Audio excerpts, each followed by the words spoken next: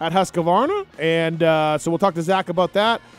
We have Brandon Hartranft from the Twisted Tea Hep Suzuki team. He's calling in. He's been doing really well, getting in the top 10s and stuff.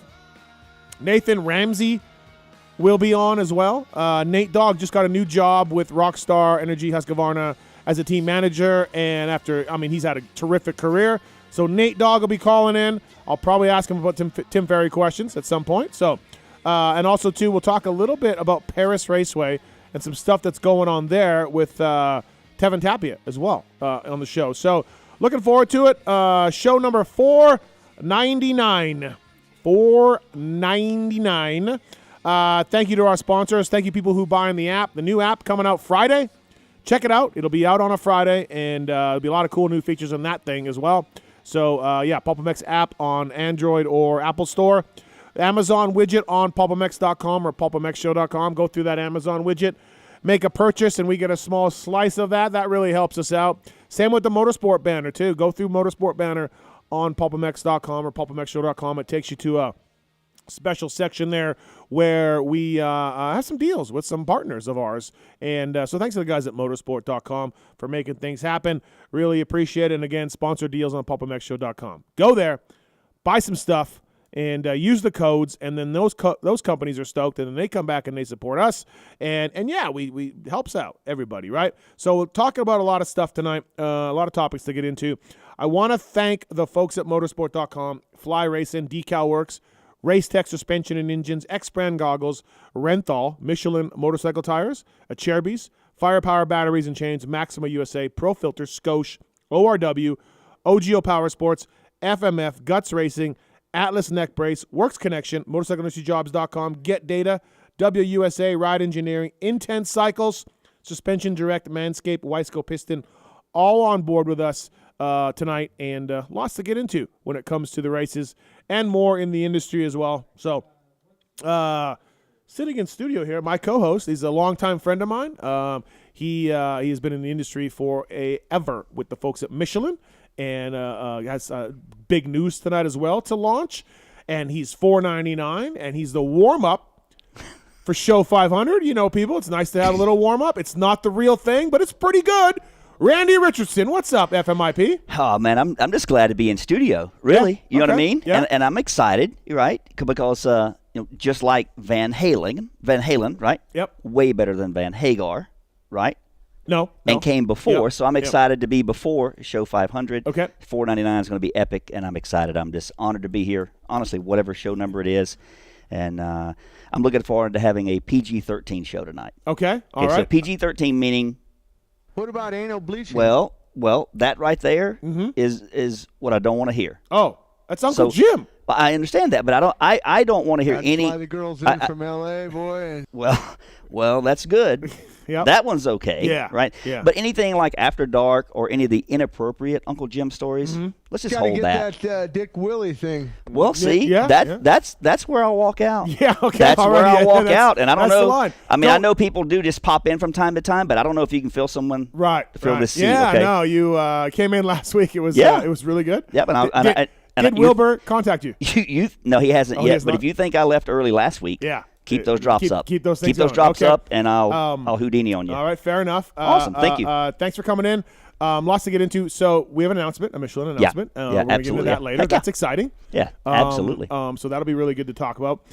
Seattle Supercross, you watched it on TV like the rest of us. Mm-hmm. We are 5 minutes in the show, and we already have Nick on 3 with an FMIP Michelin shout-out. Wow. Already 5 minutes into the show. Let's get into Nick. What's up, man? Hey. I just wanted to say Randy puts together the best program ever. I needed some tires for my KDX 200. I swung by the Michelin booth at GNCC on Saturday and Sunday and got them for a steal. And if guys don't go to the booths at the races, they're crazy. And I got a cool pair of socks and a great set of gloves. And I wanted to say, Randy, thanks a lot. That's awesome, Nick. Thank you very much for that great feedback. And what Nick's referring to is our involvement in GNCC racing, which is our second year, and we're having great success there with riders of various levels, like Nick and others, as well as so we sell tires on site, install them, and we're also doing quite well with a number of podium finishes with Magna One Motorsports, which is a Husqvarna team. I know you care a lot about GNCC, Steve. Tallon Medaglia raced it. Got sixth. It was a deal on those tires. You really can't go wrong. Absolutely, yeah. Thank you, Nick. And Brian Zerlo, my coworker, manages that effort for us and does a great job for the Michelin brand on site week in and week out at the GNCC races. Nick, have you ridden with them yet? I haven't ridden with Randy yet, but I'm hoping that I will be able to get the privilege sooner or later. Never mind, Randy. Have you ridden with the tires? With the tires. Have you ridden with the tires yet? Oh, I haven't actually. Okay, I'm looking forward to doing it this weekend. They are going to stick to the dirt like glue. Absolutely. I have great praise from everyone who has them. And as good as those Starcross 5 are for you, Nick, we got something even better coming. So I hate to tell you that, buddy, but but we got some exciting news. But thank you so much for the support and the kind words, man. Thanks, thank Nick. you. Appreciate it. Thank you. Yep. I'll see you at a race sooner or later. Sounds good. Yeah, and Michelin, you guys step back into racing GNCC level, which is cool to see. Yeah. Big deal for you guys as well. So exciting things coming from Michelin here, and we'll talk about that in a little bit. Awesome. Show 499 though. Just warming up for 500. Just warming up. Yeah, exactly. I mean, opening act kind of sets the stage, really. Tonight will be about it. Tonight will be good. But 500. Today's going to be awesome. It's going to be a shout-out show. I mean, lots of shout-outs, I think. Okay. And then I'm not going to give any, but I'll get lots of shout-outs. Yeah. And I think it's going to set the stage for show 500. And I think it's going to be better because of show 499. I think so. Okay. Honestly, the great Randy Richardson. Let's talk about Randy Richardson. Yeah. Look at there. Yeah. Like Dylan. Yeah. Well. Dylan's got to be a happy camper right now, right? Oh, Dylan. I made the mistake maybe 3 weeks ago saying, what's happened to Dylan? I don't follow him. But I tweeted, like, what's happened to Dylan? And, he should be basking in this glory. Yep. Look, he drives me crazy like everybody, but I got to give prop. That's his guy, and his guy's killing it. And I made the mistake of suggesting that and wondering what had happened to him. Yeah. Well, now I'm tagged in every single one of his amazing tweets about that Tomac, and I wish I would have never said a word. So, yep. Well, Pick your battles. Pick your battles. Yeah, absolutely. Speaking of picking your battles, right there, determining which sound drops get played, which camera angles go on. He's working on the app. He's working on PulpMX.com stuff. Yep. He's working on the new PulpMX show site as well. Very busy man. He's got this regular job he talks about. Guys that I pay who shit on me. Yep. And shitting on me as well. You know what Friday is? Friday's App Day. April 1st. Yeah. Friday is April the 1st. I never thought about that. Yeah, absolutely. Some might call it April the 1st. Yeah. What's up, Marks? Imagine I release it on April Fool's Day on Friday. Yeah. It's not happening, but just imagine. Just imagine, just think about it. Well, the problems I've been having with the current app are kind of a joke. So, to me, that would make sense that you might release this one on April 1st. Well, it was nice having you here, Randy. Yeah, cool. It was a good time. Get out. Taking your phone calls over there, holding things down. He is the boyfriend to Yar Yar. Tallon Taylor, what's up, man? What's up? I'm glad that's what I'm known for now. How's everything with Yar Yar? Oh, wow. No, we're good. We're good.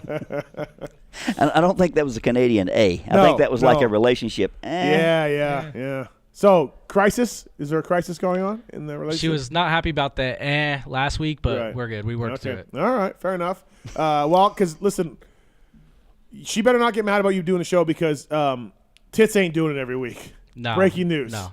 He is not doing it every week. So, glad you could make it in. And I would like to make an announcement as well. During the first commercial break, my friend Randy Richardson has requested sushi, and we're having sushi. So, So, good job. Yep. No. You asked what would I like to have, and you said, do I want sushi? And I clearly said, I just simply want you to have. I want to have what you think I'm worthy of. I do a lot of cocaine and eat some pills, but other than that, no. So before we get into the big news, let's get into.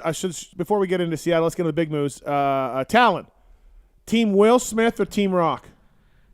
I'm gonna go the Rock now because it seemed my answer earlier was wrong. Wow. No backbone. His answer isn't his answer. So you're Team Will Smith. Got to defend your woman. You got to walk on stage on the Oscars and smack a guy. Yep. I'm sticking with it. Okay. All right. Marks? I'm Team Rock. Randy? I'll take Eddie Murphy. Okay. Fair enough. I don't care all that much, but Pookie certainly does. Yeah. Yeah. She's team Chris Rock, I mean. She does not like what Will Smith did, even though he was defending his woman. How's Chris Rock supposed to know that his wife's got some condition that causes her to lose hair? Yeah, How's he supposed to know that? Yeah, I don't know. I don't know that. HIPAA laws prevent him from being aware of any health issues that she may have. There you go. Right? Perfectly. So, right. HIPAA So laws. that's the big news. Yeah. Well, so outside of Tallon, we're all Chris Rock, Team Chris Rock. And let's face it, Chris Rock's – have you ever seen some of his comedy specials? It's edgy. Oh, they're really good. It's really good. No, Yeah. it's good. It's funny. It's funny. Um, Now, they probably don't broadcast that just to young children like the PulpMX show, do they? I don't know. Yeah. I don't know. Yeah. All right, some phone calls still. We're going to talk about Seattle. Eli Tomac, 5 in a row. He has an almost 2-race points lead. And look, the racing has been really good this year. It's mostly been exciting. Seattle was not one of them. Not much going on out there. Barcia crashed late. Marv got a podium. Marv rode really well. Anderson second. Not much happened. Hunter Lawrence, Christian Craig Mosman incident. We'll get into that a little bit. There's something to talk about that. And I talked to Christian today. He said that he was watching back of it and calming down. Mosman's move was fine, and he might have overreacted a little bit. Which emotions are high? You get off the track. Understandable, because I thought that pass. I thought that he should have checked up. Mosman got him and all of that. But not a lot going on at Seattle. Not great. Although not a mutter, not a rut cross. Track held up really nice. Weather was good. That's really cool. We had our live show on Friday night too. JT beat Moser in a push-up contest. So it's exciting. Did he push all the way up or no? Well, a lot of controversy about that. I don't know about that. Are you going to ask JT about that when he calls in? Because he's not really having it. Really? But we did get some Instagram DMs and some tweets about that. Maybe he had like a restrictor plate or something that wouldn't let him go all the way up. You know Only what I mean? 2% a year. 2% a year, I heard. Yeah. All right, let's get some phone calls here. We're going to talk about more about the race here coming up. Zach Osborne as well. But Drake wants to talk to Randy. So, Drake, what's up? You want to talk to Randy Richardson? Yes. Hey, fellas. What's up? Well, I just got done changing a bib in a StarCross 5 Awesome. from motorsport.com. Yeah. I'm used to the intermediate. Are soft tires any easier to put on? As long as you have the proper size Michelin bib mousse with the proper size Michelin tire, it shouldn't be that difficult.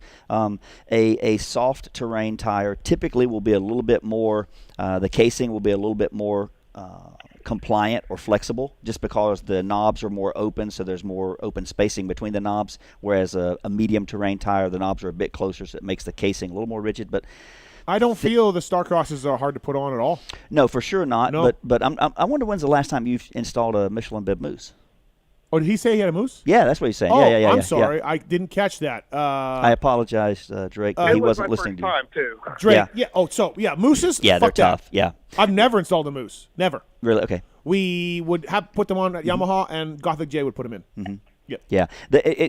What I tell people is there's not a single right way of doing it, but there's certainly a number of wrong ways, and you have to kind of make sure that when you start installing and working your way around the tire, when you have that last fourth or last fifth of the tire circumference to get that bead in there, you have to make sure that opposite of that, the tire bead is down in the drop center. There's a few tricks that you can do to accomplish that, and hit me up sometime, like directly on my Instagram or whatever, and I'll be more than happy to walk you through some tips to make that easier. But if you're doing it right, it's not that bad. If you're doing it wrong, it certainly can be a pain for sure. The problem with installing a Starcross 5 with the bib mousse is the bib mousse.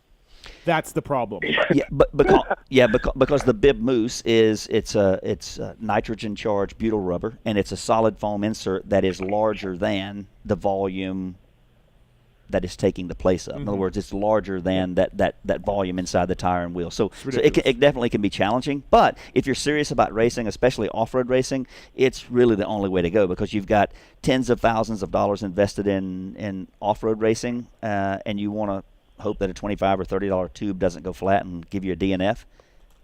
So Yeah. it's a All wise right. investment. Yep. Thanks, Drake. Hit him up on Instagram. Yeah. Maybe Randy can give you Okay. some. Hey, Randy, tips. that Day in the Dirt videos were awesome. Oh, thank you, man. That was They were awesome and go on. No, thank you, bud. That was a fun time. I was glad to be a part of that. Absolute blast. Great. Well, those are excellent videos, Steve. Keep all the good work up, man. You're awesome. All right. Thanks, buddy. Appreciate Thanks. it. All right. Thanks, fellas. Bye. All right. Thank you. Kenny, you want to talk about Jet and Craig? Kenny? Hello. Yeah. Hi, Yes. Kenny. Hello. Hey. Yeah, about the Jet and Craig East-West shootout coming up. Craig's already shown a propensity to go over and talk to other riders like he did with Freeze.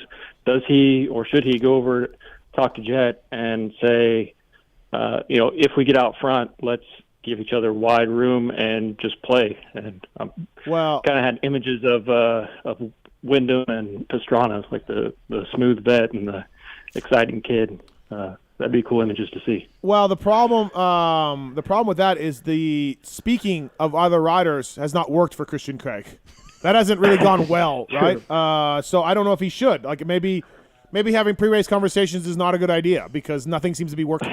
I'm excited to see this. True. Look, Christian has a big lead, and he's in a win-win spot a little bit because if he beats the Jet, it's awesome, right? And everybody kind of is stoked on him. And then if he doesn't beat the Jet, he's like, man, I got a point slate, I got a title to focus on. He's in a really good spot either way. You know what I mean? So, and I agree with, like, I wouldn't, if I'm Christian or if I'm his team, I'm not saying, dude, you got to win this no matter what. Like, no way. Like, if you got a chance to take it, but if it's not there, don't push out of your comfort zone. There's no way. There's a championship, So. Yeah, you definitely have. I was going to say, Christian has to manage the long game, right? He has to see 100%. the vision, which is the championship. Yeah, he hasn't got a championship at a pro level. He's so close to it here. Like, Yep. that is the most important thing for sure. So, Did he give an interview maybe with Weege or something? I thought I heard that he said that all he knows is just go out and win. And Yeah. he hasn't been trying to pace. yeah, I mean, I get what he's saying where you're not like, hey, I'm just going to get on the box tonight. But as you're out there in the race, as it's unfolding, you're thinking about that. Like, if you're late in the race and you're in a podium spot and Jet is gone, like I know all he does is think about win, but with 5 minutes left in the race and 10 seconds down, you're backing it down. You're not going to go for it, right? So, yeah. So I know what he's saying, but I think the beginning of the race you go in to win, but as the race unfolds, you take it what you can. So, yeah. Thanks for taking the call. All right, and, thank you, man. Love all the content. Thanks. Thanks. And I don't think it warrants a conversation from Christian to Jet. I think they're both seeking championships. I think it goes without saying. Yeah. Right. Yeah. I certainly see where Christian would go have that talk with Freeze, right? Yeah. And I'm sure that Christian can explain it to him, but he can't understand it for him. No, right? no, Like no. it needs to sink in, and I'm not sure that conversation did with Vince. Yeah, no, I think I'm with you on that. Randy Richardson in studio here. Also want to thank the folks at Decal Works. Love the guys at Decal Works. DecalMX.com. Marvin Muscan taking his podium this weekend with Decal Works because they do all the graphics for the Red Bull KTM team as well as the Rockstar Energy Husqvarna off-road team. Promo code PulpMX at DecalMX.com. These guys can custom make you graphics, number plates, put your sponsors on them, put the number font on them, make whatever colors you want. If you want to do anything, make an OnlyFans if you want on the side of your bike, whatever it is. Decal Works can do it. They love the industry in quality and customer service by offering the best custom graphics around. Officially licensed with all the OEMs as well. And I can personally vouch that the staff will go above and beyond to make sure your questions are answered. Quality, service, and knowledge. Thank you to Ron and the boys at DecalMX.com. Great company. And I get a lot of feedback from you guys that have used the code, and those guys are certainly pretty good. So thank you to DecalMX for coming on the show. So Tomac looks great. 5 in a row. And now, okay, we got 5 rounds left, and he's certainly going to win this championship. He's not one to make mistakes and break a wrist in the middle of the week, or you know what I mean. He's literally his consecutive races streak is impressive, and he's missed one, I think, 450 Supercross in 5 years, I think. Yeah. So now I think my switch a little bit focuses to outdoors. Now I'm like, I think he's going to win outdoors. Like I think he's going to win outdoors because yes, he hasn't, Dylan was great last year and Osborne was great the year before, but this is a new Eli Tomac, and I am just on that train right now that after getting 4 of them on Cowie and riding better this year, who's stopping him? And he has a platform that won a title last year. Yeah, that's a good So point. you know what yeah. I mean? Yeah, Like- good point. And he seems to be a happy, a rejuvenated Eli Tomac, just riding with a bit more enjoyment and riding, honestly, with so much authority right now. He right? crushed those guys this weekend. Yeah. Yeah, well, it was up to 15, 16 seconds at one point and then backed it down a little bit at That the end. 4 over, you know, after – Yeah. I mean – you know, guys were clipping it. Some guys were getting it. You know, he got it every lap almost, and never. I think when I don't think he ever clipped it. If he meant to jump it, he smoothed it out. He's so precise on the bike, and to your point, if he wanted to do three on, step off, that's what he did. Yep. He wasn't long, he wasn't short. Yep. That's what he Yep. did. And then if he wanted to downside that 4, that's what he did. Yeah, and other guys trying to do downside the 4 clip, or you know, maybe they get it 5 out of 7 times or whatever. You know? And then those that kind of clip it going 4 over, that messes up the momentum for the rest of the thing. So he's riding with so much confidence right now and authority. Yep. And I like what you're saying about like carrying this momentum. And sure, he's got the 1 championship in 450 Supercross, which is you know, amazing to achieve that, right? Yep. But for him to take what looks like a 2nd championship and then take that into the outdoors where arguably he's much more comfortable anyway. I agree with you. That momentum looks like it'll carry over that way. It's quite a story. He's going to be the oldest Supercross champion ever. You know, and gone 2 years between titles, and all of that, man. Just really, really impressive. And he was in Seattle again. Anderson taking a 2nd. I think he'll just smooth out and take that after what he's been through. Yeah. And then Marvin Muscat, of course, 3rd. Further back, Cooper Webb had a pretty good practice crash. Do you see it? Yeah, I saw only the one on social media there, and it was a small clip, but definitely looked sketchy. His start in his heat race was horrendous. I don't know what was happening. It was like mine at the World Vets. It was pretty bad. It wasn't that bad. Probably not. Not that bad. And then 6th in the main, just kind of a quiet 6th. I mean, he caught Barsha at the end, but Barsha had already had a pretty good one, you know, while he was in 2nd. So I think, with 5 rounds left, and he's banged up from few weeks ago, and then maybe he's banged up again from this weekend. We don't really know from practice.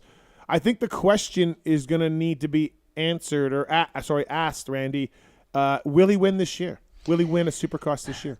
Yeah, and I think certainly this weekend off is going to help him, right, to recover. But certainly he's riding a little banged up. I saw the pre-race conversation about it, you know, small hairline fracture, and it's not in a big, not in a real low, high load area or what have you. Anyway, but it's not quote affecting him. But if you're riding with some form of injury, you're compensating in some way, right? Yeah. And maybe that compensation then yields to additional injuries, right? Like we saw happen with Cincerillo. But it'd be interesting to see if he does win a race. And like you and I were talking about. I was wondering, has anyone ever, you know, like how long has it been since someone who won the championship the previous year maybe didn't win the following year? And you mentioned Anderson in 18, right? Yep. So I forgot about that one. But yeah, you would assume that someone who wins a championship any given year, you would assume they certainly would win some or multiple races the following year. You would think so. Now, I'm just going to double check my. I don't believe that because Anderson got hurt early on, and I don't believe he won that year. But obviously after winning the championship. Do you think, Randy, like you said certainly it doesn't look good or whatever, but do you think he wins? Yeah, he did not win in 19. He got hurt. Yeah, okay. Hurt pretty early in 19. I could see Atlanta playing into Webb's favor. Yeah, a little more spread out, a little more rutted maybe. I could see that maybe. Not sure. Honestly, I wouldn't be surprised. We got a waffler. There's a strong waffle there. There's a very strong waffle. Not sure. Yeah. But see, I'm kind of like a Renthal half waffle. Waffle. I'm not like a JT, like a full waffle. Okay. But no, I would be more surprised if he does win one than I would be if he doesn't. I think I'm with you on that. Yeah, I don't think he does. If he does, it's Cooper Webb. He's a bad dude. Exactly. You know what I mean? Right. And you get it. But being banged up, having 5 to go, watching Eli Tomac. Yeah. I don't know if I like his odds. You know what I mean? But he's back with Alden Baker too, and that's a plot twist none of us saw coming. Yeah, which I listened to Jason Wygant's podcast on that, and I'm not familiar with him. Yeah, so he works with a company called Racer X, and they do their print publication and online and stuff like that. They have social media, pretty good company. Yeah. No, but Weege's conversation with Alden on that was interesting. And to hear how that came back and what have you. Yeah. Webb wasn't great in Seattle. Obviously, all that stuff probably affected him a little bit. So, the question is, does he win a race? We'll have to get to the bottom of that, and we'll see that at some point. I do want to talk about, before we get Zach Osborne on the phone, I do want to talk about our Yamaha LCQ Challenge. We have something that Marks is going to put up on the thing. Yep. Is it coming on here, too? Nope. Okay. Why can't we sync those things? You'd think that someone... that costs extra. Like a different code or costs something? Extra. Haven't unlocked that tier yet. So, Yamaha LCQ Challenge brought to you by the folks at Blowfish for hangovers. Pulp22 at 4hangovers.com. You had too many vodka Red Bulls in a ratio, right, Randy? Maybe hangover, Blowfish for hangovers. That'd be handy, yeah. I could have used some of that at Red Bull Day in the Dirt. Oh, down did south. It get out of hand? It didn't get out of hand, okay, but it got in terms of A-Ray, it got a little sketchy at times. Yeah, it's good. I want to thank the folks at Blowfish for hangovers. It's a hangover remedy that actually works. When you wake up, drop 2 tablets in water and drink when the fizzing stops. We have some samples here. Marks is going to take some. I think Yar needs some for sure. She seems like she likes to party, right? She could probably use some. Yeah, we can give him a good test. I feel like Yar is right in the bracket for this. Thanks to the folks at Blowfish for hangovers. Pulp22 at checkout. Starts to work in 10 or 15 minutes. And big thanks to Yamaha. We are giving away a 2022 Yamaha YZ 450.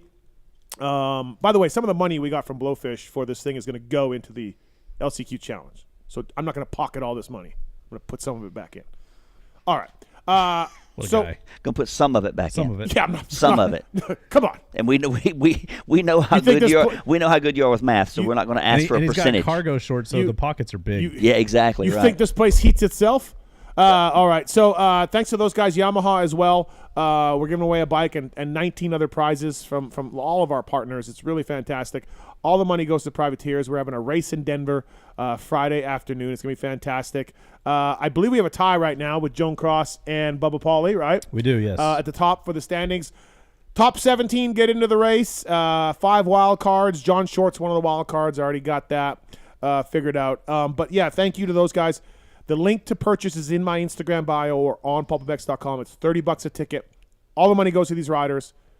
You got a chance to win a motorcycle or 19 other prizes. So thank you to Blowfish and Yamaha for making this happen. Going to be really cool. They're giving me my own race. It's great. It's amazing. Honestly, that's my buddies and I talking about, like, we should probably go to Denver and go see that. But I don't know, like, we don't have the proper passes, credentials, but I would love to see that. Like the on-track mayhem that's going to happen there. It's going to be great. So the money's rolling in. Thank you to that. And, it's going to be good to have that out there. So let's get some phone calls before we get Osborne here. Reed, what's up, man? Hey, I don't know how you guys are feeling about Chiz. What about Chiz? Starling almost beat him, so I forgot the deal, but about the privateer thing with the money. Yep. What was that deal again?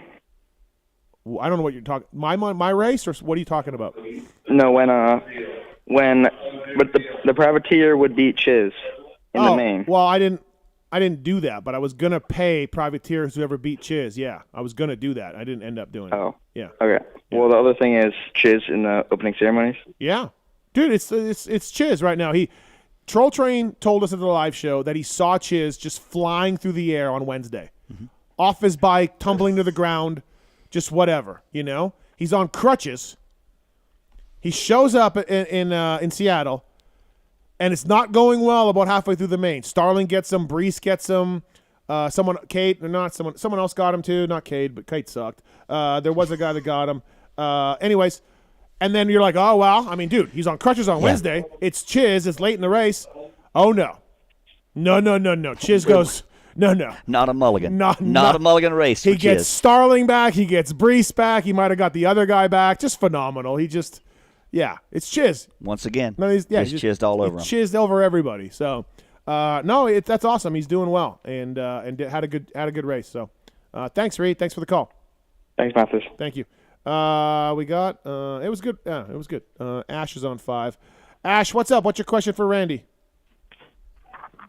Hey, Randy. I've asked this to Steve before, but I wanted, a tyre specialist opinion. What is a works tyre? I remember they were so prominent back in the Reed Stew CR22 days. Do you still do that? What is it about? Yeah, great question. Generally speaking, regardless of brand, I would say generally speaking, a works tire, similar to like a works engine, for example, the primary focus is optimum performance, right? So you don't have to take into consideration the durability of the tire, that it's going to last 12 hours for the consumer or anything like that. So you can build the tire with some lighter weight components, which are typically more expensive, a lighter weight bead or the bead part. You can use rubber compounds that yield a significantly higher level of traction with a much shorter lifespan. So a works tire is just focused 100% on performance, kind of like a race spec engine. You'd never sell it. No, well, you could sell it. Well, and the Dunlop. Yeah, I was going to say, if you think back to when Dunlop but had. But was that their race tire? Do you think? I certainly don't know if it was a true race spec tire. But I know you weren't pouring the rubber into the molds. You weren't pouring the rubber. No, I wasn't there. Right, I wasn't doing that. Right. I was too busy, cleaning the restrooms back at our corporate office to make sure everything's good for all of our employees. Yeah. But no. So Dunlop had the 756 RR, which was a race replica, and I think that. I feel comfortable saying that it was probably a more race spec version. Mm-hmm. But then I don't think it was, my understanding, it wasn't as commercially successful as they thought it would be, because the racers that were buying them were like, wow, this is a lot better. But it doesn't last. Yeah, doesn't last at all. It's more expensive. Yeah, it's a lot better. Yeah, but I can't keep it on. Yeah, and maybe I get one weekend of racing out of it as opposed to 4 or 5 weekends. So Ash, there you go. Yeah, a little bit of a long question, or a little bit of a long answer rather, but.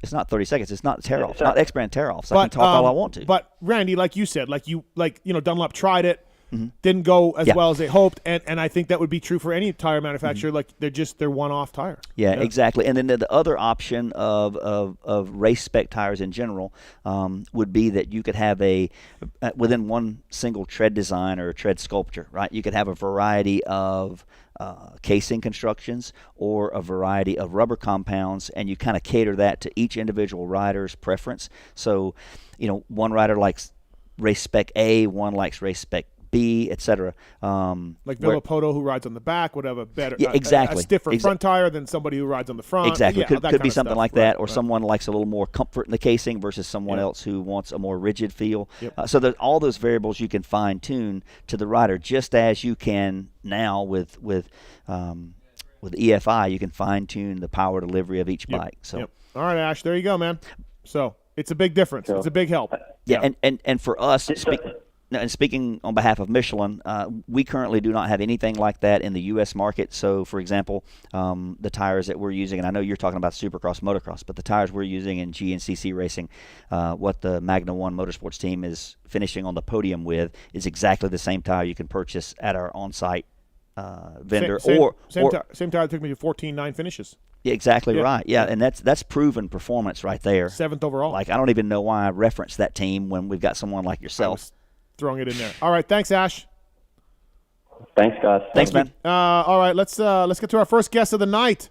Speaking of Works Tires, this gentleman has ridden a few times on Works Tires. He's brought to you by the folks at Acherbys. You ever use the Acherbys stuff? It bolts on perfectly. The holes line up. There's the aftermarket plastic game at Acherbys is amazing. It's great. Thank you to the folks at Acherbys. Justin Barsha, AC, Anderson, and many more use Acherbys products. They fine-tuned all of them to offer the highest level of performance and protection in the industry. Bring your bike back to life with the full line of replacement replica plastic kits, handguards, disc guards, and more. Check out the latest products by visiting them at acherbysusa.com or follow along on the social media pages by searching for @AcherbysUSA. I don't got to tell you more about this company. They've been around for over 40 years and Italian developed, and where stuff works great. Bringing you our first guest of the night, friend of the show. He's a Supercross champion. He's a motocross champion. Zach Osborne. What's up, Zacho? Chilling, boys. What about you? How good are works tires compared to production tires, Zacho? Well, I think I rode a straight production MX-12 most of outdoors in 2020. So, you know. And why is that? Because it's so good. Okay. I'm not positive of that though, so don't quote me. But works front tire is pretty awesome. And I would think, and hey Zach, it's Randy. I would think, regardless, Randy. Richardson. Who's that? He, you might have saw the gentleman at Day in the Dirt. He's got a mustache. Mm-hmm. He probably saw me. He saw me closing in on him in that last race. No, but one thing, I have a theory a little bit, Zach, and what that wouldn't surprise me if he used a Dunlop MX-12 in the outdoor national, like the super loamy conditions, because I have a theory that the softer, the more loamy the conditions are, the more effective the tread design is. Whereas if you get more towards hard pack conditions where you don't have as much knob engagement with the soil, right? I would think then that the rubber compound plays more of an instrumental part of traction. Right. When you consider that, 10 out of the 12 nationals are basically the same soil. Yeah. You know. By the way, Brock Sellards, a Dunlop 490 front everywhere, every single track. Brock Sellards. I mean, what more can you say? But in 2001, he went through 16 different seat foam iterations, right? Right.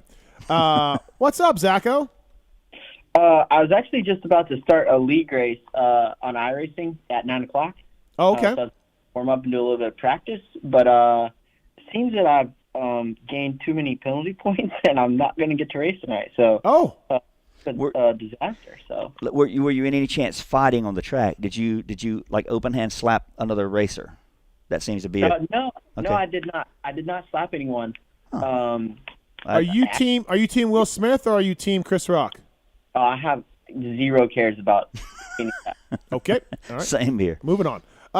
Zacho, so like, I don't know, 5 months ago on this very Pulp show, I'm yelling and screaming about Husqvarna not being able to offer you anything and you not being associated with the brand that you won these championships with. And now you're back with the brand that you won all these championships with, and you have number 16 on a Works Edition bike. And so I don't know what happened, but good job. Congratulations.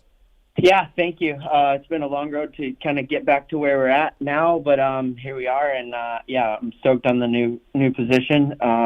Doing a little bit of racing, not at a huge level, some lower level off-road racing, and nothing kind of really for results or whatever. Doing a couple of races in California, the two-stroke world championship that's coming up, and then the vet race and such. So I'm looking forward to it. I think it's going to be really cool, and get to meet a new kind of group or demographic of people that are out there to race with and whatnot. So I'm stoked. Okay, so hold on. Let's go backwards. So wait a minute. What? Hold on. What? First of all, I just want to make sure that I want to cut this off right at the get-go here. I don't want you taking some kind of a spin as if though a few months ago you were complaining about Husqvarna. I don't want you taking credit for getting Zach this Husqvarna gig. I just want to make sure that he earned that on his own merit. It's thought about doing that. I thought, I can see it in your eyes, but not doing it. Okay, but thought about it. Go ahead.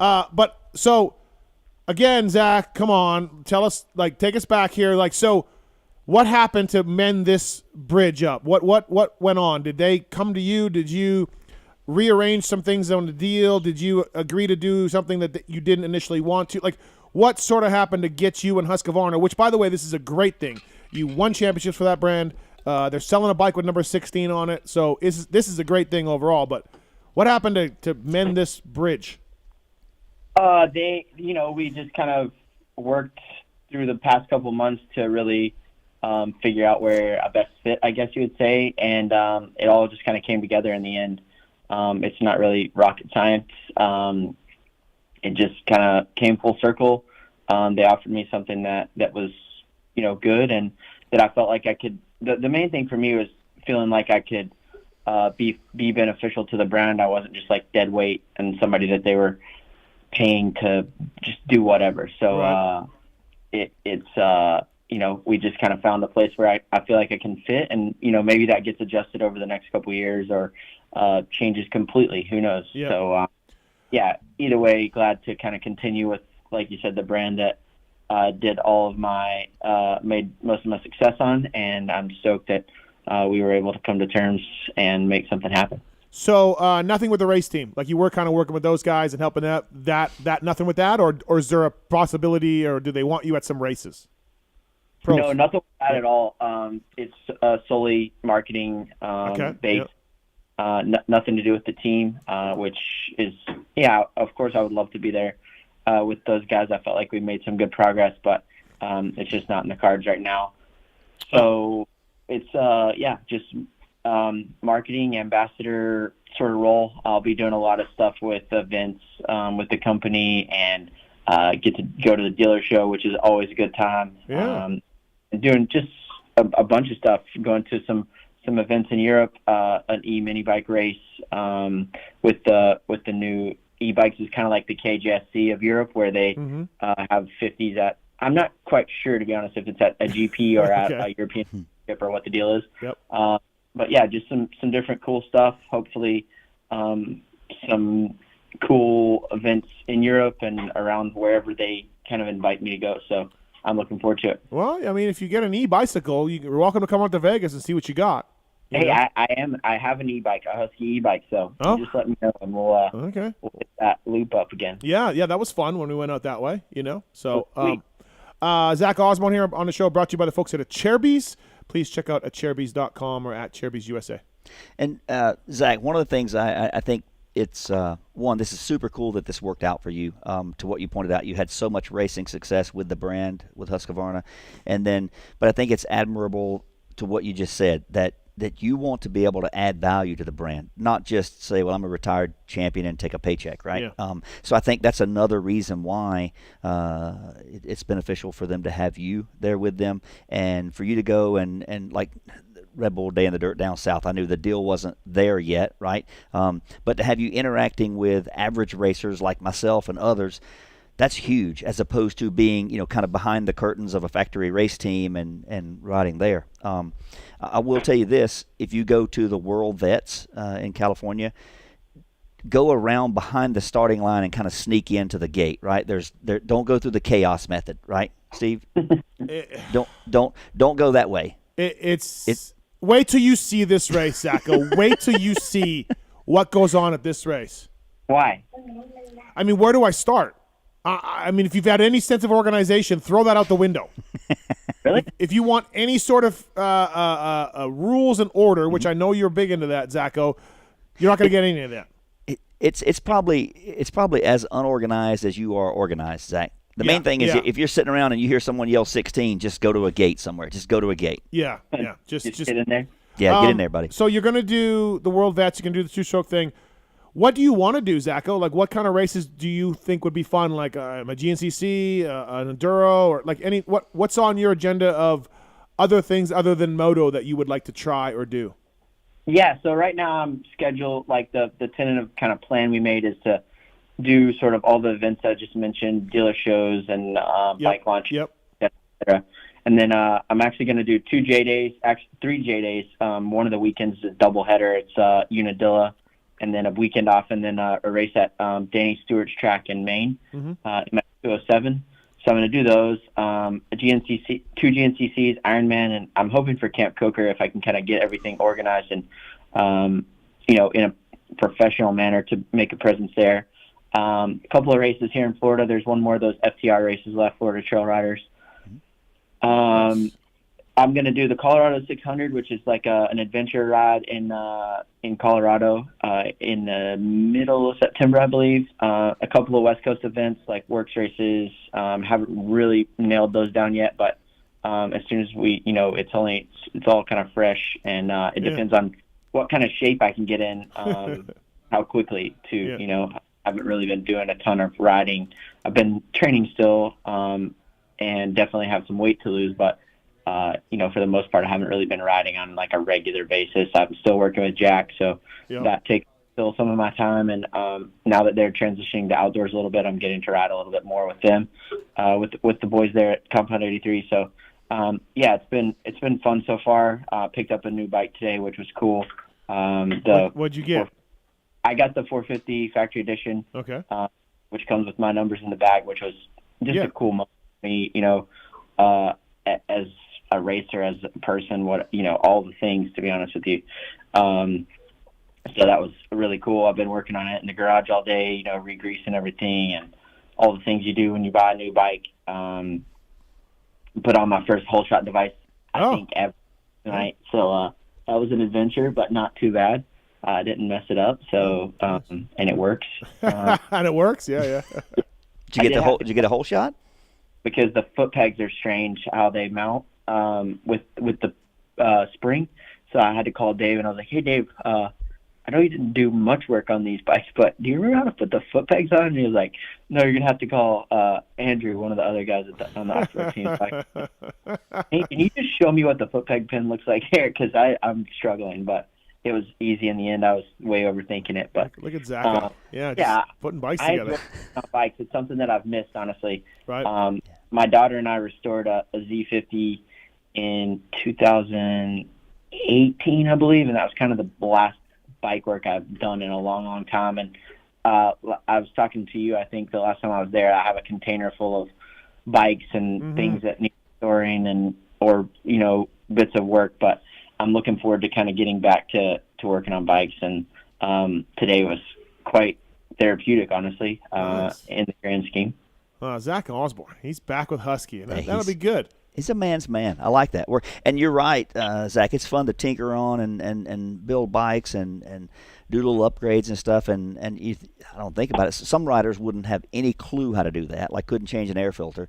But someone like yourself, you probably did that or taught that, right, by your dad, probably coming up through the ranks. And so to get to do that, that's got to be cool, refreshing, right, to get to do that again. Yeah, it is. But, like, the wiring harness on these bikes these days scares me. You're like, what the hell? Yeah, man, I don't know. I wouldn't even know where to start. Like, back in the day with the carb and stuff, like when I rode Yamahas in 2012, it still had a carb and I could frame the thing out, no problem, But now it's a little different with all the wires and harnesses and throttle body and the battery and all this stuff. So I might have to call in reinforcements more than just the foot pegs at some point. It's too bad that you hooked up with Husky as an ambassador. You did such a good job as a co-host here. I was maybe going to make you an offer to come to Vegas every Monday night, co-host the show with me. So. I still keep getting requests for shifting gears. I'm building a house at the moment, so I'm trying to think where I can kind of make up a studio or do it in my new garage or whatever. So we need to talk about that. Yeah, absolutely. So I just want to ask Zach Osborne, multi-time champion, right? Arguably has plenty of money in the bank. What height ceilings are you planning to put in this house? Have you been to Steve's new one or no? Yeah, not that high. Not that high? Okay. No, right. Not that high. Because I'm not saying that Steve's ceilings are the highest I've ever seen. Just let me know when you're done. Huh? Just let me know when it's over. Hey, I'm not saying they're the highest I've ever seen. They're definitely up there. So Randy, I got there and I had been to Steve's house 2 houses ago. Normal house, normal neighborhood, whatever. So I get there this time and I'm like, this is actually a really big house. And he's like, whatever, they paid you to say that. And I'm like, someone put him up to say that. Like, holy crap. You're talking to someone who slept in a tent. So he knows the size and the scale of something, right? Good point. So, that's a great point. We don't have any children, so we're not wasting money on kids, and maybe that's part of the reason. Zacho, let's talk some Supercross here. This Tomac dude, man, is he better than ever? Is he better than Monster Cowie, Eli Tomac coming from the back and winning races and destroying everybody's soul? He seems like he might be better at age 29, Zacho. Yeah, this is easy for him, in my opinion. There were days on Cowie that were questionable, but right now, I mean, there's nothing questionable about it. And he's getting starts, which has always been his vice, right? But man, he looks unbelievable, impressive, all the things. The bike looks good. It looks like he knows where he's going, no matter what. There's no questions in his mind that he can do whatever he wants to do whenever he needs to do it on that bike. And I mean, there was obviously some things at Cowie or whatever that they weren't happy with, and it's hard. And being in my position, or putting myself in his position rather, I would have struggled to make that decision, right? Like to just abandon everything that you knew and built, and you're at what people thought was sort of the tail end of his career, which maybe he still is, but to make that jump, and we all know that he got paid less, and it was solely for the fact that he thought he could be better, is a major league play. Like, that's pretty baller in my opinion. Yeah, it's pretty nuts that he did this and he looks this friggin' good, right? Jason Anderson, a guy you know well. I did not have him winning any races this year, Randy. I don't know if you did. He's won 3 of them. He's second in the points. Without all the miscues and radiator issues, and he's way closer to Eli. And again, so people want to talk about the Cowie, holding Eli back, and John Tomac was on this show and gave a great interview about they were too conservative, Cowie in his mind, and they didn't want to do what he wanted to do.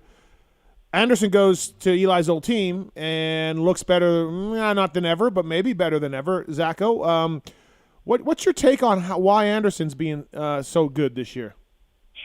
Well, my take's a little different than most, probably just because I saw Jason, day in and day out, week in and week out, for 7 years, and I know Jason what Jason's capable of, which is what he's doing now. And I think that just the comfort that he had at Husky was almost bad for him, because he kind of knew not how to play the field, but he was just too comfortable in his surroundings. And I think that the accountability that the Husky thing, or that the Cowie thing, has brought him, and just being around new people where he just has to go and do the job every single day. Not that he was slacking or anything, but maybe he was just burnout or like overly comfortable with where he was at. I think that's the biggest thing. I think the accountability and the standard that those guys are holding him to is top notch, and I believe that he's capable of winning championships at all times, winning races outdoors too. He's never really been known for being an outdoor guy, but he's capable of winning there too, in my opinion. Yeah, it's been cool, man, for sure, to see him kind of all loosey and very. He rides so loose on and he's innovative a little bit on the track, and it's nice to see him do that. Also, I think he's in a little bit of a different place too. Eli, personally, I feel like, and I don't really talk to Eli anymore. Like, it's not like we're boys or anything. Yeah. Not that there's beef, but no, it's not like we talk all the time. He seems different. Like he's talking to fans. Yeah. He's smiling. He's having a good time for whatever reason. And Jason the same. Jason, I see videos of him stopping to sign autographs and doing radio shows and podcasts and kind of the things that he never did before, which to me says a lot about where he's at, kind of in his mind, and just his personal life seems to have changed a lot too, with getting married and everything, and we all know what a good home life can do for you, right? Oh, here we go. Yeah, here we go. Yeah, I agree with you. They both seem rejuvenated or reinvigorated in some way, right? Anderson hasn't done this show, podcasts and stuff, like Zach said. That's odd. Is that who's in for show 500? Is that what it is? I'll announce it later. But just maybe. You're saying there's a chance. Yep. You are announcing it later? I am announcing it later, yeah, tonight. Oh, so if I said it right now, it'd be blowing you out? Yeah, don't do that. Do you know? Did I tell you? Yeah. Oh, okay. We got a question from YouTube, actually.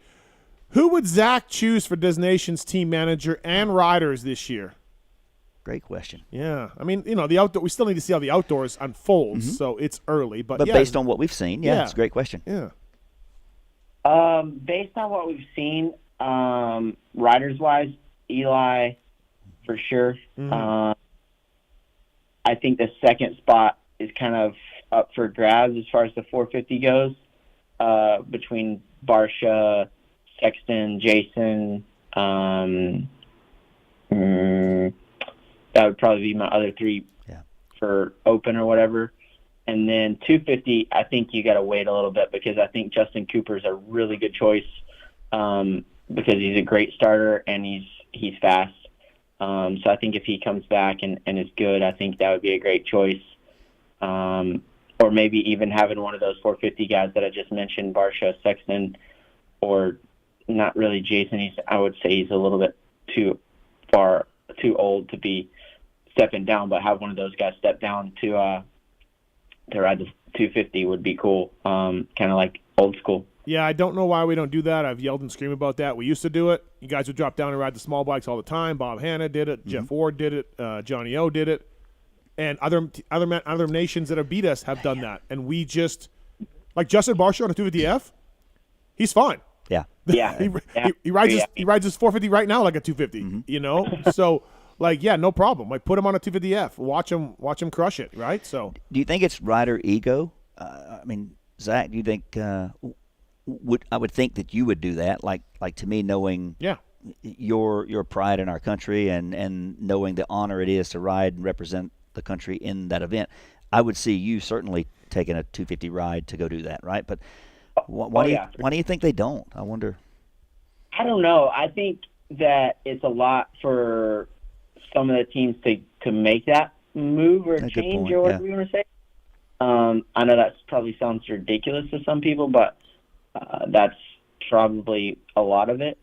And also, you know, those guys are getting paid a lot of money to win 450 races during the summer, and at some point you got to start riding the 250 during the week, which in my opinion isn't bad. Like after a while you've been grinding 30-minute motos on your 450 for 14 weeks, like take a couple weeks on the 250. Like, you know, you see Jeffrey doing that quite often now, going around the 250F just to like kind of change it up and feel those feelings again, like with the light bike and all those things. So to me, I don't know. I think it would be cool. Listen, for team manager, Zach's not going to say this because he's working for Husky now, but Zach would be a great team manager. Roger needs to go. I was talking about this with somebody else. Love Raj. He's done so much for the sport and so much for the country. Team's lost a long time now. It's very political. You can see how political it is on some of his choices over the years. You can see that last time we were at Redbud, Team Cowie had their own radios. They did not interact with Roger and everybody else. Like, it's just time. It's just time. Like any sports team, and Randy, I know you're a huge sports fan. Yeah. We've lost so many years in a row, and it's not all on Roger, obviously, but just it is time for a change in that program. I will beat that drum to death, and I would tell Roger that to his face. Sorry, Raj, it ain't working anymore. Thank you for everything you've done. Come to the race, be an ambassador, be our guy, but we need a team manager here who's going to unite these guys, think outside the box, work with everybody involved, and not make it so political and not have other teams hate you.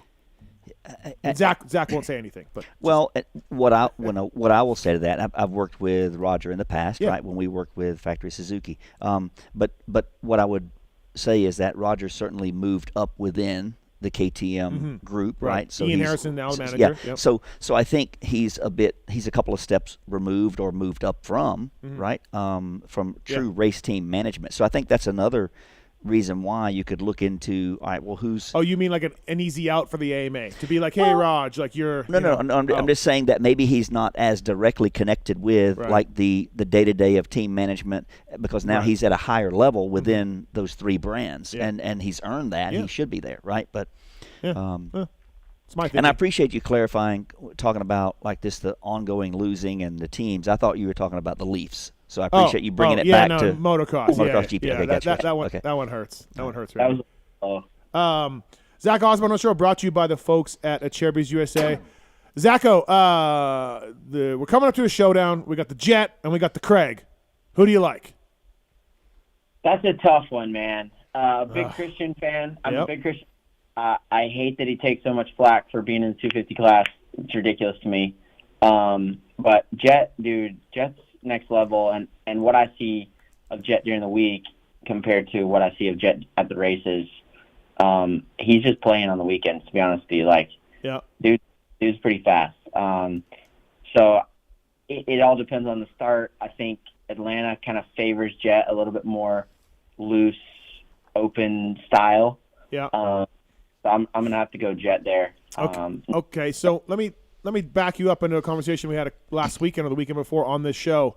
I know you're a huge listener, I'm sure. But like I was saying, Zacho, like, look, Jet's awesome and he's going to be great. But on this show, I'm like, hey guys, Ernie barely lost the race in 2 straight years in 125 Supercross, and Swink was great, and Kevin Windham was amazing. Now those guys don't have outdoor titles like Jet has, so okay, we'll give Jet a little bit of an edge. But I just want everyone to pump the brakes on, like, we've never seen anybody like Jet. In my opinion, we have seen people like Jet, and we've also seen people like Jet not fulfill anywhere near what we thought they would when they were on smaller bikes. So, but Zacho, it sounds to me like you're going to side with, like, no, Jet is going to be like, like a big time 450 winner and champion here. Well, I just, like I said in the group text a couple weeks ago, for idiots, okay. that I got eaten alive for. Jet's one of the first riders. Well, Jet is the first rider who I've seen in my life since Stu, and he's not Stu by any means. Don't get me wrong there, but like Stu, yes. Who is like made me wonder, wow, is he as good as Stu? Which, like I said, I don't think he is. He's an insane talent, but so is Stu. But he's the first person who made me have that thought. You know what I mean? Like, it just hasn't occurred to me before Jet. Yeah. But I think he's great. Obviously, there's so many things that have to fall in place to win a race, let alone win a championship, and then all the championships that he would need to win to be a solidified 450 guy. I really hope that he stays down. I keep hearing rumors that he's gonna go 450 for next year, which I would, if I were in control of that situation, I would keep him down one more year, but and maybe do outdoors in the 450 class first. But I think he's in a good spot no matter what. His home team's super solid. His dad's there every day, grinding on him, and Johnny O, obviously his reputation precedes him. He's an amazing coach and has been a great champion in his day. So to me, he's kind of the whole package right now.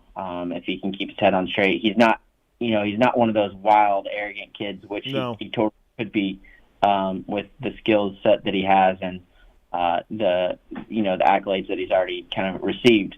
But he's not. He's pretty mellow, pretty modest. When he sees my kids, he hangs out with them as if he's 7 and 3.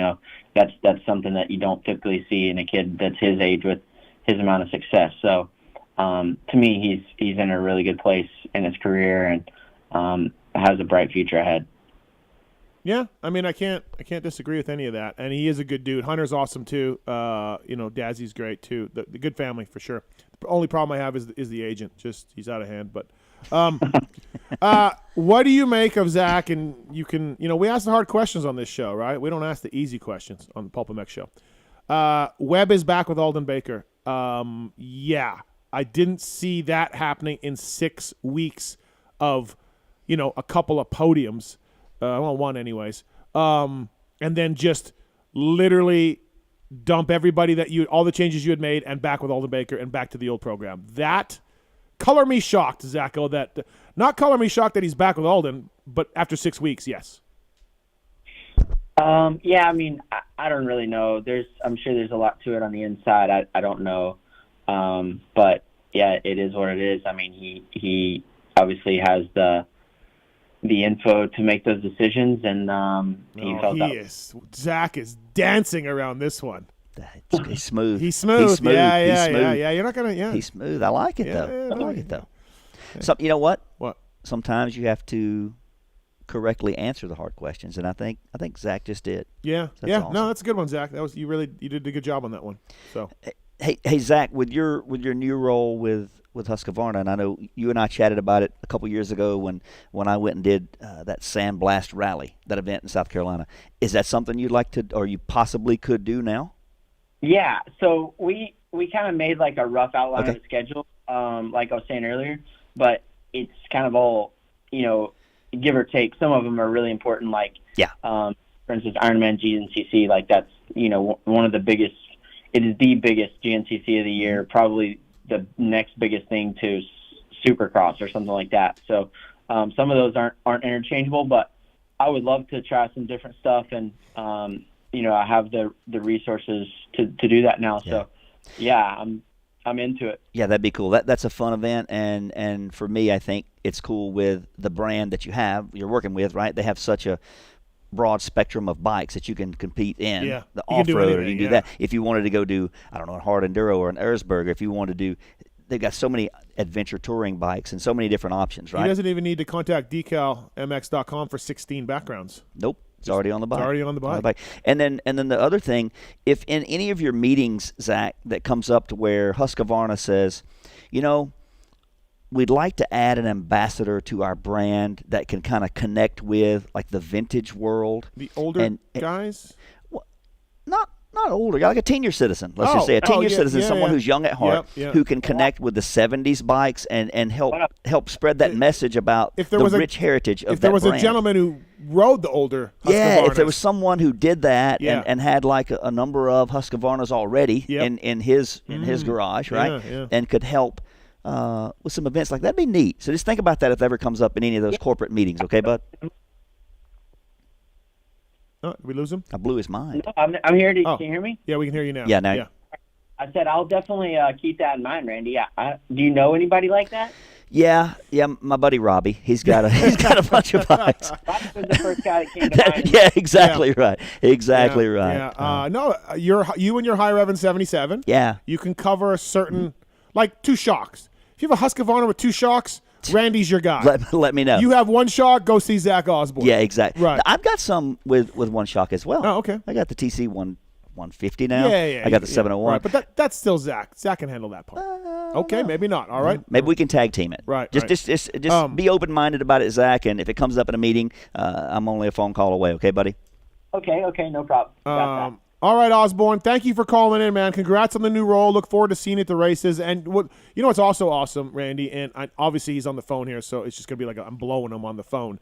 But Zach and I are friends, and I just, if you're a fan of the sport at the GNCC or this hard enduro or whatever the hell a J-Day is, whatever those things are, if you go up there and racing, you're going to see like a Supercross champion, a motocross champion, and he's going to be like the coolest guy ever, right? He's going to be the nicest guy to talk to.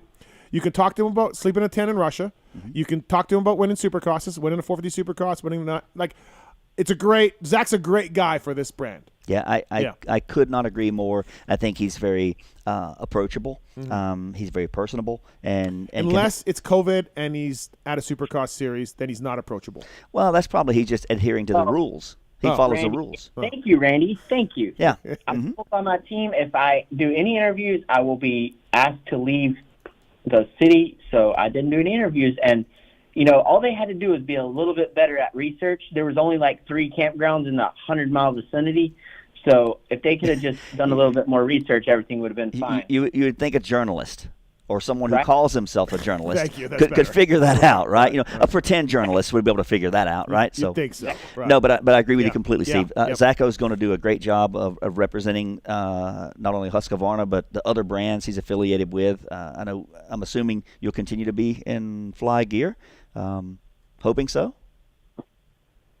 Yeah, of course. Yeah, and because again, he hesitated there, and I was like, "Oh God, I was worried now I got to too. get Max on the phone." Sorry, yeah, okay. I didn't quite. It was like you were still going to talk or something. Sorry. You know me. I will continue to ramble, but no. What I'm saying what I was going to say was, you certainly are a great representative of any brand you're affiliated with, and then to Steve's point, to go to these other events and interact with a completely different a following of fans and truly interact with them. You're not going to go to a GNCC or a two-stroke national and sit behind something and not interact with people. You're going to talk to people and have good conversations, and you're going to do a great job for sure, bud. Thank you. I appreciate it, guys. I really do. All right, Zacho. Thanks, man. Appreciate it. We'll talk soon. Probably start arguing with you in a group text tomorrow. All right? So. Sounds great. I look forward to it. All right. Thanks, Zacho. That's Zach Osborne, everybody. Brought to you by the folks at Acherbys USA. Thanks to the folks at Acherbys for making things happen. And thank you to the folks at Firepower. When you talk about Chiz, you talk about Firepower batteries and chains. Firepowerparts.com. They got chains made in Japan. They got Featherlight lithium batteries. When you're replacing your OEM battery, look for a Firepower. They're lighter. They work better. They last longer. All of that committed to offering superior products with over 50 years experience in the industry. Batteries got 2-year warranty. Chains are great. PulpMX Fantasy, we give away some Firepower parts as well each week. Firepowerparts.com, at Instagram. Firepower Parts. They got the Firepower Parts Honda team with Marty. Oh, Marty. All right. Thank you to Firepower Parts. Thank you to Zach Osborne for calling in. Michelin, of course, motorcycle.michelin.com for more information on those guys. Randy Richardson in studio with us. Of course, a 30-year employee of Michelin. 40 years? Where are we at? 31, yeah. 31 years at Michelin. You've been with Michelin when you guys supported Travis Pastrana and Kevin Windham, Kelly Smith at KTM. Yep. And then, of course, that was our first actual AMA win. I don't know if anyone's ever made you aware of that. Yeah. That was our first AMA. Yeah. So really, like, I'm win. responsible for KTM's first ever American win and also Michelin's first ever American Super. I don't know. Yeah, so. You actually, I guess you would say that you put both of us on the map to where we are, right? Yeah. So we thank you, Steve. So of course the Starcross 5's been out for a couple of years now, doing a good job at that. 14.9 for me. Chris Kiefer loves it as well. We've had some great feedback, available on 80s and everything else. But Randy, it's time. It's time. Yeah, I'm excited though. Talk about this new tire from Michelin. So for us, I'm proud to introduce here first. Yeah. The breaking news. Well, actually, there's an embargo in place until April the 1st. But thankfully, no one listens to this show, so I can just talk about it. Right? Yeah, just talk about it. Yeah. So the Michelin Starcross 6 tire range will be commercially available on April the 1st. So that's really exciting for us. We've completely changed the product offering. We have a lot of new technologies involved in the Michelin Starcross 6 range of tires. The performance advantage is up to 16% improved traction when new. So that's, when the rider first installs that. So they're going to see a performance gain versus the Starcross 5. So 16% when new and up to 19% when worn. So that's, you're looking at that 10 to 12 hour mark of the tire. The Michelin Starcross 6 is going to retain that performance longer into the life of the tire. Travis, tell Randy what you just. I said I don't want to overshadow the new tire release on April the 1st. So I will gladly postpone the release of the app until a further Friday out. Thanks, Randy. I don't want to step on your toes there, Randy. Yeah. I tell you what, I just made a decision. Oh boy. We're gonna have the press release on March the 31st. Oh, okay. Yep. So we'll do that. I'll make some changes. So I'll make some things happen. Thanks, Randy. So we're gonna have the press release. Yep. The press release will go out March 31st. We're gonna have a ride day at Paris Raceway. Yep. I'll make some changes. We'll do it March 31st. Thank you. So the app will be out on April Fool's. So that would enable. Punch anything in his phone. No, I get a text from Villeman. Oh, okay. What does Villeman want? What about the Seattle '97 Supercross win, bud? So now. Thank you, DV. Thank you, DV. This is awesome. I like where this is going. So you didn't remember that? That was FMF Box Fan Days. David Villeman privateer. Yeah, and but he brought them from Europe though, didn't he? Okay. Actually, they were shipped over from Europe. Yeah. And someone working in the same building I work in now managed getting them from our U.S. warehouse to FMF, and that would be me. Way back then. Does that count? Huh? Yes, it counts. It's the AMA Supercross. It's our first win. So our first win. The problem is I have been so polluted by just your brainwashing to think that it's you and Kelly Smith that I actually never thought about that. Okay. All right. Congrats to DV. Congrats, DV. And actually, it was 2 years prior to that, I believe I was the first person to ever use Michelin. Of course, yeah. In Put an AMA main event. Supercross main event. Now, I didn't win. No, it was 18th. I checked the vault. it was no, I'm not even in the vault. I think I'm in a drawer somewhere else. Not even in the vault. Right. Okay, so new tire. Anyway, back on track. So so the Michelin Starcross 6 range is great. They're going to be, that's our full adult range of tires, right? So 21-inch front, 19-inch rear, 18-inch rear. So we'll continue to have the Starcross 5 in the youth or kid sizes. But eventually the 6 will be available. Exactly. We'll roll that out eventually, and I don't know the exact timeline on that now. But in addition to the performance gains or the increase of traction, the Michelin Starcross 6 range will feature or result will be an 11% increase in durability. So that's great news. Like for someone like myself that has to buy my own tires, right? So we use silica. So Michelin silica technology. So as opposed to a carbon black rubber compound, we use a silica compound in the Michelin Starcross 6 range, and they'll be available in 5 different versions. So that's going to be the sand, the mud, which is a rear only, so similar to what we talked about earlier, Zach mentioned, so like a directional scoop type tire. So the mud rear, we'll have the medium soft front and rear, the medium hard front and rear, and then the hard terrain tire. So, and just to clarify, that correlates to the type of terrain that the tire is designed to be used in. It's not a reference of the compound of the tire. Yeah, good point. So, the goals for the 6 sounds like they were, let's get these things working better when they wear a little bit. That's one of the goals. That's certainly you want to, when you introduce a new product, you want it to have increased performance over a previous range, whether that's the Michelin Road 6, which we introduced in January compared to the Michelin Road 5, right? But still, you want to, for the consumer, for that value, you want that to have extended performance throughout the life of the tire. So that's one of the things we achieve with the Michelin Starcross 6 tire line. Yeah. So motorsport.com will have these on Friday.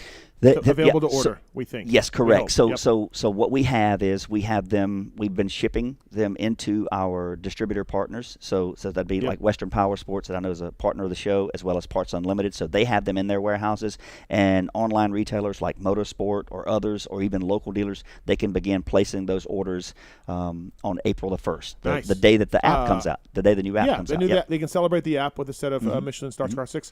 Price range, still same? In the same range as a 5? Comparable. Comparable for sure. And so that's and the problem for us, and I think so many others in the industry, there are so many, I'll call it outside variables, like logistics and getting things cleared through customs and getting things, transportation costs. That stuff has gone up so much, right, in recent year or years, that's a factor that has to be, and raw material costs, those things change or have changed more so in the past year or so than what we're typically used to. But it would definitely be comparably priced to the Starcross 5 range. Nice, exciting news. Yeah, super Starcross good. 6. Yeah, super good for us, and again, it's. And what's been the feedback from test riders? Very good. I mean, all the feedback is, and to be really. Has there been something that's caught your ear where you're like, that's what Yeah, and we've used them a little bit with, and again, I know we are more Supercross, motocross focused here on the PulpMX show. Yeah, I like the J-Day races. Yeah, J-Day. I love a good J-Day. Yeah. But some of the Magna One Motorsports riders have used them at a few of the GNCC and oh, they have. Yeah. Oh, you've been stealth. Yeah. And some of the feedback is that progressively throughout the 3-hour race, the tire just continued to get more and more and more traction, so better and better, right? Which they're definitely using the Michelin Bib Mousse in conjunction with that to ensure they don't get a flat. Right. But really, really positive feedback. The product has been developed primarily in Europe, with European riders. That's where our technical team is based in Clermont-Ferrand, France. So they work with riders there. We did a while back. Trying to think of the timeline. It's probably been maybe a couple years ago.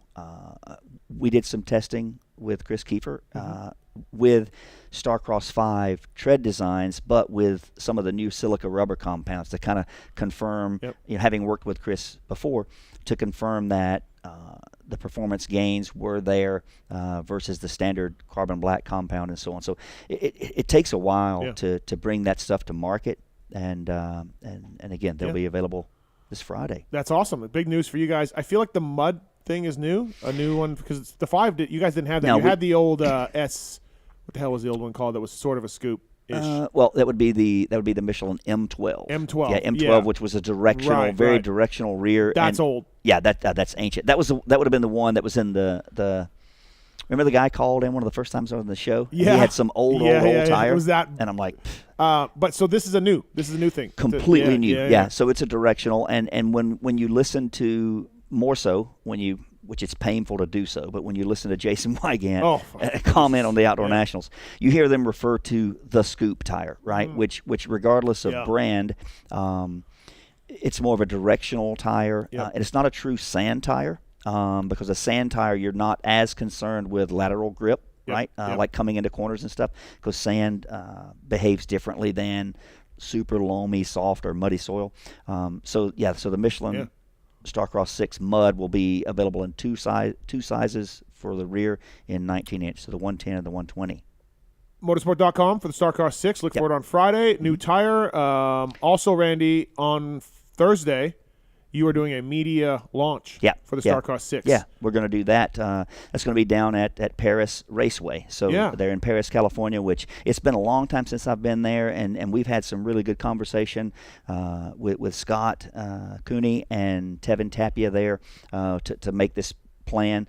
And so this Thursday, March 31st, we've invited journalists out for what we'll have a traditional press launch, right? So we'll have our staff that provides our on-site technical support at the GNCC.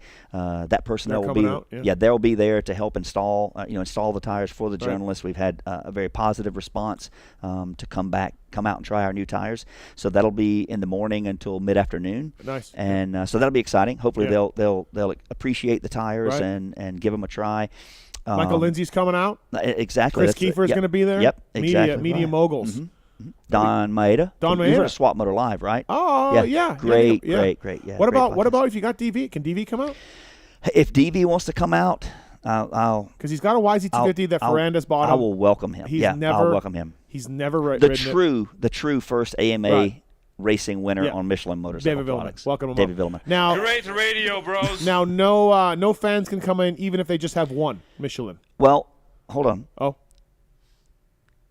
It's even better than that. Oh. It's even better than that. Okay. So what we have done is, and since we have the track, I don't know what that means. Since we have the track rented that entire day, we're going to have from 3 p.m. in the afternoon until dark, we're going to have a free Well, Rygant's already on the way. He's probably booking a flight, right? Yeah. He's probably booking a flight. No, so it'll be the free, Michelin Starcross 6 ride afternoon or evening, if you will, there at Paris Raceway. So for the first 100 riders to show up, right? And if there's an overwhelming response, and again, keep in mind no one listens to this show. Nobody. Right? So, but if there's an overwhelming response, we'll do our best to accommodate that. But so the track will be open. Paris Raceway will be first 100. Yeah, will be open at 3 p.m. Yep. Thursday afternoon, March 31st, 3 p.m. Will you be there? Yeah, I'll be there for sure. At 3 to I'll be there. I'll be going Can customers get 3. A set of Starcross 6s? Absolutely. They can. Yeah, so that's the cool thing is before they're commercially available, we'll have our staff on site and we'll have them, at a special event or promo sale price, right, to give someone the opportunity. Villeman gets it for free. Yeah, if DV, if you show up, they're on me, buddy. Okay, they're free, and I personally will install DV's tires. Not even the crew. You know what I mean? I'll get in the trenches and I'll install DV's tires. That's awesome. I didn't know this. I think I knew this when we were talking earlier. Yeah, that's awesome. Yeah, so it's going to be good. So you don't even need to have one. No, you don't even need one. Right. You don't even need what you're You've janky. Really flexed your rules here. Yeah, exactly. Your rules. Yeah, I one-upped you. Right. Or I none-upped you. I guess I none-upped you. Yeah. But again, we're going to do that, and the cool thing is for us, we're going to already have the track rented, right? So it'll Scott Clark, my coworker, and myself, and then our staff, our technical staff will be there, and it'll give us the opportunity to interact with consumers and talk with them about the new Michelin Starcross 6 tire range. We'll offer them also a promo, so what we call our Michelin Dirty 30 promo that'll be coming out April 1st through April 30th. Okay. So they'll be able to get those flyers, purchase a set of tires if they want, or if they're on a different brand of tire, we're perfectly okay with that. Just come out and ride and interact with us, learn a little bit about our new product. And Kiefer will be there. Kiefer, I don't know if he'll stay for that. He's staying. He probably won't. He's daytime. He's daytime. He probably wants to be back on top of the hill. Well, yeah, he freaks out about late traffic. So. He would probably want to be home before dark. Right. But that's awesome. That's great to hear. When it comes to Paris Raceway, I know you said you haven't been there for a long time. I was there not that long. I didn't go to Paris from probably 2002 until I think Kiefer drugged me there like maybe 2020 or something. I didn't go to Paris for like 15 or 17 years, and then I went back and I instantly loved the track. It is really, really fun track. Good dirt, good, safe, fun obstacles. Yeah. I've had done some Yamaha intros there and everything. I really, really like Paris. So. And to look at what they've done, so they have a completely new ownership group. Right. And I know we're gonna call and talk with Tevin Tapia. He's there right now. He's right there. Yeah. Well, let's bring him on because I'm excited to hear him tell the story about what WT Motorsports has done. WTP Motorsports has done to renovate that track. Offroadwarehouse.com. PulpMX is the code to save. They got stores everywhere: Temecula, San Diego, Corona, Vegas, Phoenix, Atlanta. They support the Club MX team with Filthy Phil and Enzo Lopes and Marchbanks.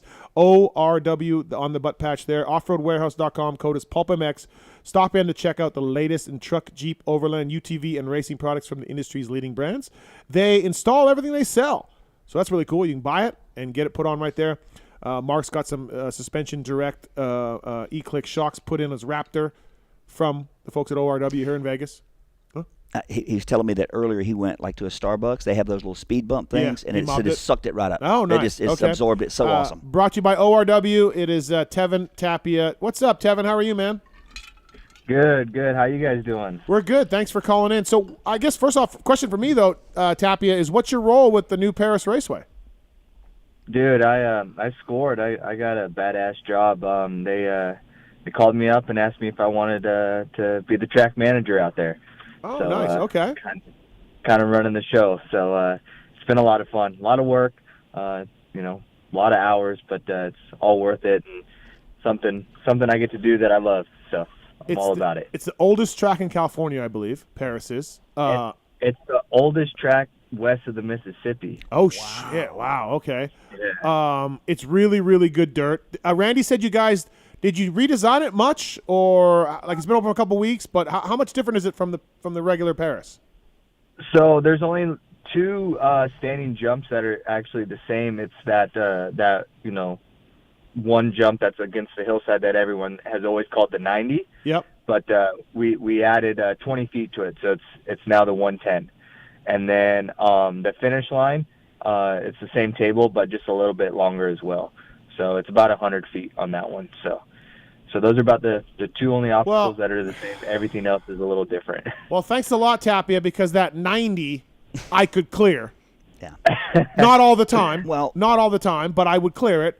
And now I ain't jumping the 110. I'm out. I don't know. We had to make a little change for our boy Bradshaw. He overjumped it and landed on the wall. So. Yeah, that's a good point. And the thing I would point out is, Steve, with the increased performance of the Michelin Starcross 6 tire, I feel confident you can clear that 110. Oh, okay. I think, and I'd love to have you there, but this whole Cabo whatever thing, vacation, whatever. Yeah.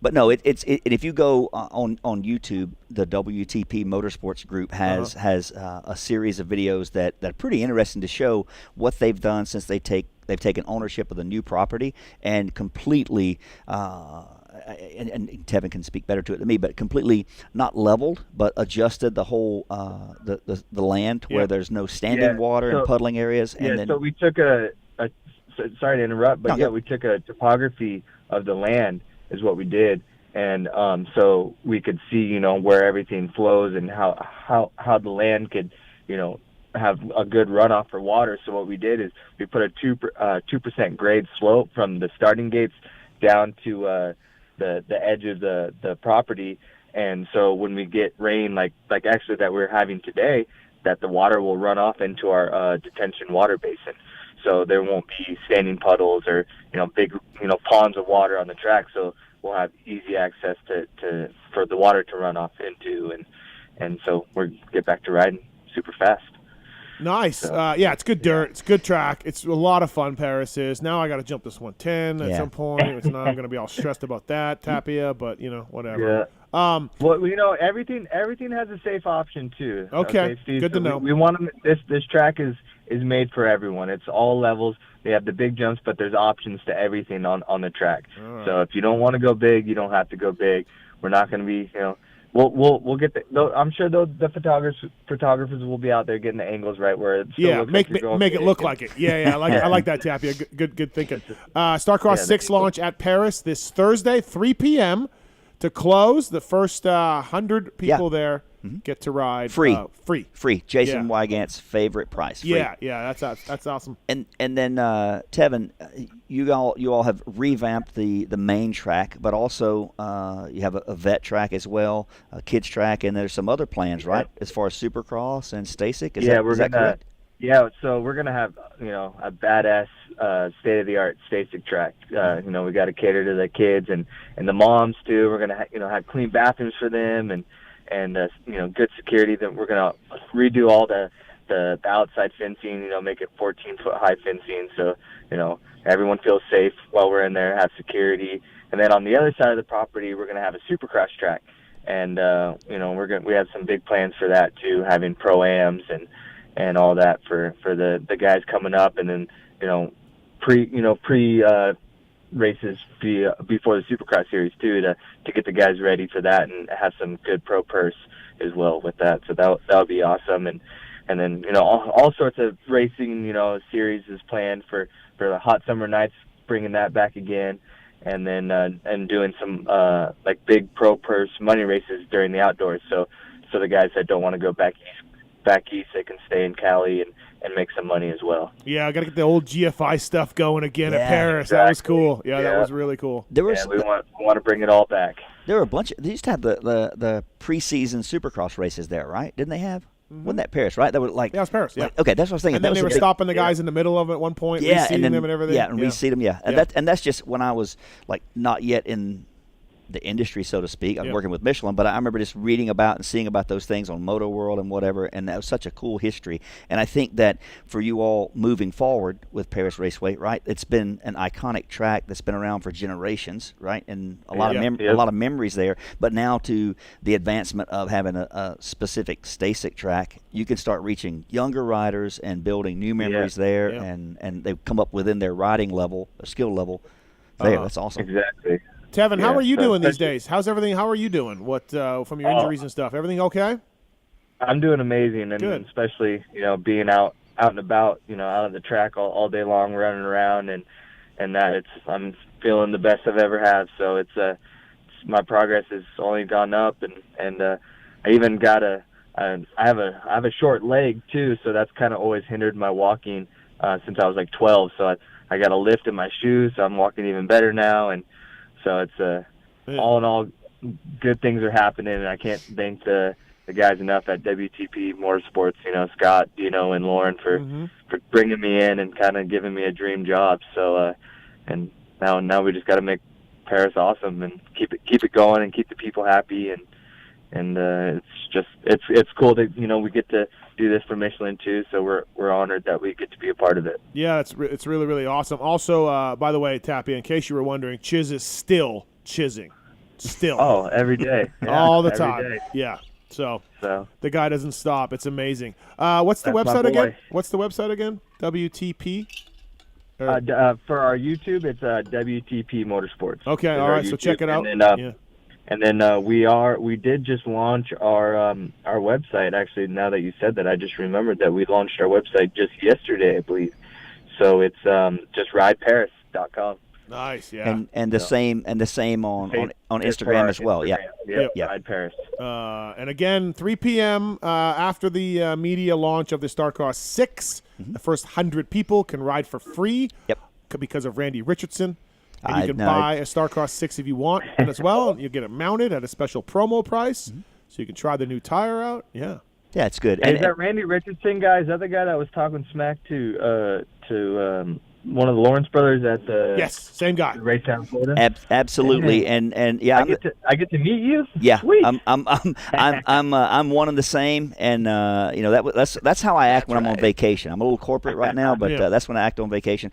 But I will say that my giving Hunter a few tips on use of the clutch. That helped him win this past Saturday night. Yeah, So there you go. Yeah, fantastic. Thanks, Tevin. Thanks for calling in. Appreciate it. Good job with everything at Paris. Yeah, I think things are sounding good. And like I said, it's a great track. Great dirt. Holds up really well. Fun for all ages, I think. If you're Chris Kiefer or myself or whoever, you'd enjoy Paris Raceway. Let's put that thing back to 90 though, please, as soon as you can, Tevin. Hey, you might be able to do it. Yeah, maybe the Stock Car 6. Yeah, like you said. All right, thanks for calling in, buddy. Appreciate it. Thank you, man. All right, guys, take care. Thank you. And again, Friday, April 1st, not an April Fool's joke. No, not at all. Star Cross 6 will be launched at motorsport.com and others. Correct. There's certain things I do have some control over. I can't control when the app comes out. Not within my realm of responsibility.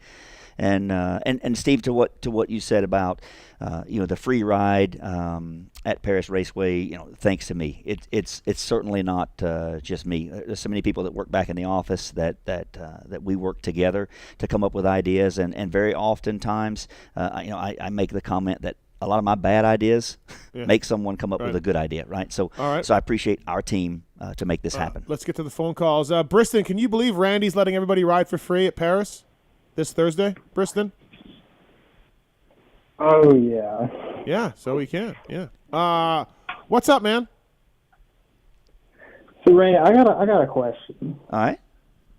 So I'm sitting in the cafeteria at Spearman Elementary School, third grade old man. There's this older guy, like a senior citizen looking guy with a mustache, and some big, tall, goofy looking at, probably had a Red Bull hat on. Yeah. And the whole cafeteria was going nuts. Exactly. Can you tell me anything about what led up to that day? What? I certainly can. So this is Briston, who graduated a year after Creighton. So anyway, a buddy of mine from back home. Right. So and he's one of, I think, 12 PulpMX listeners on the East Coast. Okay. So cause, as you know, it's a janky show. But so what Briston's referring to is back when Travis Pastrana was doing some NASCAR testing near the house there at Greenville Pickett Speedway, and stayed at the house with Creighton and I. And Creighton asked, "Dad, can Mr. Travis take me to school?" I'm like, I'm not sure if I want my son riding with Travis Pastrana, but nonetheless, went to school to the cafeteria there and had breakfast. So Travis had breakfast with Creighton, and so I think Briston and Sawyer Nix, another one. Sawyer, he about pooped his pants when he saw Travis in the hallway. Right. So Blues man, but that that speaks to how cool of a person, how genuine Travis Pastrana is, that he just would go do that. He teaches some people how to do backflips too. Heck yeah. Yeah, he does. Like Travis Marks in one day, by the way, in one day. Half a day. Day and a half. No, half a day. Well, Briston, man, thanks for the call, and I hope you're healthy and back to some GNCC racing soon, buddy. Do you remember all them kids grabbing napkins from the sign? Yeah, exactly. They were getting. And what's funny is, and what's funny, the ladies that work in the cafeteria there, they knew me as Creighton's dad or whatever, and they said, "Hey, so we know that's someone famous, but who is that?" Because they don't know who Travis Pastrana is. And I said, "Wow, that's Justin Bieber. He's a lot taller in person." and of course they knew I was an idiot. But that was super cool. Super cool. Thanks for calling, Briston. Thanks, man. All right. Good show, guys. Thank you. Later, appreciate it. Later, bye. Yeah, for people who don't know the story, and we have a lot of loon listeners, and I mean, Jesus, that was a long time ago, Marks, that you did that. But go on our YouTube channel. It's over 5 years ago now, I think. Really? Go to our YouTube channel. Type in Dune Goon. Is it title's Dune Goon learns how to flip, right? Yep. Flipping Dune. Yeah, Dune Goon. Flipping Dune. So go to Travis showed irrational confidence one night. He was pretty new to the show. He showed irrational confidence one night that he could do a backflip, which then that was on. And we started going. And so we sent him out to Maryland. Swisscore went with him as a filmer. And he actually did it. It was amazing. And he learned how to do a backflip. Yeah, that blew me away. That having been there and done that myself, right, to dirt, I knew that's not a small undertaking, right? And to your point, when you kind of proposed the question to him on the show, he was like, "Yeah, you can do it." Yeah. But you know what I mean? If someone who's has the physical appearance of Travis to marry someone the physical appearance of his wife, Yeah. he's got to have confidence. Yeah, right? You no, got to that's have a great- confidence. that's a great point, You right. got to have subtle confidence humble and huge confidence. balls, and you're just exactly. like, 'cause maybe that's what it know, took. What is big dick energy without the big dick? Oh, Yeah. That's me. So don't at me, right? So Marks did it. Check it out on YouTube. It's really, really funny. Yeah. We've documented the whole process from start to finish. And This is fun. Travis Pastrana taught Marks how to do a backflip. By the way, Tevin Tapia brought to you by the folks at Off Road Warehouse. PulpMX code to save at offroadwarehouse.com. You got a Jeep, you got a truck, you got a UTV. Offroadwarehouse.com. Mike's on 4. Mike, what's up, man? Not much. Thanks for taking my call. Yeah. Just got a couple. Thinking about the Privateer Challenge. Yeah. Right? Did you buy a I came ticket up yet? with a format. Did you buy a ticket? No, I am too far away. I'm in Florida. Are you gonna buy? Are you gonna buy a ticket? Oh yeah, plenty. I'm Okay. gonna. All right. Yeah, I'll have 5-10. Okay. Thank you. I need a bike. So, you want chaos with the race, and we want to try out some new suggestions people have with lappers. All right. So what I say is start out as a normal race. After 2 or 3 laps, the last 5 racers black flagged and eliminated. Every lap thereafter, Mike, you'd have a Mike. set number of racers. Mike. What? Feld is giving me my own race. They said I can have 6 minutes and a lap. And I'm supposed to say, hey, guys, thanks for the race. I'm going to have a 6-minute lap, and I'm going to black flag the last 5, and then I'm going to line them back up and do another race, and then black flag the last 5. Like, I can't do this, Mike. No, you're not lining them back up. You're just black flagging them. Okay, but I So the still can't chaos even do that in at the 6 end. minutes. I'm not going to be able to figure all that out in 6 minutes. Like, nothing's going to happen. Like, I can't do it. Like, I can't. I got a 6-minute race, and everybody wants more. Like, I get hit up every time with didn't know ideas. I can't. I didn't know I was dealing with Glenn Helen. Is No. this a race It's tech not rant? my rant. It's not my rant. But can I calm down? But sweet Jesus, can we What's just your heart rate? can we What's your just heart rate right now? appreciate the 6 minutes that they gave me? Gosh, like we can't appreciate it. It's not Mike's fault. It's not Mike's fault. But I get hit up with ideas on Instagram all the time about this race, on stuff to do and who to invite and all of this stuff. And I'm like, fuck, man, I just got 6 minutes from Feld on a Friday night. Like, I'm just going to be happy to fit in my race in this 6 minutes. It's incredible they're doing it for me. Can we work on these elaborate theories and Ferris wheels and loop-de-loops and Shark Tanks for 2023? Can we just do that then? Right? So I appreciate it, Mike, but I thought you'd be all about the chaos. Well, okay, so what you're talking about, I've seen done at Bercy or Paris Supercross a bunch. But I've seen, but what they do is they line them back up. So they do a 2-minute race, the last 4 gone. 2-minute race, the next 4 gone. You know what I mean? Till there's a winner at the very end standing. Yeah. It's a neat format for sure. I can't do it, and I'm not doing it. And we're lucky we're getting a 6-minute race.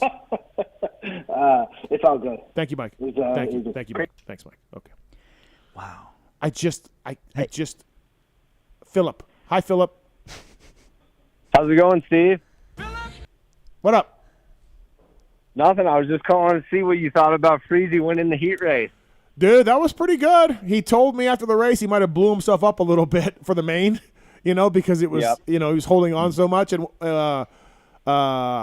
Thrasher, was it Thrasher? I think Thrasher was coming for him in the heat. Yep.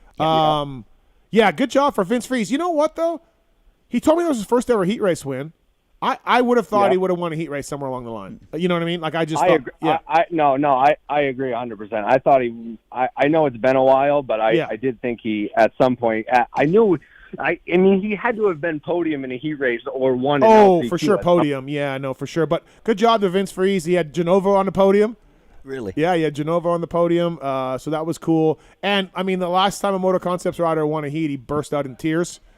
So props to Freeze for holding it together for the heat race. That was cool. That was really cool. Good to see. No. Yeah. It was good. So, all right, Philip. Thanks, man. And rumor has it the Will Christensen is still up there holding the microphone for Mooscan. No, I know. Yeah, Thanks, man. Appreciate it. Thanks.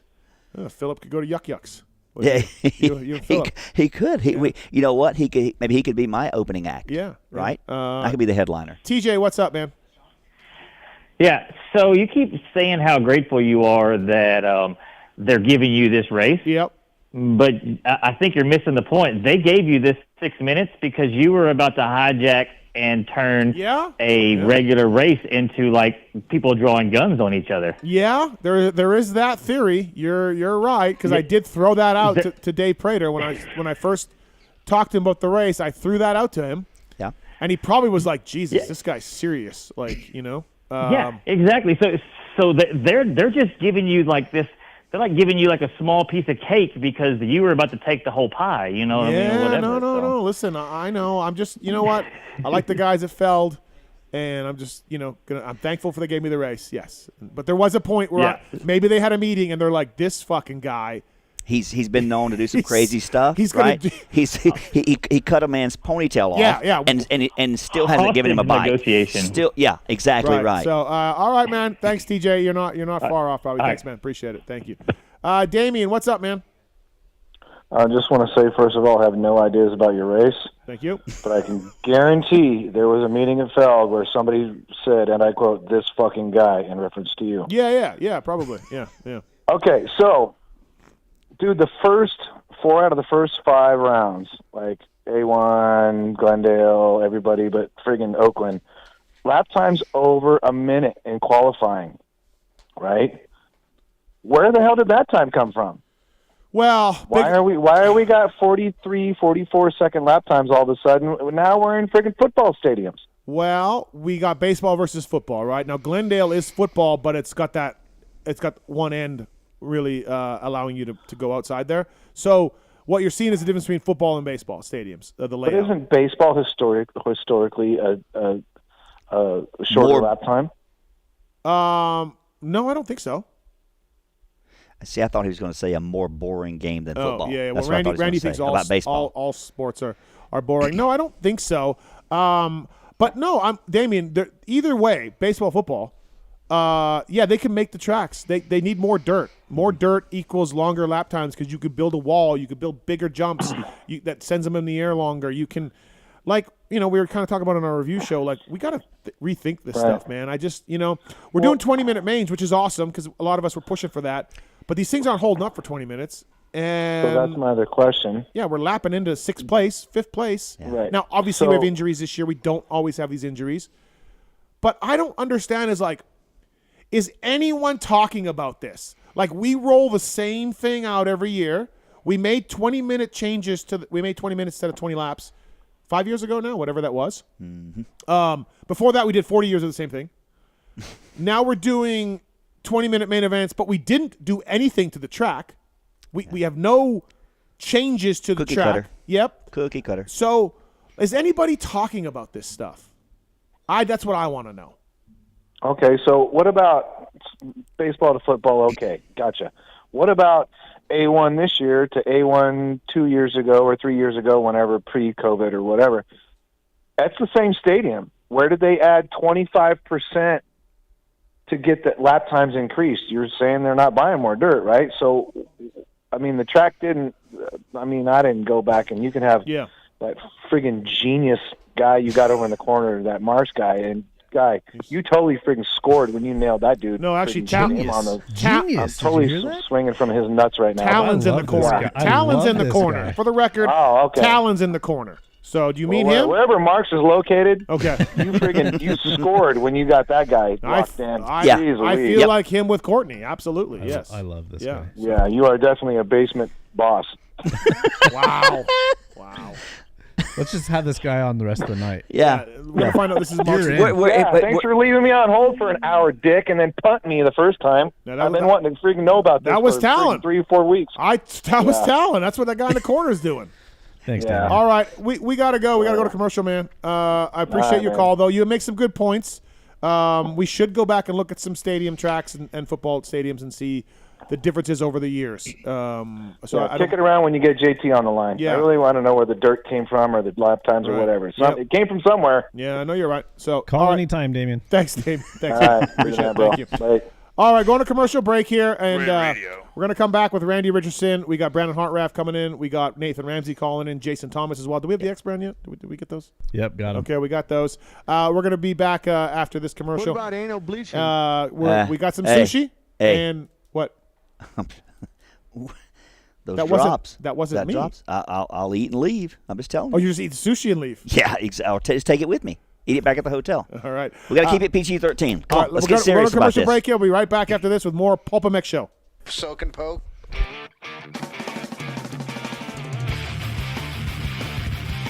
Those who love motocross know Motorsport.com has the knowledge and expertise to make your next ride your best ride. Motorsport.com has a broad selection of in-stock parts and gear at competitive prices. We specialize in bringing you OEM and aftermarket parts, riding gear and accessories for dirt bikes, motorcycles, ATVs, and UTVs. All thanks to the most dedicated and experienced team of gearheads in the industry who use the very parts we sell on Motorsport.com. Motorsport.com always offers fast shipping and free delivery on orders more than $79 to ensure you never miss a ride. Whether you race on the track, ride the trails, or commute on the street, shop Motorsport.com today for the best customer service and experience when buying the parts and gear you need to stay on 2 and 4 wheels. Make your next ride your best ride, only at Motorsport.com. Steve. Kiefer. You want to hear about one of the best rides I've ever had? Dude, it's not time for After Dark yet. Chill down, dude. I just want to talk about race tech stuff. Oh, that's it. Okay. Gosh, man. Basically, I've had the chance to do some stuff with race tech recently with the CRF 250R and, of course, the KX 250. And as you know, I've talked about on the show, I wasn't a real hardcore fan of race tech stuff back in the day. But since Rob and Andrew and those guys have assembled at race tech, the stuff has been great. So for you guys out there listening, if you guys are looking to get your engine work done or even some suspension work, or as Steven says on the show sometimes, get your seals and your oil rebuilt in your fork and shock. Get it rebuilt. It helps. 15 to 20 hours. Head over to racetech.com. Check out. They even got a cool little simulator. You can look at what size spring rate you might need for your bike. So a lot of cool features over there on the website. But and as you know, Yamaha Blue Crew guy over here, you guys have some of that on your bike? It's fantastic. Zombie Blows uses it. Jerry Robin uses it. Starling, all of those guys over there. Malcolm Stewart won a Supercross with Race Tech stuff a few years ago. Pulp19 is the code to save. Mention PulpMX when you call. You can save on the service. You can save on motor work. You can save on springs if you just want to do that and get it put in yourself or do it yourself. Race Tech is the one-stop shopping for motor and suspension work. You can also mention the code HOMELIFE2020. That's better. That's a better code, I think. We'll do either one. Just listen, people. Give your bike some love. Get your suspension modified service. Get your motor modified serviced with the folks at Race Tech. Good people. Love the guys at Works Connection. They continue as a 10-year sponsor of this show because, yeah, just like you, they're committed to the sport. For 33 years, they've been designing and distributing leading-edge performance products like Elite Axle Blocks, Elite Clutch Perch, Pro Launch Start Device for performance, radiator braces and skid plates for protection, along with a shock pump, a tack, hour meter, and more for maintenance. Works Connection, great guys up there in NorCal, and super cool company. We're stoked to be associated with them. When you take a look around the AMA pitch, you'll see Works Connection proving ground for products under the canopies of Team Honda, HRC, Star Racing, and other top teams. And the best part of this whole deal is if you use the code PulpMX20, you get 20% off your order. Visit your local dealer, check out motorsport.com, and ask them to see the Works Connection product line for 2022.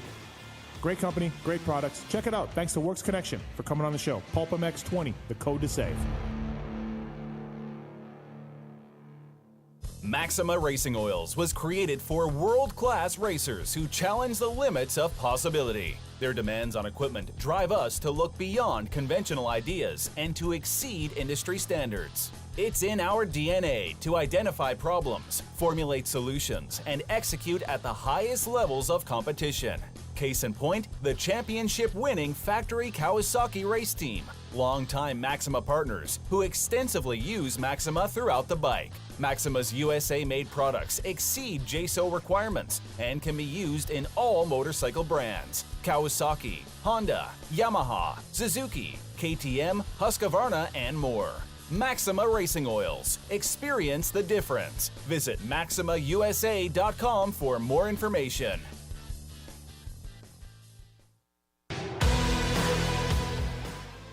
In 1990, my dad, Jamie Gregg, started Guts Racing.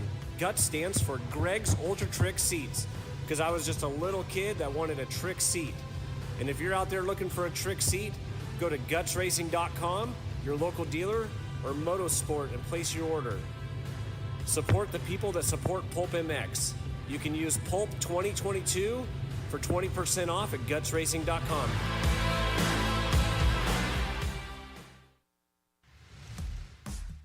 FMF Racing is proud to celebrate over 45 years of fun, building every FMF exhaust right here in the USA. Owner and founder Don Emler may have started FMF Racing in his garage 45 years ago, but Don is still hands-on in our 100,000 square foot state-of-the-art manufacturing facility in Southern California. FMF's goal? Design and manufacture the world's best performance exhausts 100% in the USA under one roof. FMF is a proud sponsor of the Lucas Oil Pro Motocross Championship for over 25 years.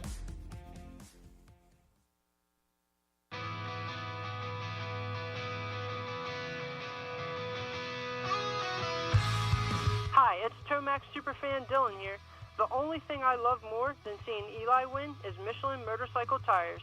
And Michelin is introducing many exciting new tires for 2020.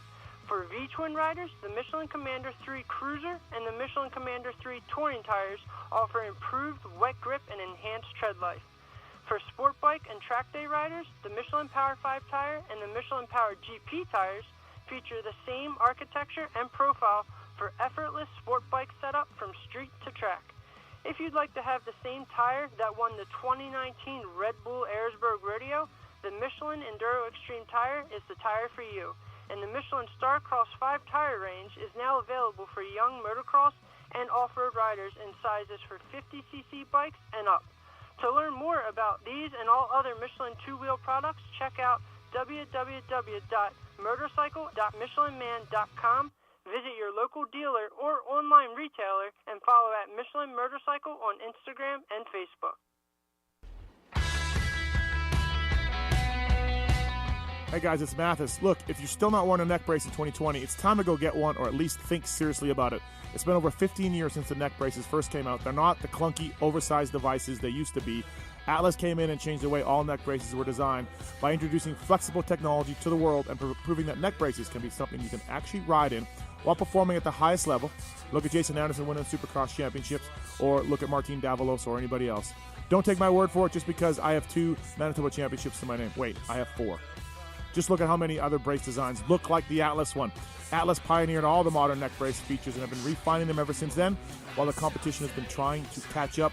Grab the brace that's been leading the pack. Check out atlasbrace.com. Get yours today. There is a Pulp discount if you check out sponsordeals.com on pulpmxshow.com. So be like Chase Sexton, Martin Davalos, and many other guys and wear the Atlas brace. atlasbrace.com. For over 30 years, DecalWorks has led the industry in quality and customer service by offering the best custom motocross graphics, plastics, seat covers, and rider ID products. DecalWorks is officially licensed with Honda, Kawasaki, Yamaha, Suzuki, KTM, Husqvarna, and GasGas. Their expert staff will go above and beyond to make sure your questions are answered. DecalWorks is a proud sponsor of Red Bull KTM Factory Racing and the Rockstar Energy Husqvarna Factory Off-Road Team. Visit decalmx.com and be sure to use promo code PulpMX at checkout. Quality, service, and knowledge is what makes DecalWorks stand out. DecalWorks, #1 for many reasons.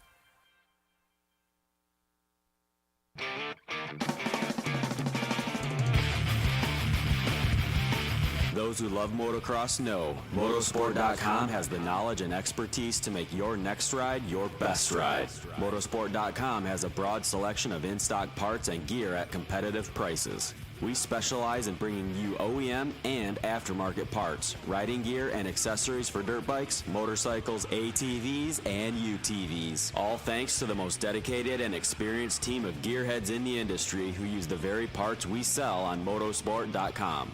Motosport.com always offers fast shipping and free delivery on orders more than $79 to ensure you never miss a ride. Whether you race on the track, ride the trails, or commute on the street, shop motorsport.com today for the best customer service and experience when buying the parts and gear you need to stay on 2 and 4 wheels. Make your next ride your best ride, only at motorsport.com. Maxima Racing Oils was created for world-class racers who challenge the limits of possibility. Their demands on equipment drive us to look beyond conventional ideas and to exceed industry standards. It's in our DNA to identify problems, formulate solutions, and execute at the highest levels of competition. Case in point, the championship-winning Factory Kawasaki race team, longtime Maxima partners who extensively use Maxima throughout the bike. Maxima's USA-made products exceed JSO requirements and can be used in all motorcycle brands: Kawasaki, Honda, Yamaha, Suzuki, KTM, Husqvarna, and more. Maxima Racing Oils. Experience the difference. Visit MaximaUSA.com for more information.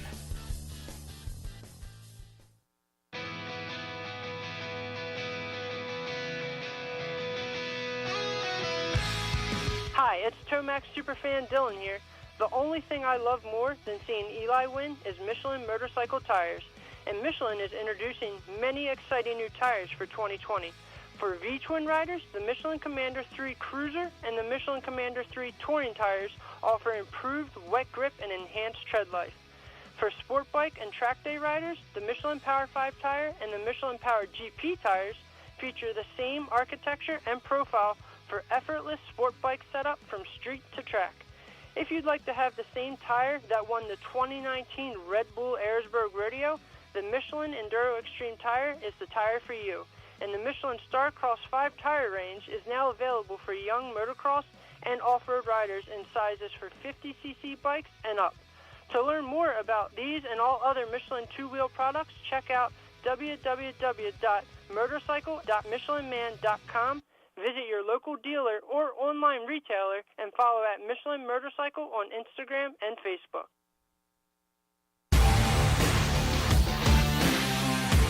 Love the guys at Works Connection. They continue as a 10-year sponsor of this show because, yeah, just like you, they're committed to the sport. For 33 years, they've been designing and distributing leading-edge performance products like the Elite Axle Blocks, Elite Clutch Perch, Pro Launch Start Device for performance, radiator braces and skid plates for protection, along with a shock pump, a tack, hour meter, and more for maintenance. Works Connection, great guys up there in NorCal, and super cool company. We're stoked to be associated with them. When you take a look around the AMA pitch, you'll see Works Connection proving ground for products under the canopies of Team Honda, HRC, Star Racing, and other top teams. And the best part of this whole deal is if you use the code PulpMX20, you get 20% off your order. Visit your local dealer, check out motorsport.com, and ask them to see the Works Connection product line for 2022. Great company, great products. Check it out. Thanks to Works Connection for coming on the show. PulpMX20, the code to save.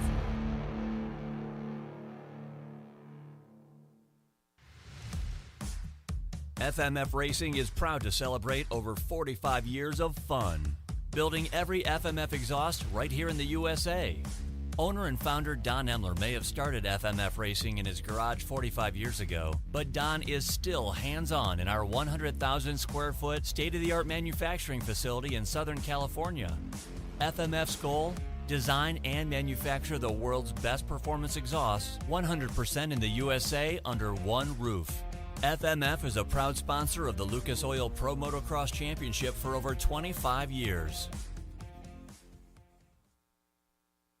Steve. Kiefer. You want to hear about one of the best rides I've ever had? Dude, it's not time for After Dark yet. Chill down, dude. I just want to talk about race tech stuff. Oh, that's it. Okay. Gosh, man.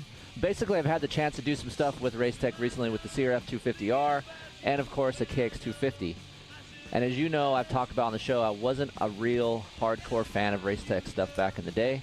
But since Rob and Andrew and those guys have assembled at race tech, the stuff has been great. So for you guys out there listening, if you guys are looking to get your engine work done or even some suspension work, or as Steven says on the show sometimes, get your seals and your oil rebuilt in your fork and shock. Get it rebuilt. It helps. 15 to 20 hours. Head over to racetech.com. Check out. They even got a cool little simulator. You can look at what size spring rate you might need for your bike. So a lot of cool features over there on the website. But and as you know, Yamaha Blue Crew guy over here, you guys have some of that on your bike? It's fantastic. Zombie Blows uses it. Jerry Robin uses it. Starling, all of those guys over there. Malcolm Stewart won a Supercross with Race Tech stuff a few years ago. Pulp19 is the code to save. Mention PulpMX when you call. You can save on the service. You can save on motor work. You can save on springs if you just want to do that and get it put in yourself or do it yourself. Race Tech is the one-stop shopping for motor and suspension work. You can also mention the code HOMELIFE2020. That's better. That's a better code, I think. We'll do either one. Just listen, people. Give your bike some love. Get your suspension modified service. Get your motor modified serviced with the folks at Race Tech. Good people. For over 30 years, Decal Works has led the industry in quality and customer service by offering the best custom motocross graphics, plastics, seat covers, and rider ID products. Decal Works is officially licensed with Honda, Kawasaki, Yamaha, Suzuki, KTM, Husqvarna, and Gas. Their expert staff will go above and beyond to make sure your questions are answered. Decal Works is a proud sponsor of Red Bull KTM Factory Racing and the Rockstar Energy Husqvarna Factory Off-Road Team. Visit decalmx.com and be sure to use promo code PulpMX at checkout. Quality, service, and knowledge is what makes Decal Works stand out. Decal Works, #1 for many reasons.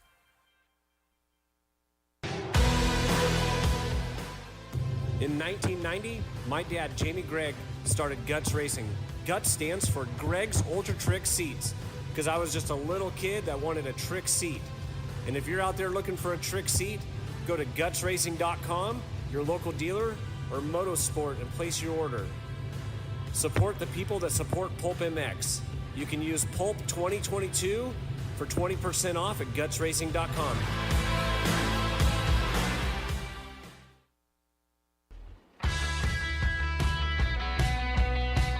Hey guys, it's Mathis. Look, if you're still not wearing a neck brace in 2020, it's time to go get one, or at least think seriously about it. It's been over 15 years since the neck braces first came out. They're not the clunky, oversized devices they used to be. Atlas came in and changed the way all neck braces were designed by introducing flexible technology to the world and proving that neck braces can be something you can actually ride in while performing at the highest level. Look at Jason Anderson winning Supercross championships, or look at Martin Davalos or anybody else. Don't take my word for it just because I have 2 Manitoba championships to my name. Wait, I have 4. Just look at how many other brace designs look like the Atlas one.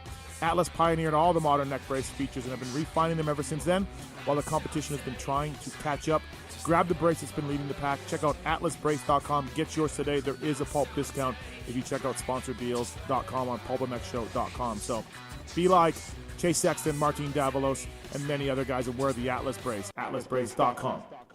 Welcome back, everybody. PulpMX Show presented by Motorsport.com, Decal Works, and Fly Racing. Randy Richardson in studio. Coming up with Jason Thomas right away here from Fly Racing and flyracing.com. MotorcycleIndustryJobs.com. Upload your resume for free today. You want to get a job in the industry, it's a real good place to start looking. You can either get a job on here, or if you're a company in the industry, you can also list your job here too. You want to find good talent, you want to find good people, you go to MotorcycleIndustryJobs.com for more information on that. Again, got to start somewhere in the industry. You can't all start as a big wig at Michelin like Randy Richardson. You just can't all start right at the top like Randy did at you Michelin. But you can start somewhere. And speaking of good talent, Pookie, thanks for coming in. Appreciate it. I asked her if she wanted to come on and talk a little bit about the Will Smith, Chris Rock thing, and she chose not to. She chose not to. Yeah. Well, she looks like she's doing what Chris Rock should have done. She's ducking the issue.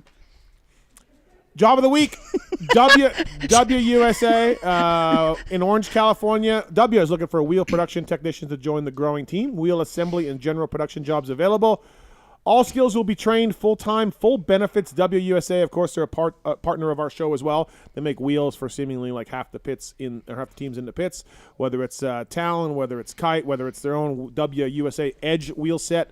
They'll dial you in, and they're looking for a wheel production guy in Orange, California, and also, too, Kristen Anderson. She's really runs W, and so you'll be reporting to her, most likely, not John. And Kristen's a hell of a woman.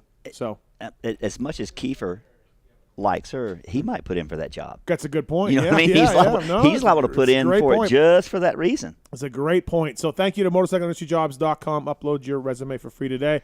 All right, coming up with JT. First up, though, this is PulpMX Show 499. Mm-hmm. Warming everybody up for 500. We do something special every 100 shows. The show 100 was the Great Western Bank team of Denny Stevenson, Castillo, Budman, Phil Lawrence, Watson. Show 200 was all the old co-hosts, Paul Lindsay, Watson, I don't remember who else came at, Kiefer maybe. Show 300 was my old team Yamaha, Tim Ferry, Chad Reed, David Villerman in studio. Show 400 was RV, Weimer, Nick Way, Adam Cianciarillo, and that one got out of hand a little bit. But that was show 400. So we try to do something special for you jerkies every 100 shows, and we're doing that again, and I am stoked. I am pleased and proud to present next show's lineup, not next week, the week after. Jason Thomas will be in. Yeah. Jason Thomas coming in. JT. I mean, if you're going to have 500, you're going to bring in the big guns. The heavy hitters. Heavy hitters. Yeah. Mm-hmm. Jason Thomas will be in studio for 500. Daniel Blair. I'm bringing in a gentleman named Daniel Blair. He's a regional lights champion. Mm-hmm. Bringing him in for show 500. He'll be in studio as well. I mean, right there, Randy. I mean, right there is a strong lineup. That in itself is not a bad follow-up to what I'm doing tonight, right? It's not. It's not. But just wait. I'm like those crazy car salesmen. I'm throwing in more. But wait, there's more. There's more. But wait, there's more. Yeah. I got Blair. I got Thomas. He's on the line. Thomas. Okay, What's up, JT, by the way? Yo. I got another gentleman coming in. He is commonly referred to as the GOAT. He has 150-something wins. Wow. He calls the action on NBC in Supercross. Mm-hmm. Ricky Carmichael is coming in. In studio. In this studio. Basically same square footage house. Yes. And if you had known about myself and Carmichael, this is pretty amazing, JT, to have Carmichael come in.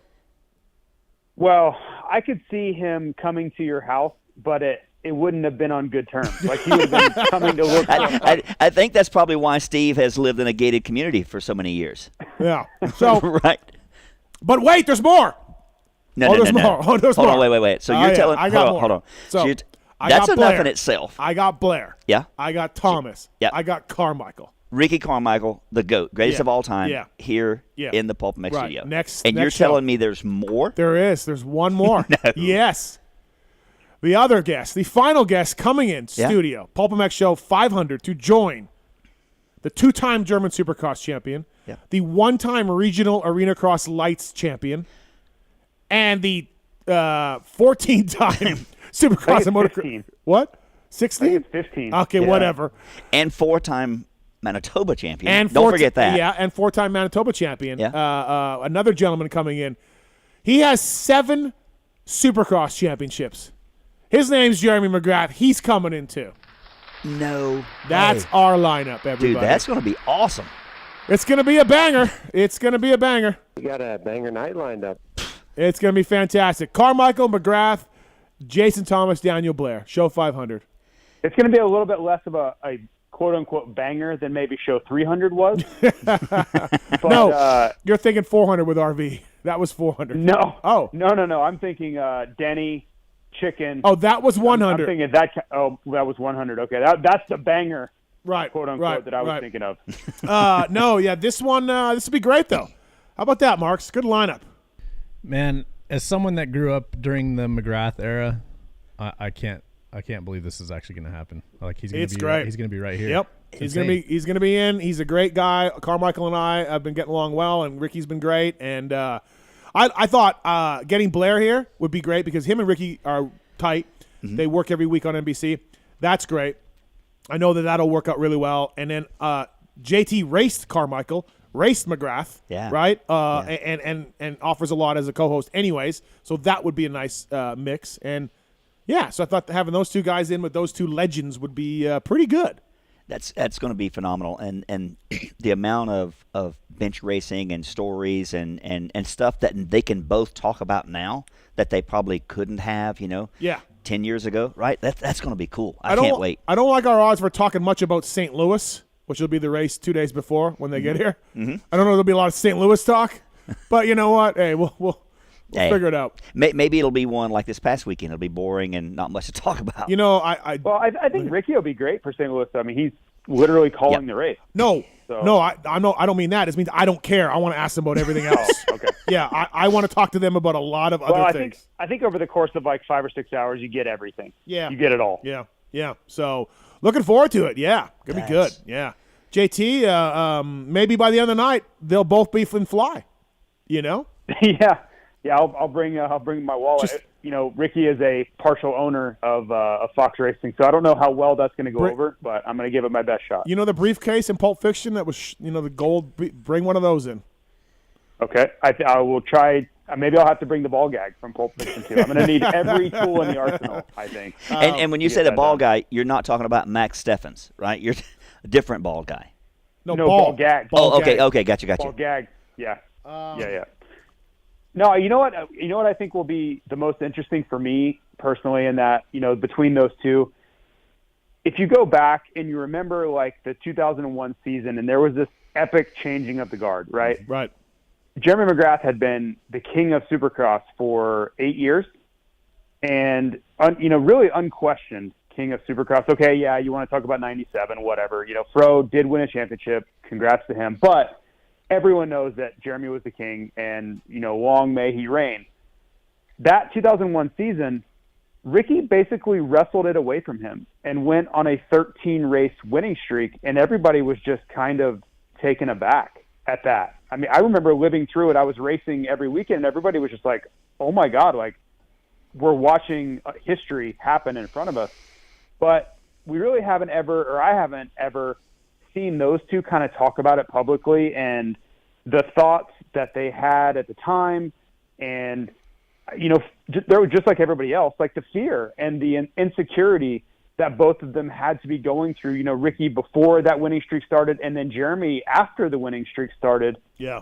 That's what I will be most interested in. I think it's been long enough now where they can talk transparently about it and not be worried about how it may look or whatever. Like, I hope that we can get deep into that stuff, because that's, to me, the psychology of that. And man, that was just like a very, I was like 22 at the time. So I was just so much into racing at that point. And we never really got to hear their sides of it. I don't think ever. Yeah. No, it should be great. Between the two of them, to hear them kind of unpack that will be really pretty awesome. And they're both far enough away, as you mentioned, JT, far enough out of this thing. I think we're going to get some real talk, No, there's no ego anymore. It doesn't matter. Like, everybody knows they are the best two that have ever done this. And I hope that they enter it with that in mind, because they can say whatever. Like, they can be honest with each other and talk about things that maybe they haven't ever really approached before, because how it was, Steve. Like, no one was willing to ever admit anything. There was no weakness. There was no vulnerability. Yeah. No one ever talked like that. Like, it was always guard up at all times back then, and even maybe to even now. Yeah, no, absolutely. Should be great. So thanks to those guys for coming in, and thank you, JT, for flying in for this. And yeah, it should be fantastic. So I'm. You don't have to thank me. I'm honored to be in the room with those two. So. Yep, absolutely. All right, JT, I wanted to ask you. So. Lot of attrition going on in the series right now, and we're Chase Sexton crashed out this weekend, right? And Cooper Webb hit the deck again in practice, and that could have been a big one. And we're limping through this thing, and that happens every 5 or 6 years. It's not a new thing.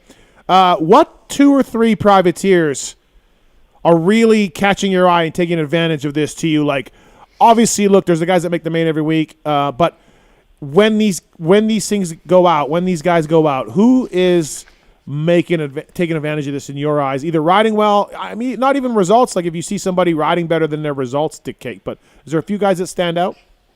Yeah, I think these times they really open the door for people to be opportunistic, and not everyone is able to kind of harness their best form and make it happen when the doors open, because early in the season, it wasn't. The field was very healthy. And up until like a month ago, this field was one of the healthiest I've ever seen.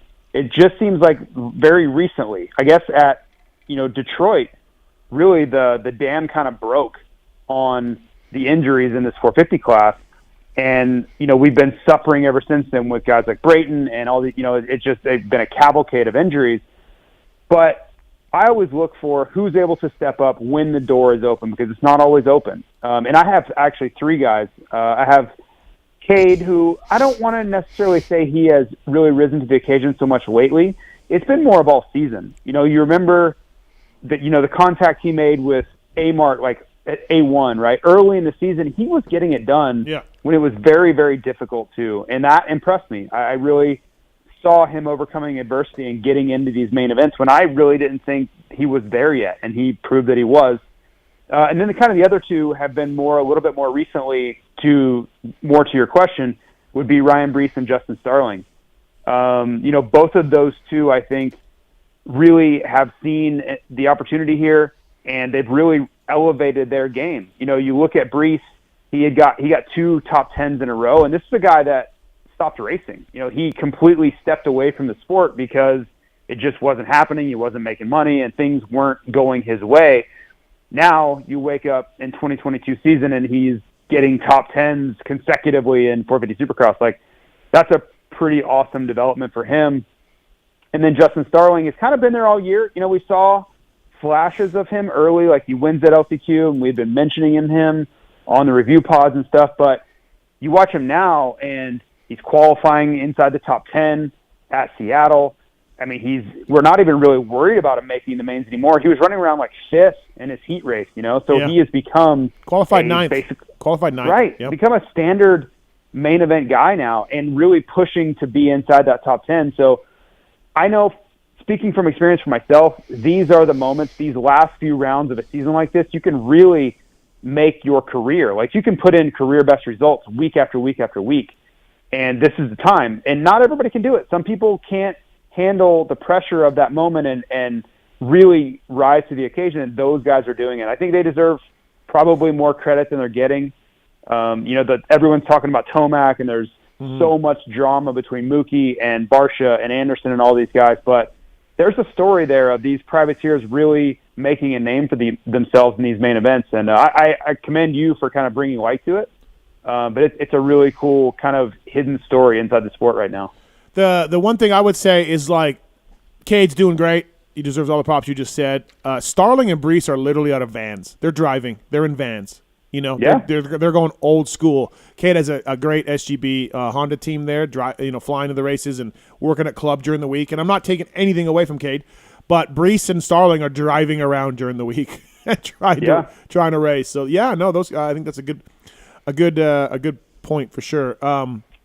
Fly racing. Relatable. Go ahead. It's so relatable to me. It's been so long now, but I remember that 2000 season where my dad and I were in a van, and I was racing both classes, and things were kind of starting to happen for me. Like, I was taking big strides forward, and when I see those guys doing it and things are starting to come a little easier for them, I just can put myself in their shoes, and it's such a great feeling. Right?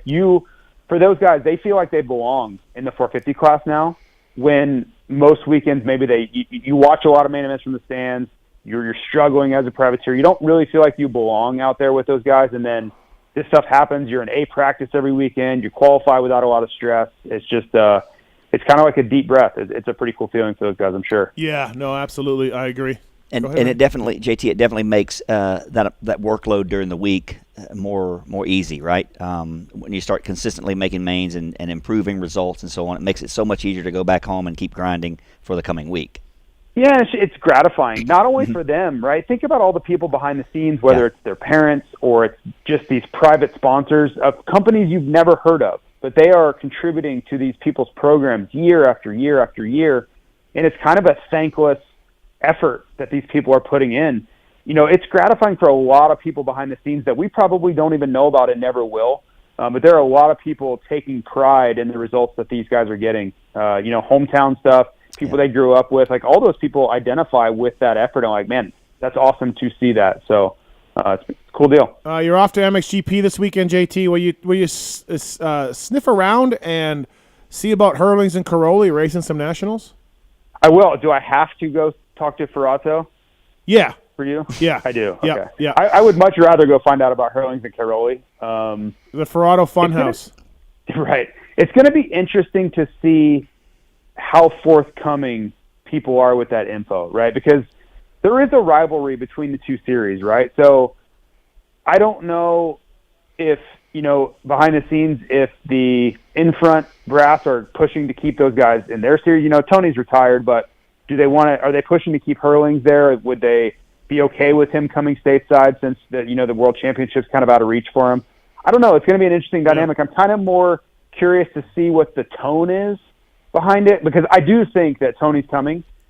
I hope that Hurlings is coming. Yep. But I'm really curious to see how that's all being approached by, kind of influencers over there. Yeah, I think Caroli will do some. I think that's a locked in unless there's an injury, and then Hurlings would be interesting for sure. Yeah, that'd be great. But I mean, I'm always like, I think about that and I'm like, well, look, they got Marvin. They got AP over here and Cooper Webb, and they haven't won anything in MXGP. They still want to win. KTM wants to win over there, right? So Hurlings can come back and win, half of the remaining races. That still puts an orange bike on top of a podium in MXGP. So it's not like you have an embarrassment of riches going on in MXGP, and you can afford to send Hurlings to the USA.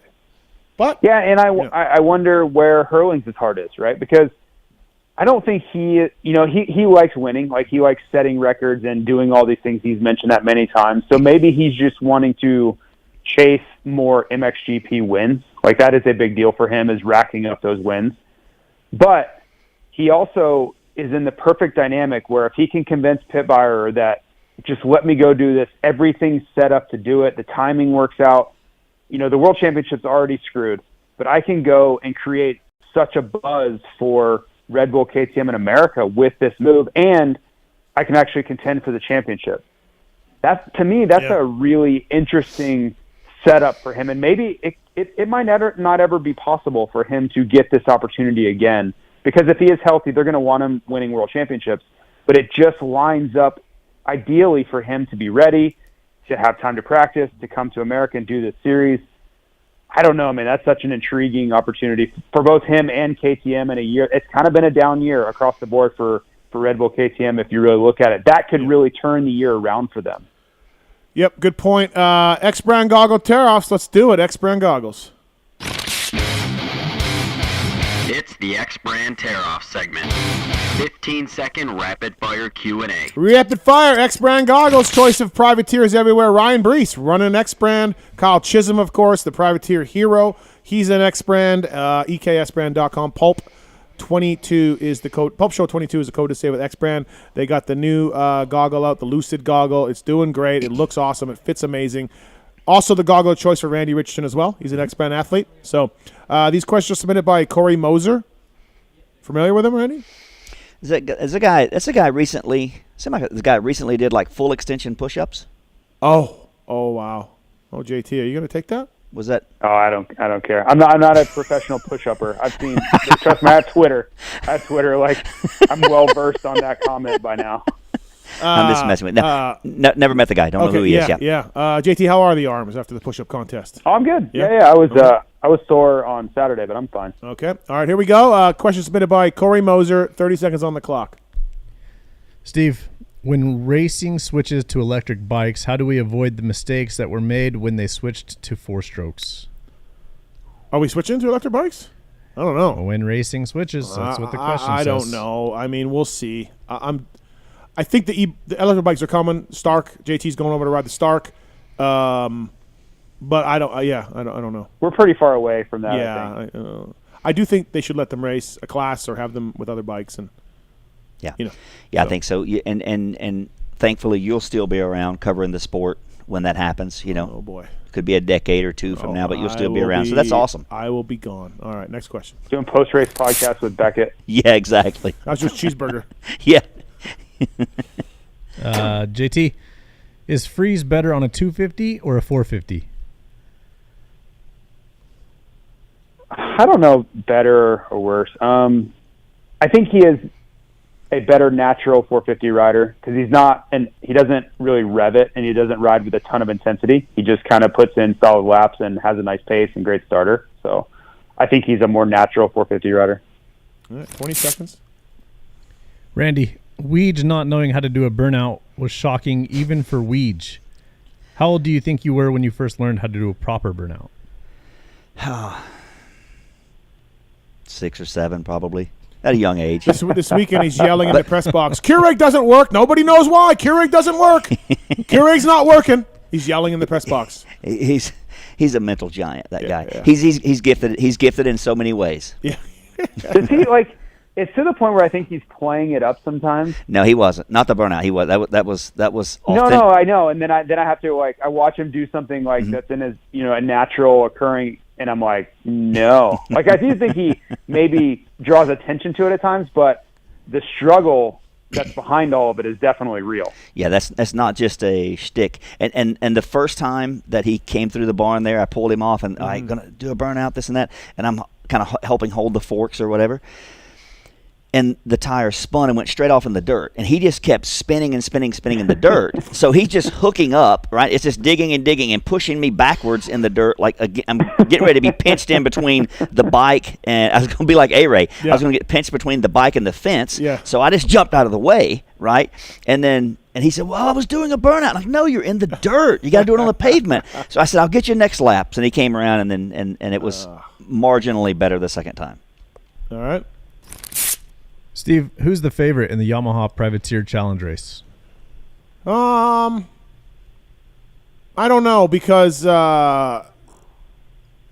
Who are you letting in? Well, that's just it. Who am I letting in, right? Like, so I was taking some surveys this weekend about Chiz, and everyone's like, Brees asked me about coming in, and I heard from multiple people you cannot let Chiz and Brees in. They're in every main event right now. Yeah, I mean, they were kind of on my list to think about. Yeah, but it's kind of, unless you make them start backwards. Okay. Well, I was going to do clothespins for gate picks, but still, they can start backwards on the stupid metal gates. Let's go great. Cross. Cross is a really good starter. Mm-hmm. Can he hold it together for 6 minutes? Who knows? I'll go Cross, but I don't know right now. It depends on who I let in. So, JT, which fight was more entertaining, the LCQ or the Academy Awards? I mean, I would definitely say the LCQ. That one between Chance Blackburn and Sanford was interesting. I mean, the double bird. The double bird was good. Sanford was just getting owned, and then he got up acting like he wanted some, and I was like, no, you don't. I don't think you do. Like, I think we're good here. But yeah, the LCQs this year have been like on acid. Like something is happening. They're like sprinkling catnip on these LCQ riders or something. Yeah.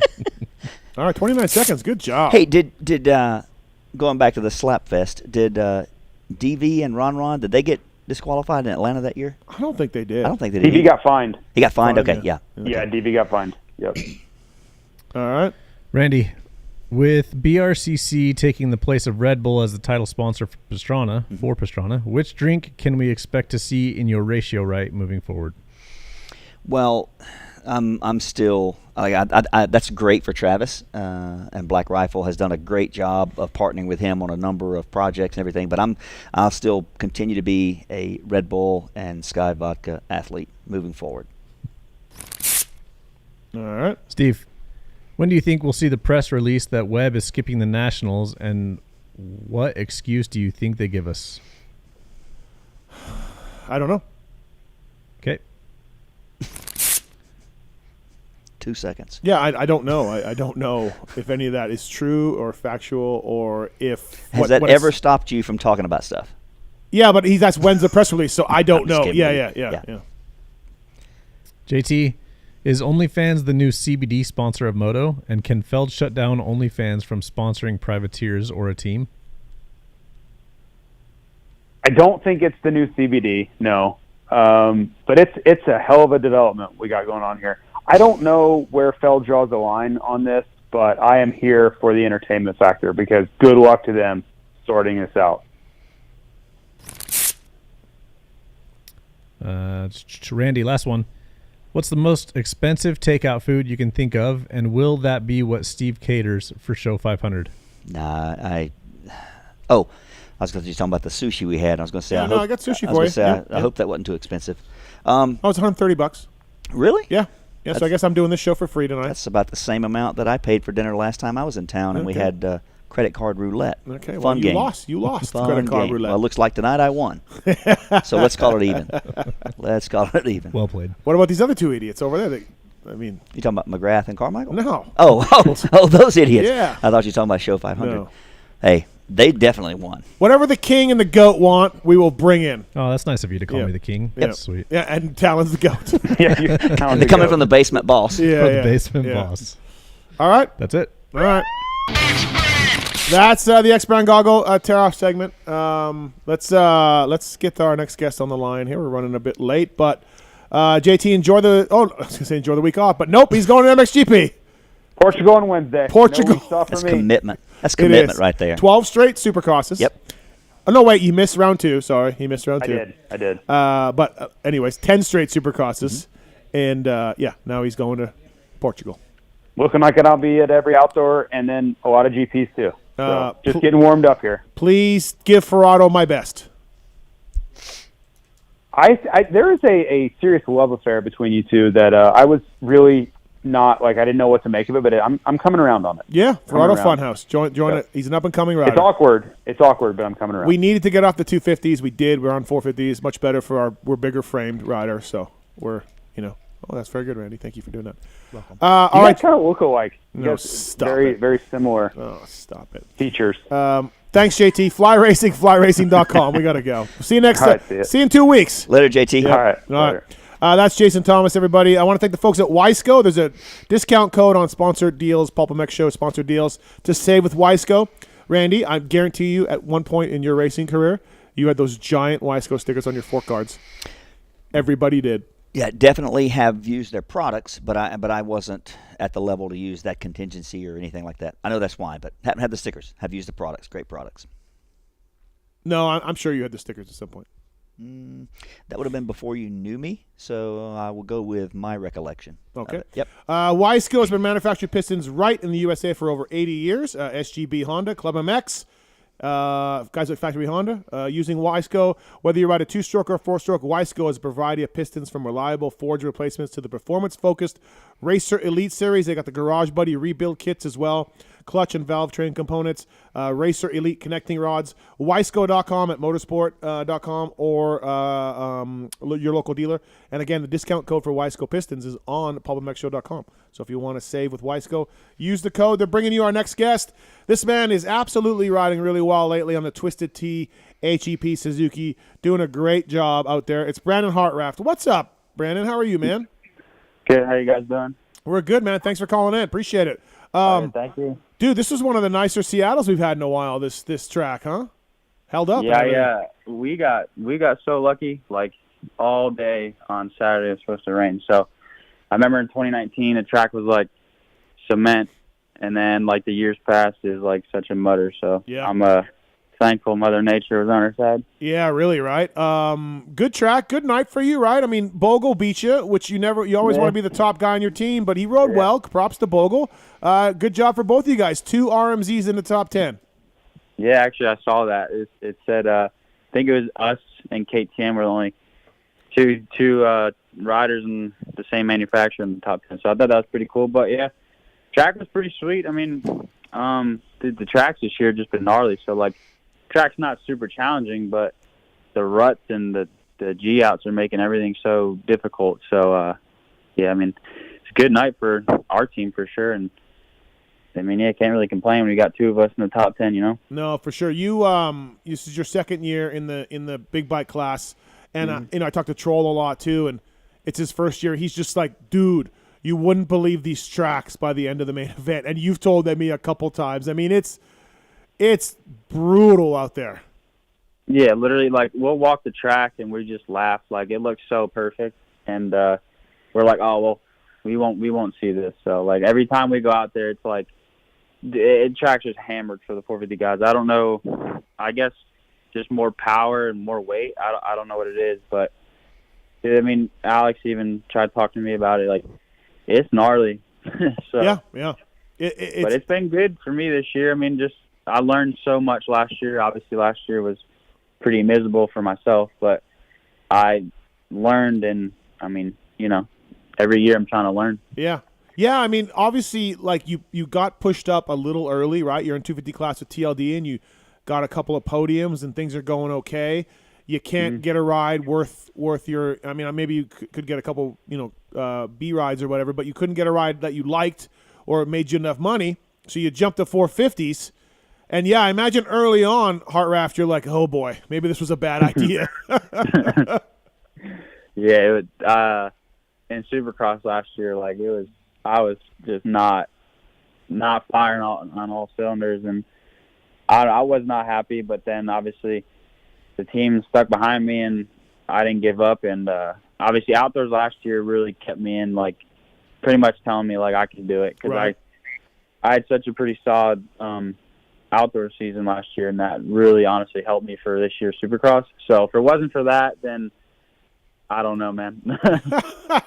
Well, that brings me to another topic I was gonna bring up. Was like, props to your team, Pipes and everybody over there, HEP and Twisted, because there's a lot of egos in this sport. There's a lot of sponsors. Major. Yeah, a lot of egos, a lot of sponsorship obligations that teams have to do, so on and so forth. A lot of money changing hands.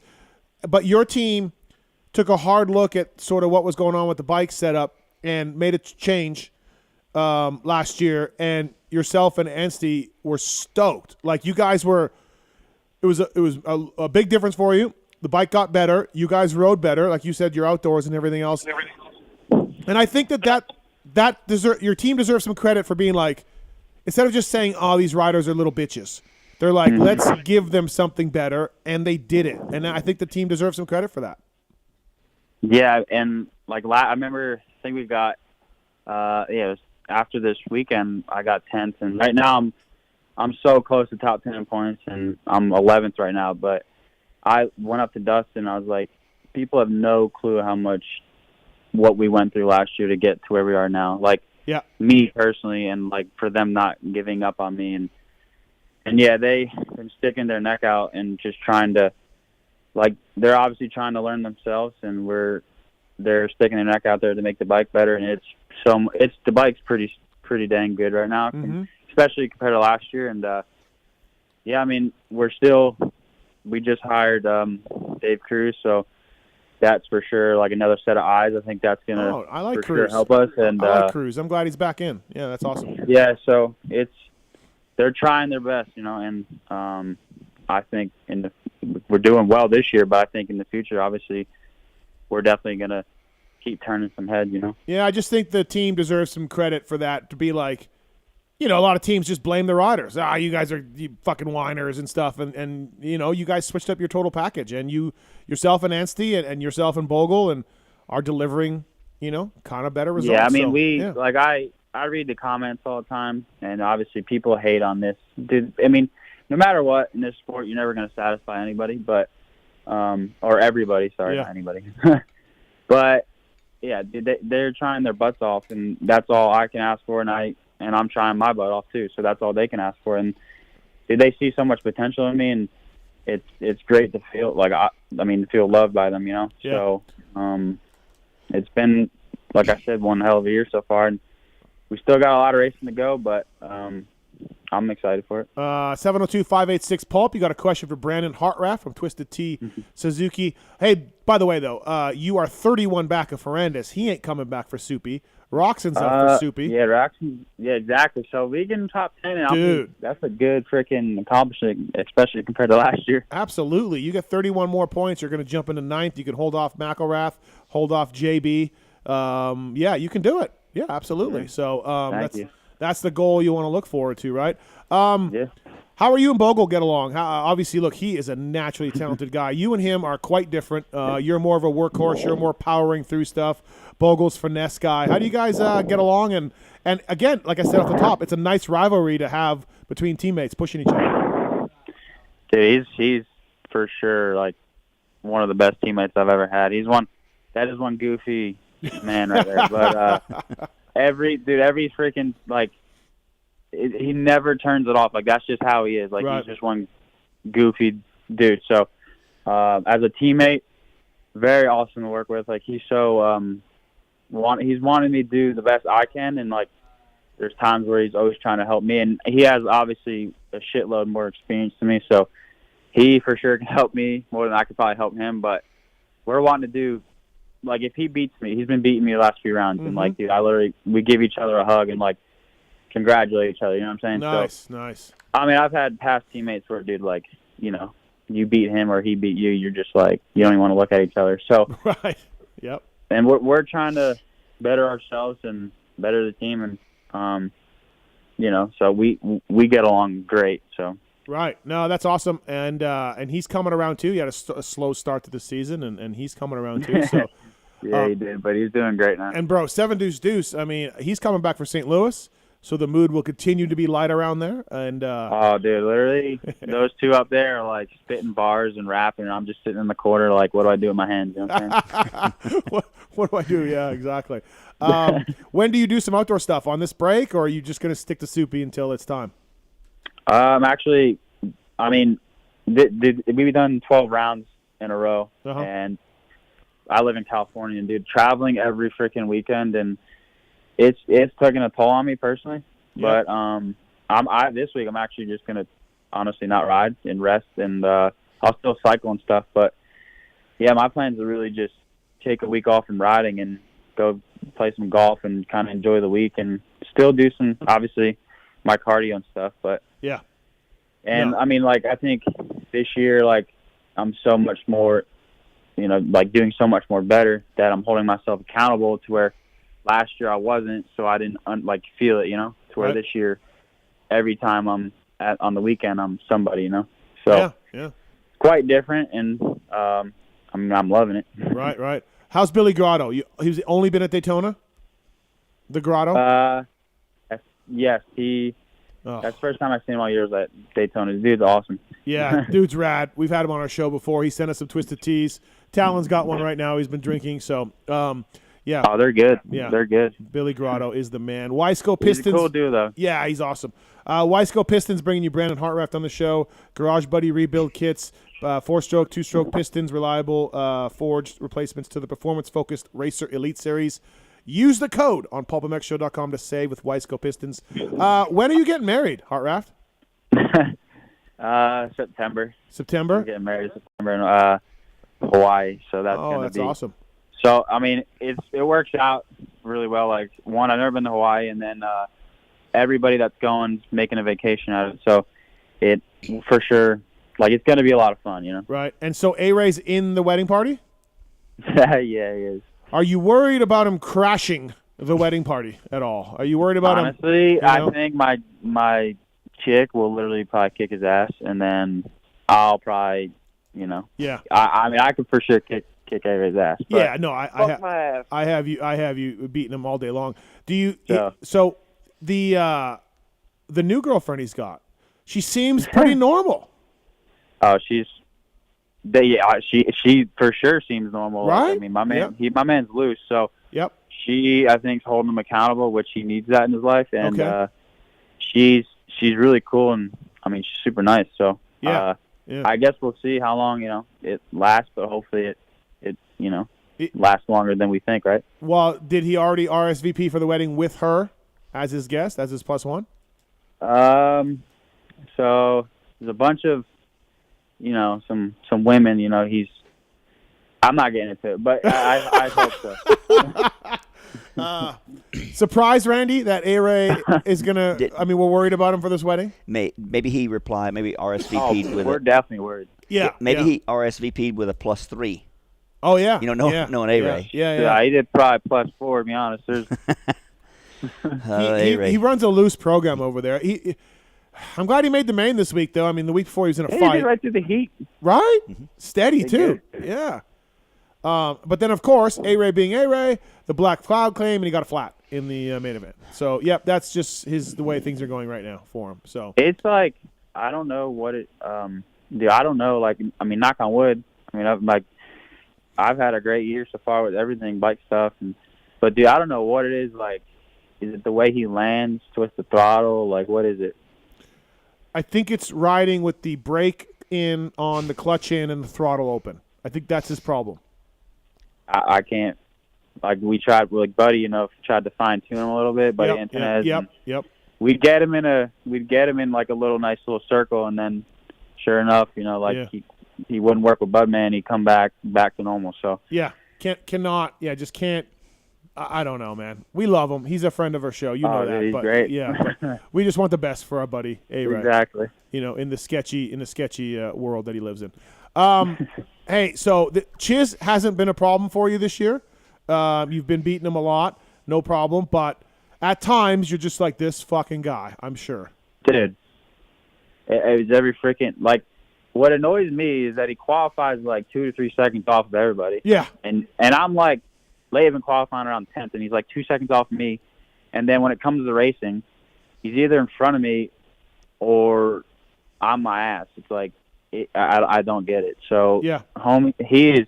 I mean, dude, I guess the word is you guys say Chiz is gonna Chiz. He literally does that every freaking weekend. Like I guess he crashed bad last week or like sprained his ankle. Troll said he saw it. He went flying through the bars. He was on crutches. All of this stuff. Sure enough, dude's running 5th in the main. It's like, what? So, props to him. He's clearly a very great rider. Yeah. No, it's amazing, right? It's for sure. We're not going to Jersey this year for Soupy. We're going to Boston. I'm sure you're pissed. Yeah. Yeah. I mean, dude, I live like 40 minutes from MetLife. So, like, when we raced that in 2019, that was such a sick experience. But this year, with some guys hurt and doing decent, I'm in, like, open ceremonies. So, that was, dude, if I could have been in MetLife open ceremonies, that would have been so badass. But I still obviously have a lot of family and friends still going to Foxborough. So, hopefully we can keep the train going with the open ceremonies, and I'll be in them for Foxborough. So I've heard this from a few guys, because Cade wants to be in them, and Brandon got in one, Chiz got in one. So this is a big deal for you, Brandon. Like I've heard this, and I was a mechanic. I was in a lot of opening ceremonies as a mechanic, right? And honestly, it was irritating. Like you're like, fuck, because I got to go early. My bike's got to be, you know what I mean? Like my bike's got to be ready. I got to sit there for a long time. Like fuck opening ceremonies, right? I think Nick Way and Ferry was in with me, and they were in them too, and they were like, whatever. So they're probably in them every freaking weekend, huh? Yeah. So, but what I'm getting is, whether it's Chiz or you or whoever, like Cade talking about it, this is a huge deal, Hartranft, for you. Dude, you have no idea as a rider. Yeah. Like, growing up and watching all these guys and being open ceremonies, like it. I remember, dude, when they freaking texted me Friday before the what was the race in Indy? Yep. They're asking me what song you've been selected to be in open ceremonies, and I was like, dude, I was literally like, holy shit. And I was so like worried about like, dude, I had to pick the right song, and it's literally like a dream as a rider. Yeah. And like, it's literally a dream come true, honestly. And obviously, I'm not like a Cooper Webb or Eli Tomac to where they're like expected to be in it. So like for me to be in it this early, like I guess in my 450 career, it's like holy shit, like this is awesome feeling. So it's a dream. So that's cool. Like hating them saying it's a dream come true. So maybe I should be appreciative more than when I was doing it as a mechanic. And right? I can completely understand what you're saying, because like I mean for us, like we get done and then you rest for honestly only like an hour, and then but it can turn your, like if you're not having a good day in practice, like being in open ceremonies can literally flip around. Like when I go out there into the stadium, like dude, I get like such an adrenaline rush. So it's like it can help, but then for you for doing it, probably how many years you're a mechanic, that's probably, I can see how it's a little irritating. Well, Steve's probably just mad because he had to hold someone's jacket while they went and did the lap. You know what I mean? He's probably mad about having to hold a jacket. I had to do all that shit. But you know how you can stay in opening ceremonies, Hartranft? Because we had Mewey on here not that long ago, and if you want to do some transfers in the dark, yeah, right, Mewey, you could get. I mean, Mewey will put you in every week, Hartranft. You just got to like line something up in the dark with a spotlight on you and send it. Dude, I heard that he's wanting people to do transfers, and I'm like, dude, K-Dub's gnarly for that. I don't know either. Crazy. Yeah, I mean, he finally caught up to him. He crashed pretty good. My man hit some that jump was massive, and then it went south quick. But dude, I mean, so you're not the guy, Hartranft. You're not the guy. Hell no! This past weekend I did a wheelie, and I was like, "That's enough." I did a wheelie. Hey, check me out, everybody! Literally, I was like, I was probably like freaking 2 feet off the ground, and the crowd loved it. I was like, "That's good enough." That's nice. I like it. Wisco Pistons bringing you Brandon Hartranft here on the PulpMX show. Oh, Randy, do you have it? Oh, no, nothing major. I mean, I don't obviously don't know Brandon, but just obviously congrats on phenomenal results, being in the top 10. I'm looking at the results here where you started 15th, right, and moved up a 10th. So to move forward in the main event, you got to be proud of that. But let me tell you that. Sorry to interrupt you. I do that a lot. Brandon's whole season has been start 15. Oh my God! Dude. Get to 12th or 10th or whatever. Like we make jokes on our pods about him being almost invisible out there because he's right in the middle. He rarely goes backwards. He'll just move up slowly, 3 or 4 spots by the end of every main event. It pisses me off because like literally this weekend, like if I started at least by Bogle, I could have been at least 8th with him, and like I started literally so far back, like, dude, I just make my life so hard. So literally, if you look, like, if you actually rewatch the race and watch where I'm at, I'm like 18th. So it was a good ride, but it's just frustrating that, dude, I can make my life so much damn easier, and I just choose not to, Yeah, tell me about it. And like, dude, these guys, like, dude, Brees and them, now that like obviously a lot of guys are hurt, but. Dude, they're riding freaking good. Like, Starling was, like, 8th in practice, and then Chiz is always freaking chizzing. And then Brees and Cade, dude, they're riding really good. So it's not like it's hard to honestly beat them at times. So, I mean, I don't know. It's always you're back, right. No matter what. And then how pissed were you when Freckle goes flying off the track, gets up, shakes himself off, and gets you back? You're like, God dude, damn it. I was in 9th at one point, and then, dude, he was, honestly, I'll give him props. He was riding very well. He was. That's the best I've ever seen him ride, honestly. So props to him. I guess the 250 class like builds the guys. I don't know. Yeah, really, right? Dude, Vince is even riding really good too. He is. Yeah. No, you're absolutely right. It's these guys are stepping up and when they need to. And like Starling was 9th overall ahead of Cooper Webb in qualifying. It's just like that ain't no joke. No, absolutely not. You're right about that. Well, Hartranft, thanks for the time, man. I appreciate it. Thank you for calling in. Good job this year, man. It's been cool to watch your progression because we'll always remember Houston where you got the Holy. Oh, my God, dude. I said, everybody, the invitation is here. Take it. Yeah, that was your welcome to the 450 class moment, and you've improved so much from there. And I think your team's doing a good job. Like I said, I commend them for the bike changes that have made a big deal for you and your teammates. And, keep it up, man. I'm stoked to have you on. And thanks for the interviews after the races all the time. I appreciate that as well. Oh, dude, I like when you interview me. I feel like I did something decent, All right, good. Yeah, because I always think about you're all sweaty and like, I'm like, does he really want to do an interview right now? No, it's all good. I like it. All right, perfect, man. Well, thanks for calling in, Brandon. Thank you, man. Thank you, guys. All right, thanks. That's Brandon Hartranft, everybody. Brought to you by Wisco Pistons. Check the discount code on PulpMXshow.com. Also want to thank the folks at OGIO. They're proud sponsors of the 7 o'clock hour. OGIO Power Sports. Email us using the contact form on PulpMX if you want to get a discount from the folks at OGIO. Traveling's a pain in the ass. There's no doubt about it. And sometimes some people need 9800s for 2 nights. That's truly what's a pain is having to pack that many clothes for just a 2-night stay, right? Yeah. That's a pain. Have you ever heard of that? Have you ever heard of that?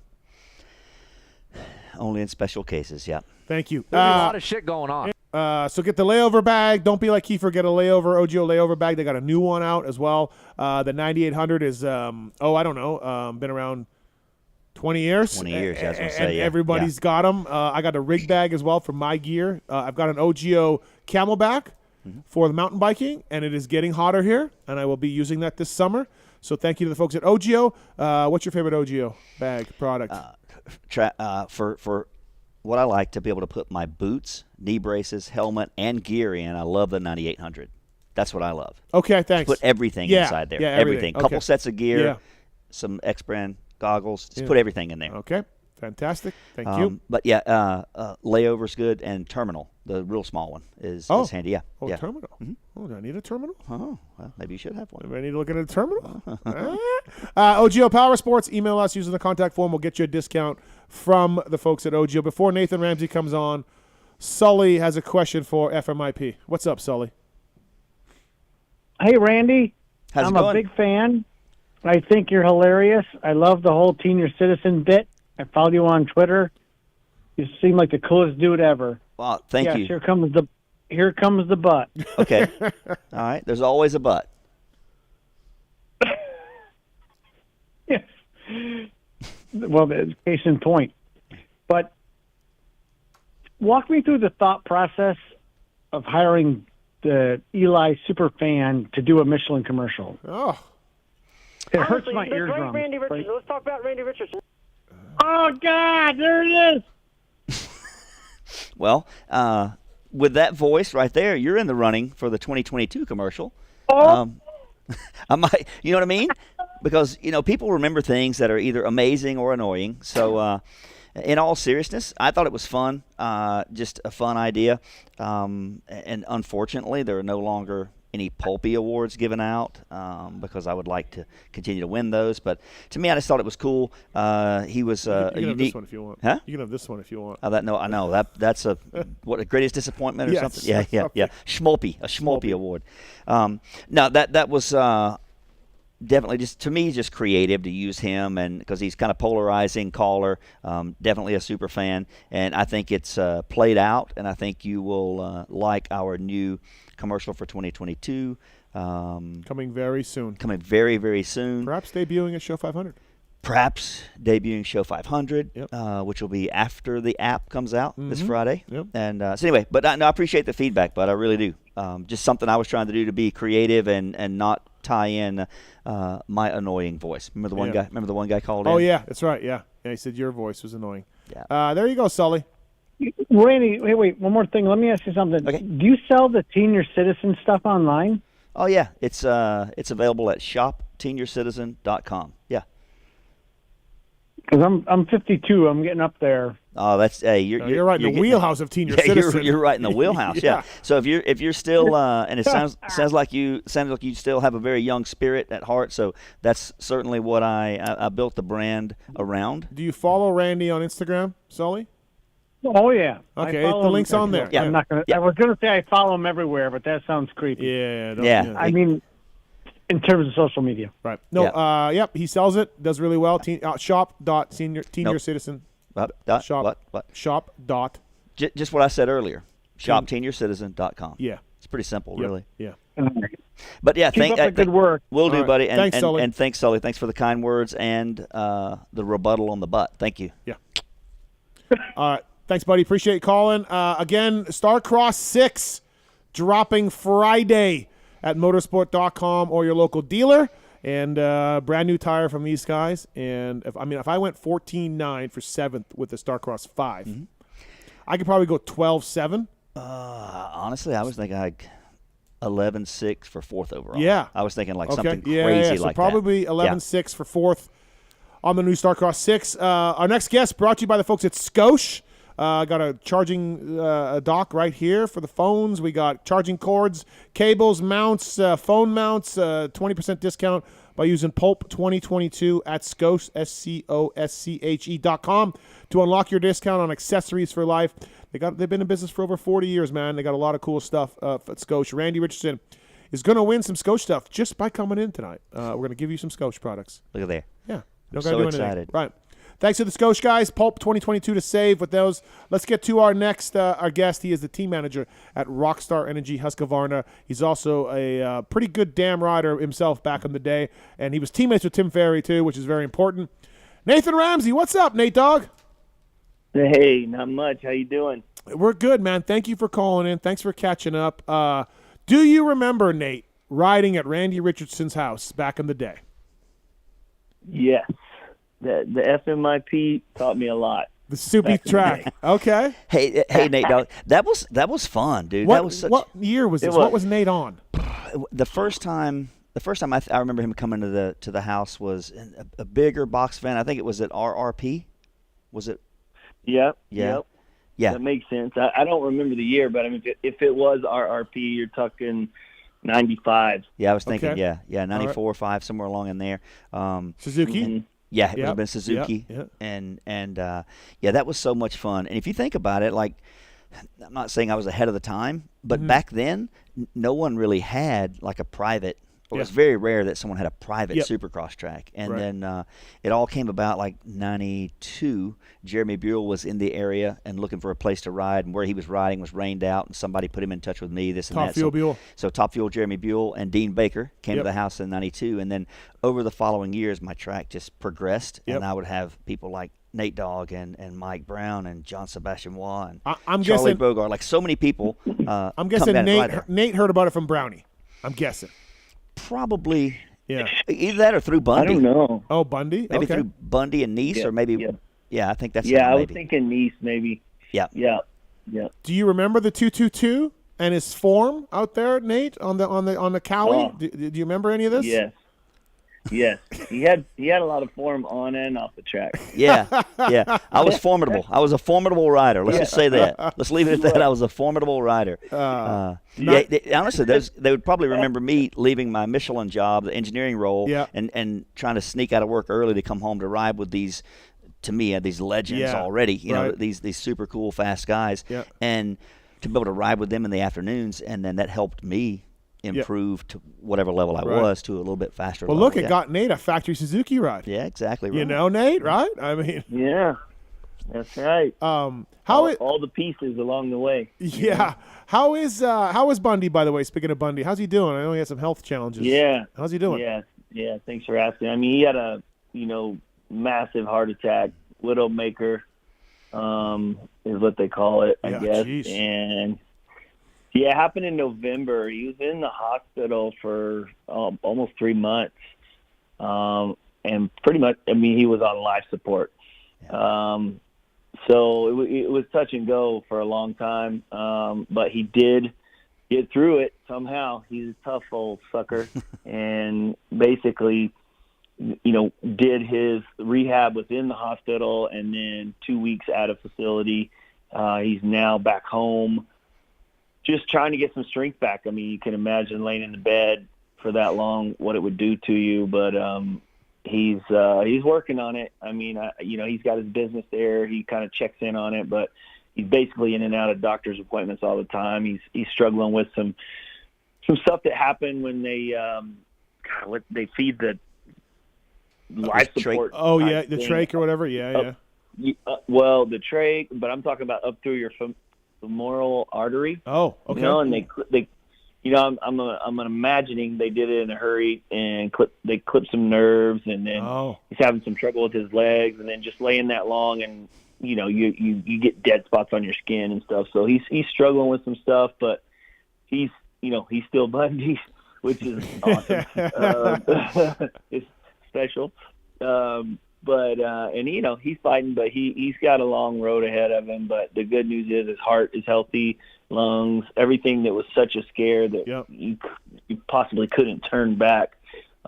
He's doing good now. So now it's a matter of kind of just bearing down and, keep working the therapy and getting some strength back so he can kind of get back to action. He doesn't like to sit still very well. So,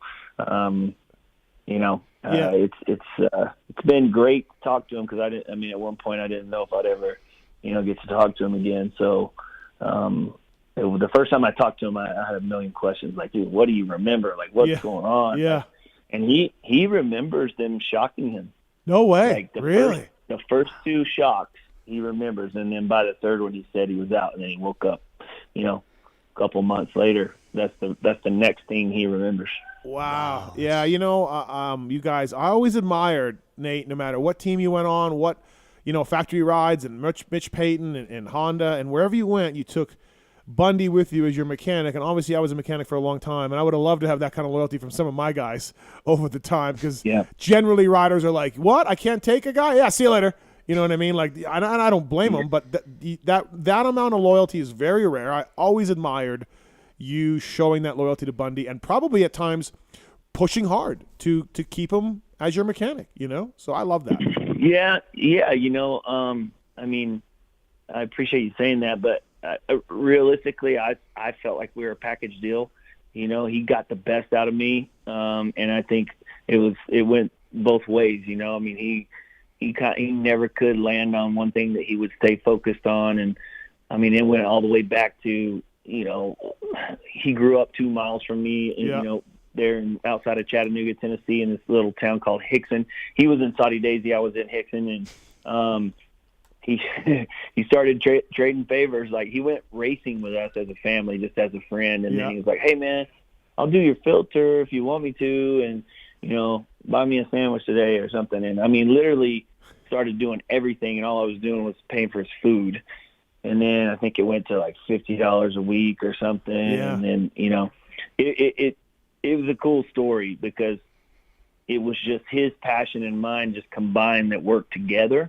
And we both were chasing our dreams, just kind of slightly different dreams, you know? Yeah. And you know, it worked out. It was good. And back then, kind of going through this, I said this to a lot of people along the way, you know, on that side of the fence as a rider and then a mechanic package, I thought, like, you know, there's so much value in the connection between a rider and a mechanic, which is, I still believe is true, but I never viewed it from the other side of the fence, you know, where, you know, as a team and your crew, the core group that you put around, you know, the riders potentially come and go.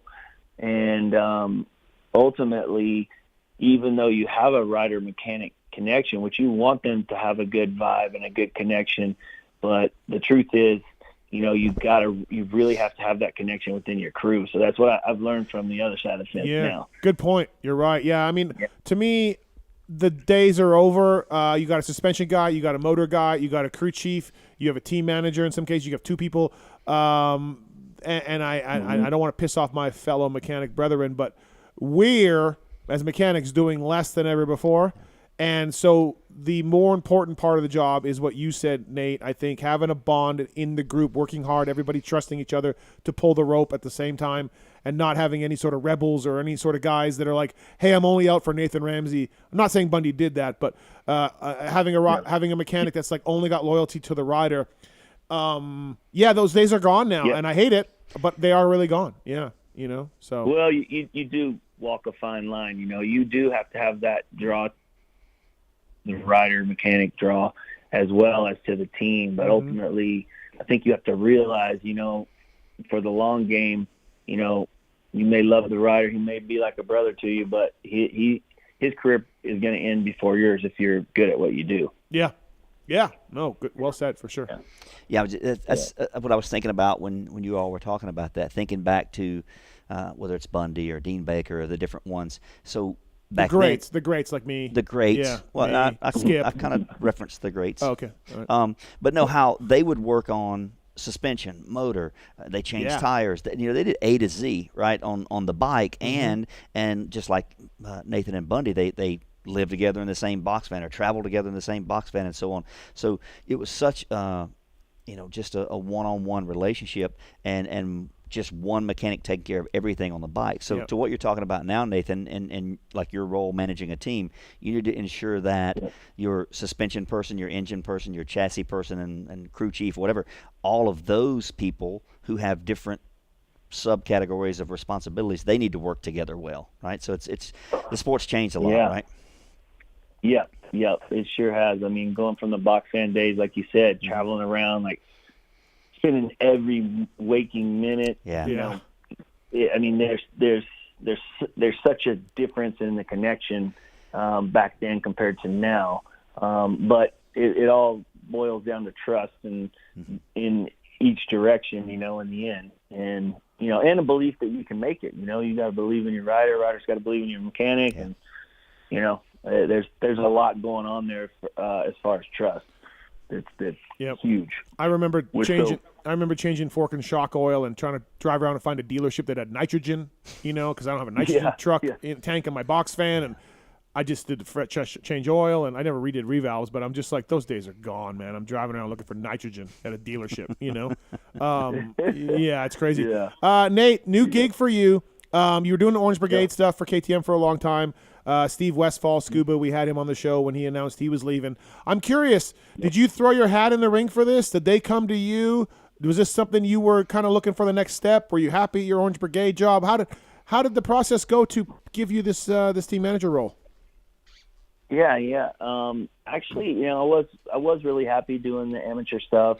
I had a pretty long career as a racer. Then again, like I said earlier, I kind of stepped on the other side of the fence. I did 3 years with a pro team and poured myself into that with the crew that we put together that was really strong. And then the rug kind of got pulled out from under us. And basically when that happened, I was like done. Like I was like, I can't do this. I had some other opportunities kind of right when that happened of potentially being a manager. And I just was like, I can't give you what it takes to be a manager at this point, So I was selling some cars and, I was working with my buddy J-Star and doing some wholesaling and stuff like that, which is also pretty fun. But it's a hustle, an everyday hustle. And then I started doing a little bit of coaching and training in a couple schools with Bud Man and just got sucked right back into it, and then one thing led to another. And I ended up, Christy LaCurl, who was the manager at Orange Brigade at the time, was like, when Sleater took a different role at KTM, she was like, I can't offer the team what he could offer alone, So she goes, if he can come in and be sort of like team coach at first, she's like, I think it could work really good between the two of us. So I was like, okay, that sounds cool. Got in there and right away, just kind of got connected with everybody. And obviously the coaching and the riding side of things was pretty natural. And then, along the way, she was giving me more responsibility each year and turned into like a performance manager type thing that was based off of obviously the performance of the athletes, but started dealing with sponsors and kind of just eased into it. And then when she decided to kind of take a job outside of the industry and that spot opened up, it was a pretty easy and natural, slide up into that position. And I enjoyed it. It got more and more complicated as KTM kept buying motorcycle brands. Right. But it was cool. I learned a lot, I did the private team as a in the pro ranks, and to see the corporate side of it was some stuff that I needed to learn. So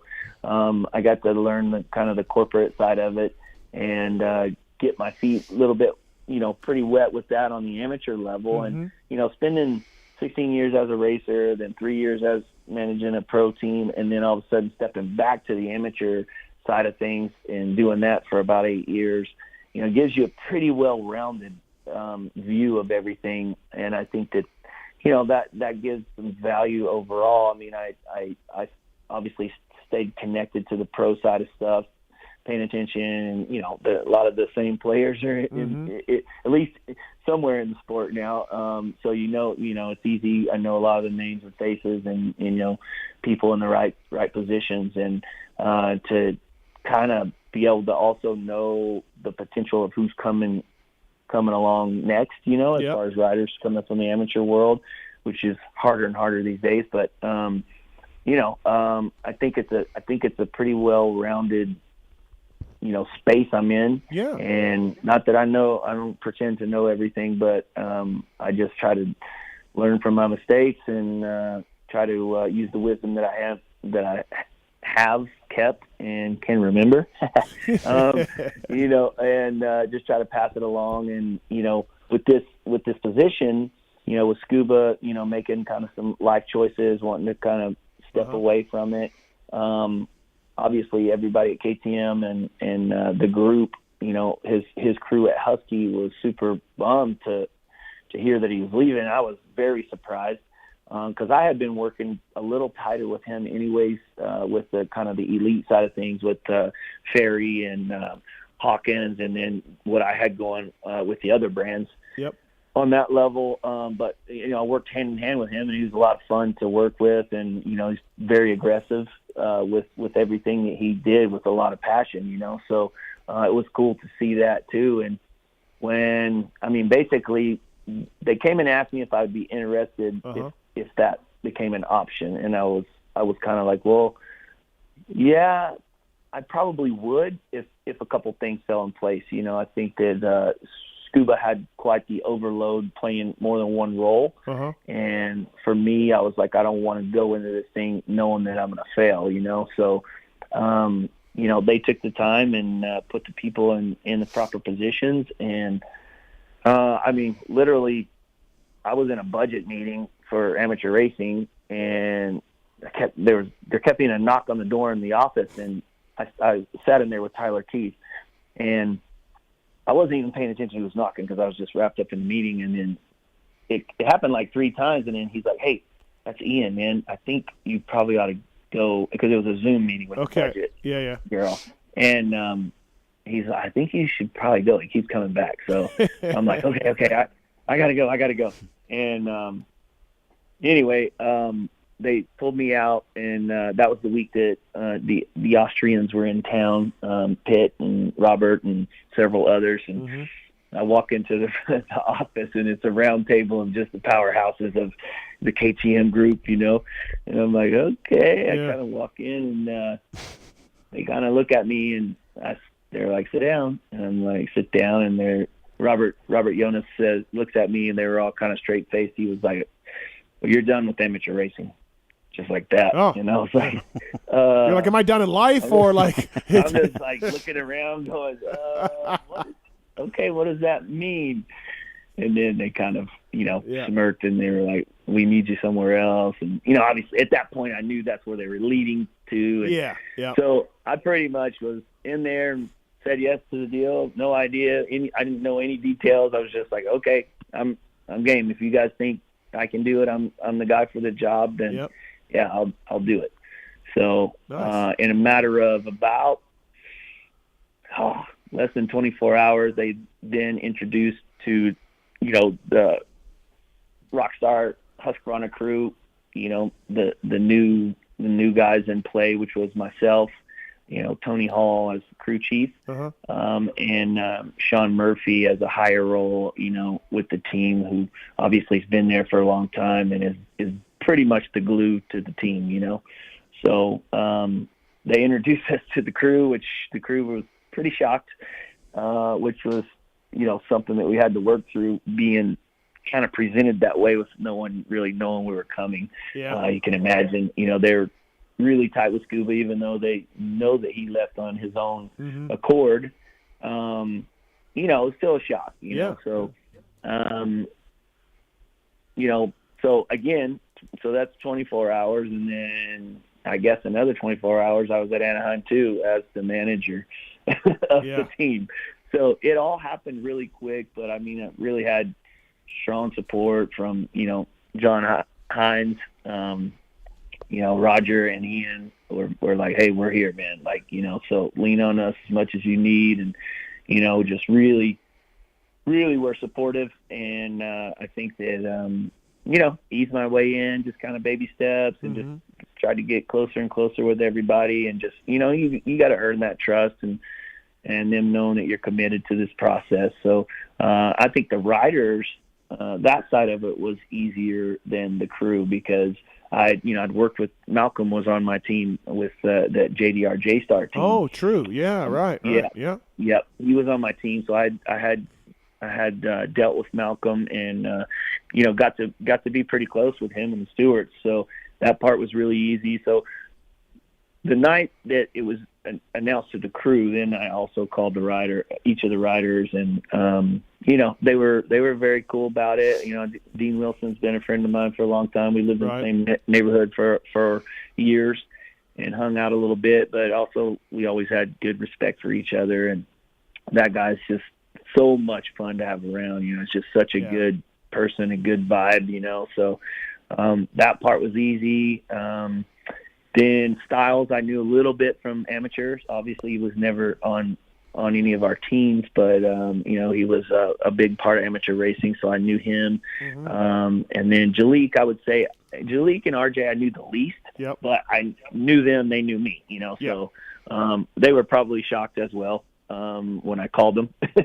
But but very cool about it. And once I got in, I got to spend like the first 3 weeks because the guys were out here in California. So, the sweet spot for me is at the track, getting up there at the Supercross tracks and spending some time and just listening and trying to figure out how they think and how they work and how to get the best out of them. So I'm obviously, you never stop learning that side of people, but I think that was a big part of like Jalik, then Malcolm and Dean, and we did some cool stuff at the track and then just kind of eased in. And then once the series switched to East, and I got to be around RJ and Styles a little bit more, which was cool. And then went from Arlington. We spent a week there at Alden's place at the Bakery Factory, and obviously got to spend some real quality time there with them. So kind of rounded out that whole thing. But it was definitely a flash that it all went down, and I was anxious but happy and confident that the pieces had came together and felt good about it. And really, I kind of tried to get everybody around at the team, the Rockstar team, the crew, everyone, when I first kind of popped up, and just, I was proud to be a part of that. I still am, proud to have that opportunity and just to be a part of that crew that they work so hard and they push so hard to win races and be good, both on and off the track. So I just, wanted them to know that, I didn't take it for granted and just wanted to be part of that effort, Yeah, absolutely. 702-586-PULP. You got a question for Nathan Ramsey, the new-ish still manager at Rockstar and GS Gavarna, brought to you by Scosh. Scosh PULP 2022 is the code to save at Scosh. Yeah, so I guess a little bit more travel, Nate, with this gig. Is that kind of maybe a downfall, a little more time away from the family? Well, I did, you do think about those things when you take something new like this. The amateur racing comes in chunks, so, when spring nationals go, I'm gone for about 3 weeks, so in each time an amateur event goes, there's even the one just down the road here at Pala, which would be Cal Classic, it's every day for 4 days, and those days are long, they're 7 in the morning, and if there's not a protest, you may get out there by 7 at night, so, it's more often traveling, but I haven't done the math, but I'd say it's not as big of a difference in the long run, because I was doing about 12 events, plus once the Futures was going, I was adding some of that in there, so, I'd say I was up to around 20 events, and then some of them, like I said, were just so long. Yep. True, yeah. So ultimately, then, you look at my age and my kid's age. I've got a 21-year-old daughter and a 19-year-old son, and, daughter's at college and son is working, graduated from high school, and my wife is, busy working, living out what she chased after being a nurse. And, it's a good position because once in a while when she wants to, she can go and work at the Alpine Star Medical Unit, and we can go together if we want. And so everything sort of lined up really nicely. And, same thing with the whole KTM group.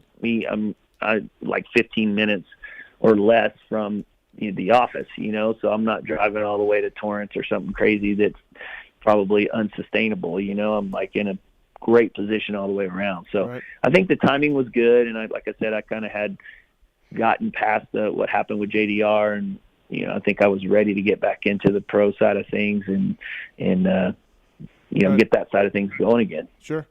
And you mentioned your age. How old are you now, Nate? 47. 47. Okay, yeah, I was thinking. Yeah. I knew a fair bit younger than me, but I was thinking approaching late 40s. That's awesome, dude. Yeah. Yeah. And to have successful kids that are contributing and off to school. That's the same thing with Creighton now. He'll be 21 this coming weekend. So to have good kids and that are successful and doing what they're doing well, that's it opens the doors to some new opportunities for you in life, right? Yeah, absolutely. I know we kind of walked through that together from different sides of the country with our kids, but that's the ultimate thing you want, right? Is happiness and success for your kids, and then once you feel pretty confident in that, you don't mind leaving as much, And the trips are pretty quick, you know. Yeah. If there's no extra, you know, press day or anything that you're going for, I mean, I leave on Friday. I'm back on Sunday. I'm pretty tired, but I'm back. That's what I tell people too. They're like, man, you sure travel a lot, Mathis. And you know, this is my 25th year or something, right? And I'm like, but when I was a mechanic, I'm going in Wednesday and I'm coming back Sunday, or I'm going in Thursday and coming back Monday after a Sunday build or whatever. I'm a media guy now. I'm in Friday night and I'm out Sunday morning. Like I still look at it. It's a huge difference. Yes, I still look at it like, dude, it's not that bad. Yes, I'm traveling, but I'm not gone for that long, you know. So it's a big difference. Nate, you can be honest now because you're doing a different job. Bigger pain in the ass, Red Dog or Nick Way? I'm going to say Nick. Funny. I'm going to go with Nick. Yeah. Actually, no. Nick was very respectful. Timmy wasn't. Timmy's not respectful. I love it. No. They both are. But the cool thing about that, like even dealing with, you know, like people who've kind of been down that road and had some sort of success along the way, you know, Deegan, Nick, Ferry, like they kind of are able to step back and see the big picture and don't fixate too hard on any given moment, you know. So I think it actually makes it easier. Sure. They know that one lap time during a day, you know, at a spring national when you're 12 years old doesn't really matter as much as some of these parents think, you know, or even during the week at a track, you know, I've had to talk so many parents off the ledge after one bad lap or one bad moto or whatever, you know, just trying to say, listen, like this is part of the process, you know, like sometimes it doesn't go your way, you know. So dealing with those guys has been fun and also easy, you know. I've spent so much time with those guys along the way anyway. We know each other so well. But it is funny, like, you know, dealing with them on the level. And I will say, I would love that. Like, these are 25, 30-year-old friends of yours. These are tight friends of yours. And now you're sort of making decisions for them or with them or against them or whatever. I love it. It's great. Right. So what I've noticed, though, is the coolest and calmest parent along the way, even if they get it, the closer it gets to turning pro, the stickier things get because everything becomes more crucial. Every decision, every event, you know, every move you make is just like it's so easy to get to overthink it because you care so much, you know. And as a parent, I know that side of it because even just mainstream stuff with my kids and my son does mainstream sports, and then my daughter's all into dance and singing and acting, you know. So, you know, you just like, oh man, what if I make the wrong decision, you know? Or, you know, should I send them to this training facility? Should I send them to this dance teacher? You know what I mean?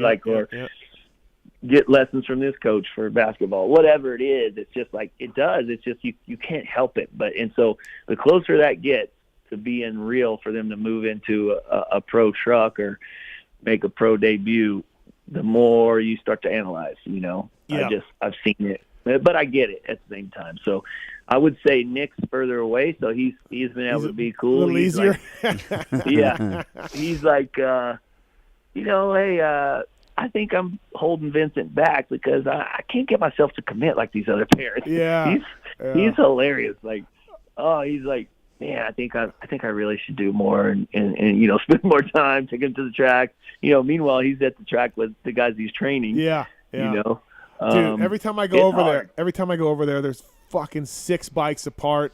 And he's grinding away at something, or you know what I mean? He's like, well, the frame broke on that one, and the swing, I'm waiting for a cylinder for that one, and that one's down at Mitch's, so I got to take this frame onto that bike and these forks on going because we're going to Paris tomorrow. And I'm just like, oh my God, Nick. Oh, yeah. And then poor old Nicole, she rolls out at some races I've been to, and she's like at the gate, like, okay, and I'm like, here, I got it. I'll pack it. I'll help him. But Vincent's pretty independent, so he likes to do some things on his own, which Nick has done a good job with that, you know, raising him and letting him kind of make some of the decisions so that when he is older, he doesn't need somebody to always make a decision for him. So, no, I tried to do a sticker deal with Vincent. He was way too hard to deal with. Oh, yeah. reminded me of his dad, like just impossible to deal with. So I was out. I tell you what, though, he loves it. Like Vincent, he's a student of the sport, which is cool at that age to be that into it. And well, then dude, but think about little Nick. Donovan You know Nick. When Nick was, I mean, Vincent seems to me to be like his kit, his look, his details, and that's Nick. That's which, little as Nick you know, way. you know. Oh yeah, he cares about that. But the one who really is Nick's like OCD for cleanliness and looking super sick on the bike is Donovan. Oh, is Donovan like that? Yeah. Okay. Oh yeah, he got that side of it. He's less cares about the race, more cares about shining his bike up in between. It's so funny. And I was like, "Hey, you missed the spot," and he's like, gets all frustrated. Gets all mad. I went to dinner with Evan Ferry at Anaheim too, I think. Oh, okay. And I'm at dinner with him on Friday night, and I'm just like, Nate, I'm like, fuck my life, I'm old. I'm so old, Nate. I was holding him as a baby, right? And now I'm at dinner with this kid, his hat on backwards. He's talking about rappers and racing. Yeah. And I'm just like, what the hell is going on with my life? Yeah. So. Oh my gosh, I know, I get it. And then when I'm talking and dealing with Evan, and we're testing, and he's giving feedback, and he's talking, and I'm just like tripping out because his mannerisms and the things he does. It's like I'm staring at like a young red dog. Yeah, totally. Like it really, really trips me out. Like I'm like, sometimes I'm like, dude, stop doing that. Like it's just you sound too much like your dad to me. So. Nathan Ramsey on the PulpMX show, brought to you by Scotia Pulp 2022 at Scotia. Also, too, I had a small hand in Nate's success, Randy. I was the X-Brand goggle guy when he was over at JGR. So, building X-Brand goggles for Nate. Did you ever have any dog hair in your goggles? He probably did. Huh? He probably did. You have any dog hair in the goggles? I don't remember the dog hair, but I did have a fog problem, but that was not with Steve. That was earlier. Okay, good. Earlier. That was an X-Brand, though. I forgot. That was Utopia. Oh, yeah, another brand. Not X-Brand. Not the quality that X-Brand is. I didn't have any problems. Nate, you've had such a great career on the bike, and I was kind of thinking about questions to ask you tonight, and I was like, okay, I'll ask Randy. Randy, what Nate do you remember as being like the most badass? Like what Nathan Ramsey year bike that he rode him a bunch. Mm-hmm. Do you remember being like, dude, he was so good that year? Because I think of 4-stroke Honda days. Yeah. Guy almost won Pontiac, right? Mm-hmm. I don't want to hear about that because Red Dog fell over. Could have won it also. But who actually won it? We know who won it. Nathan, okay, go ahead. And I think about the KTM days when he was at Chevy's Gear on a KTM 250 4-stroke. Yeah. Mitch Payton days. Yeah, pro badass, circuit. right? Yeah. Pro circuit. Like, what do you think, Nate, as your peak, or as what when you were just like really, really good? Yamaha Troy too, like. Yeah, I forgot about that. Yeah. Well, that thing blew up a lot, but blew up a fair amount, anyways. What do you think, Nate, when you think about when you were just super on it? I mean, it's really hard to put my finger on a place where I felt the most confident, and because I just there was times in each of those little, years that you mentioned where there was moments when I was like, all right, this is it, but trying to get that moment back and keep it the whole time was the hard part, I think that,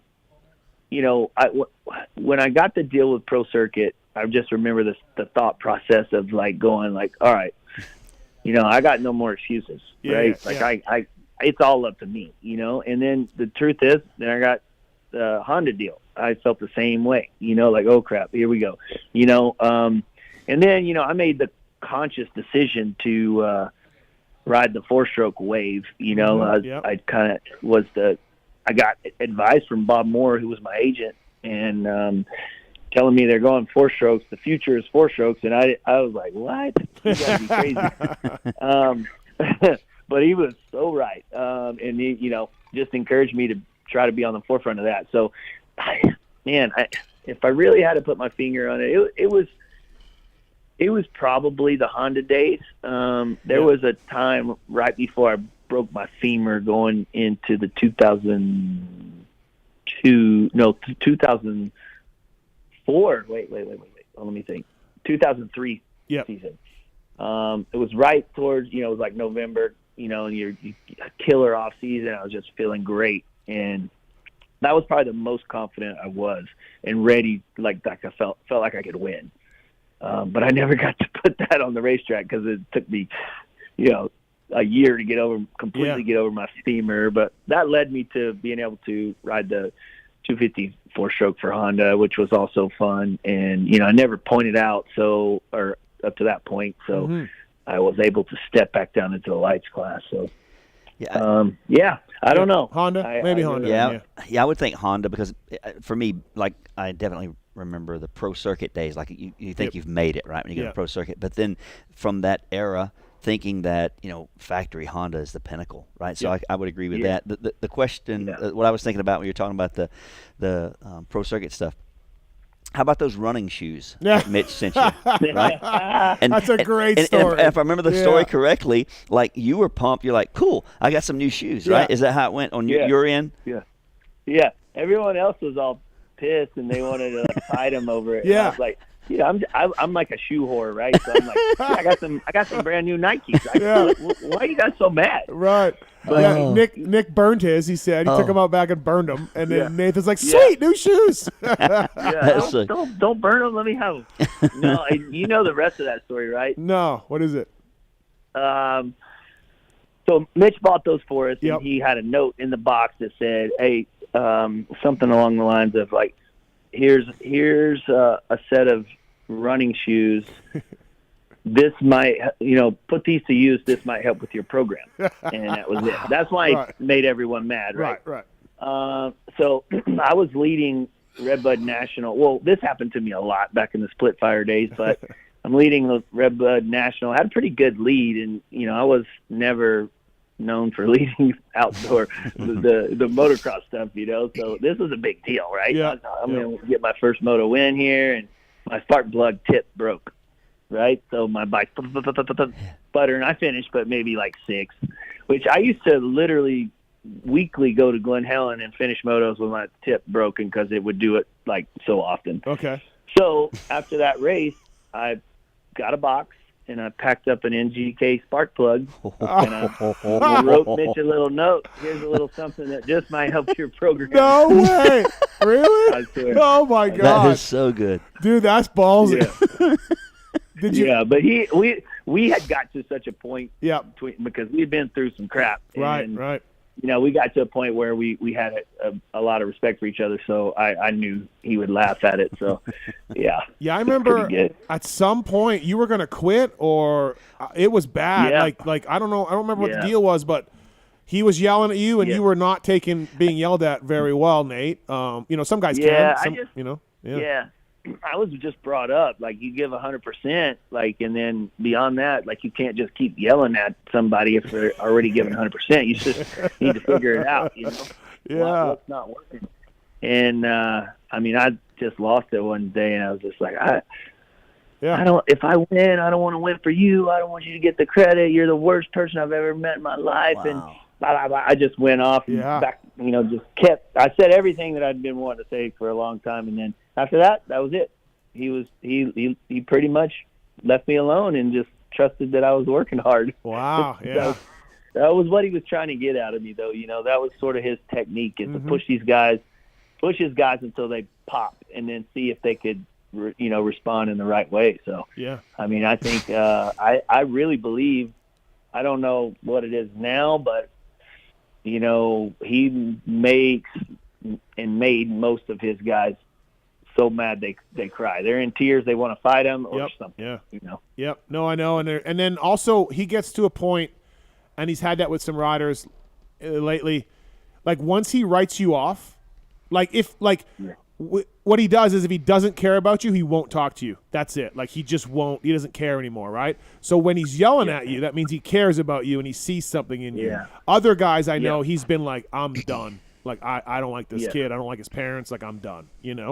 So if he's yelling at you, he cares about you. It's because he's wanting you to achieve what your potential is. What he sees your potential in you is.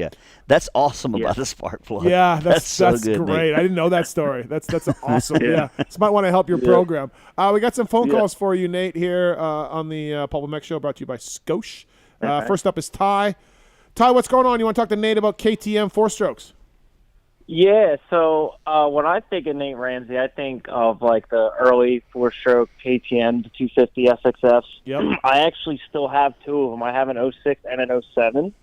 And I actually still love riding those bikes, but I just wanted to like ask, like, I always thought they looked so badass back in the day, but like I know you guys must have been making some crazy like changes to those bikes. So what were some of the biggest things you were working on? I'm assuming it would probably be like suspension. Yeah, I mean, suspension is a constant.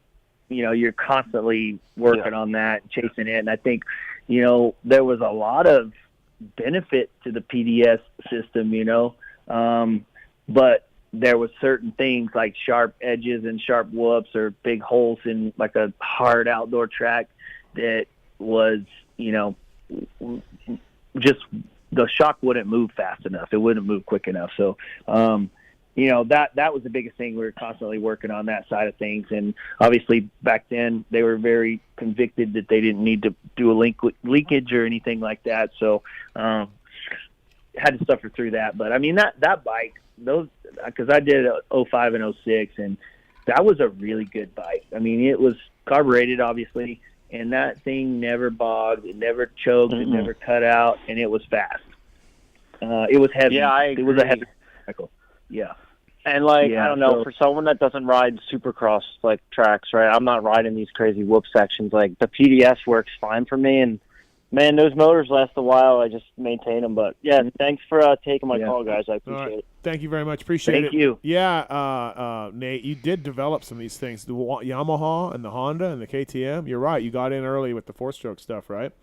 Yeah, I sure did. Cherubi's gear too. God, they must have been paying you a lot of money back then, Nate. The Cherubi's. Cherubi's was cool. What's funny is back when so I think we mentioned RRP at one point. Yeah. So when I was riding for RRP and this guy, Magnum Mike McConville out of Georgia, we did a deal with the Cherubi's like the first time they ever made gear. And I was so miserable.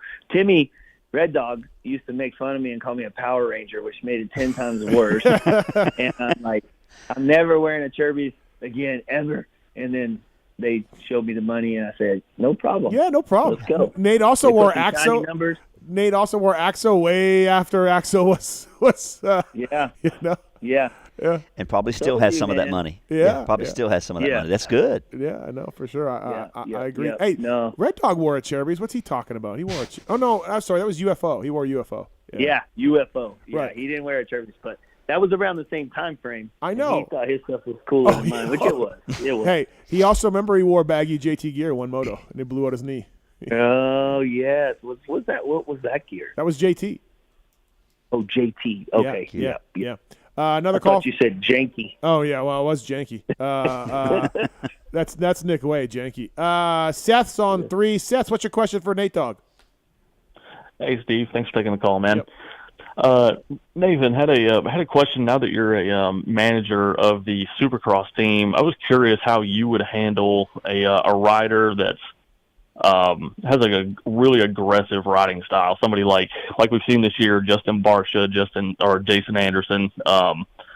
Somebody who is super fast, capable of winning races, but can get themselves into trouble, make some enemies, and get themselves into a bit of a hole in the championship and have to claw the way back. How would a team manager handle an athlete like that?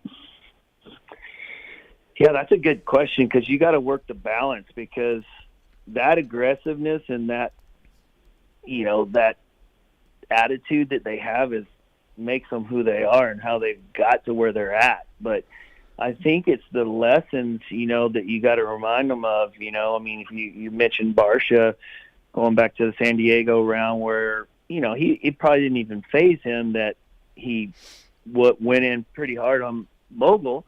And then that turned around and backfired for him later. Obviously that was a unfortunate situation, but it's like you really got to rein them in and just really talk to them about controlling their emotions. If you can channel that, direct it, and know like, hey, there's a time and place, and on the track when your emotions are high and you think you're making a good decision, that's not it. So you gotta just really cover the bases of, like, you know, managing a championship to get them to be able to look past the red when they see red, they have to kind of blink and get out of it as quick as possible. But it's really taking notice of the situations and the things that have turned sour for them, along the way. So, but that's a really good question, and it's tough to do because you got to use that is what makes them special. But at the same time, you got to figure out how to get them to understand they need to control it, you know? Yeah, good question. Yeah, for sure. I can see how it can be difficult because, I mean, those guys know they're fast and obviously know that aggressiveness is just a strength that they have. But having a team manager come up and say, like, hey, can you tone this down or stop this? And I can see how that can create a little bit of tension between management and crew chief and rider and whatnot. So that's a tough job, Nate. I wish you all the best with it, but that's a tough thing to rein in. Thanks for the call, man. Thank you. Sure. Thank you. Yep, appreciate it. You're gonna probably be involved in that at some point this year, Nate. Oh, yeah. Before we wrap up, Josh Farizzi, good kid, nice dad. He's sort of getting some backdoor help from you guys, and he's doing pretty well. And I know you're a champion of this kid, aren't you, Nate? You're a fan. Oh yeah. He is. He was with the Orange Brigade for, pretty much the whole time I was there. And just a great kid, great family, just very appreciative. They sacrificed everything to get him in a position to where he could be successful as a racer, doing what he loves. And he's very talented. The kid is probably, the skill set and the technicality that he has, he probably was the best that I've had on the team coming through. And he was one of my most consistent riders. So he was never really the guy to win a ton of championships, although he did win some, but he was my top 3 guy that I could always count on, So we came through a lot together. And then, being always riding a KTM, and when this opportunity presented itself with Scuba, Scuba walked into my office and we were talking about some things, and he was hurting for riders, and I said, I got the perfect answer for you. And he's like, what are you talking about? And I'm like, Josh Farizzi, let's give him a shot, and then, he bought into it, went and got it approved, and we put him on the bike, and he was like, yeah, this was a good decision. So, I pull for the kid, and honestly, this kind of, factory backup situation that Josh is in now was put together by Scuba. He's the one that wanted to have it set up like that, and we talked about it. And obviously, with Scuba leaving, I wasn't gonna, change that situation. I was happy to have Josh be, supported by us, and given the tools to make it happen. So also, if we ever get in a situation where we need a fill-in guy, he's there and he's ready, and he's already on the scene, and he's racing, and he becomes right under the tent, branded, athlete under the rig. Yeah, it's easy. It's a plug and play, right? Absolutely. Yeah, I kind of always thought about that for years. Going like, why don't teams have a backup guy in their pocket? And I know some teams have had always like a go-to guy, but if you could figure it out to where it was feasible and you had the manpower to support it, personally, I would have one for lights and 450 if I could, put it together and make it right. The problem is you need them going racing. You can't just have a backup guy sitting at home and all of a sudden, everybody else is 8 races in, and then you throw them out there to the dogs, Yeah.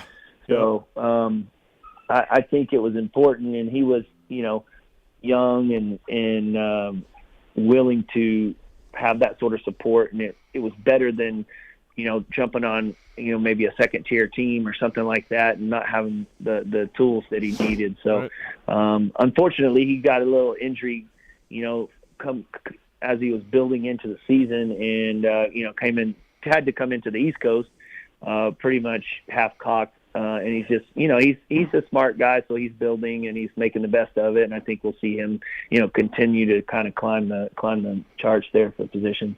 Nice. Well, hey, Nate, thanks for your time, man. I appreciate it. We're taking a lot of your time up.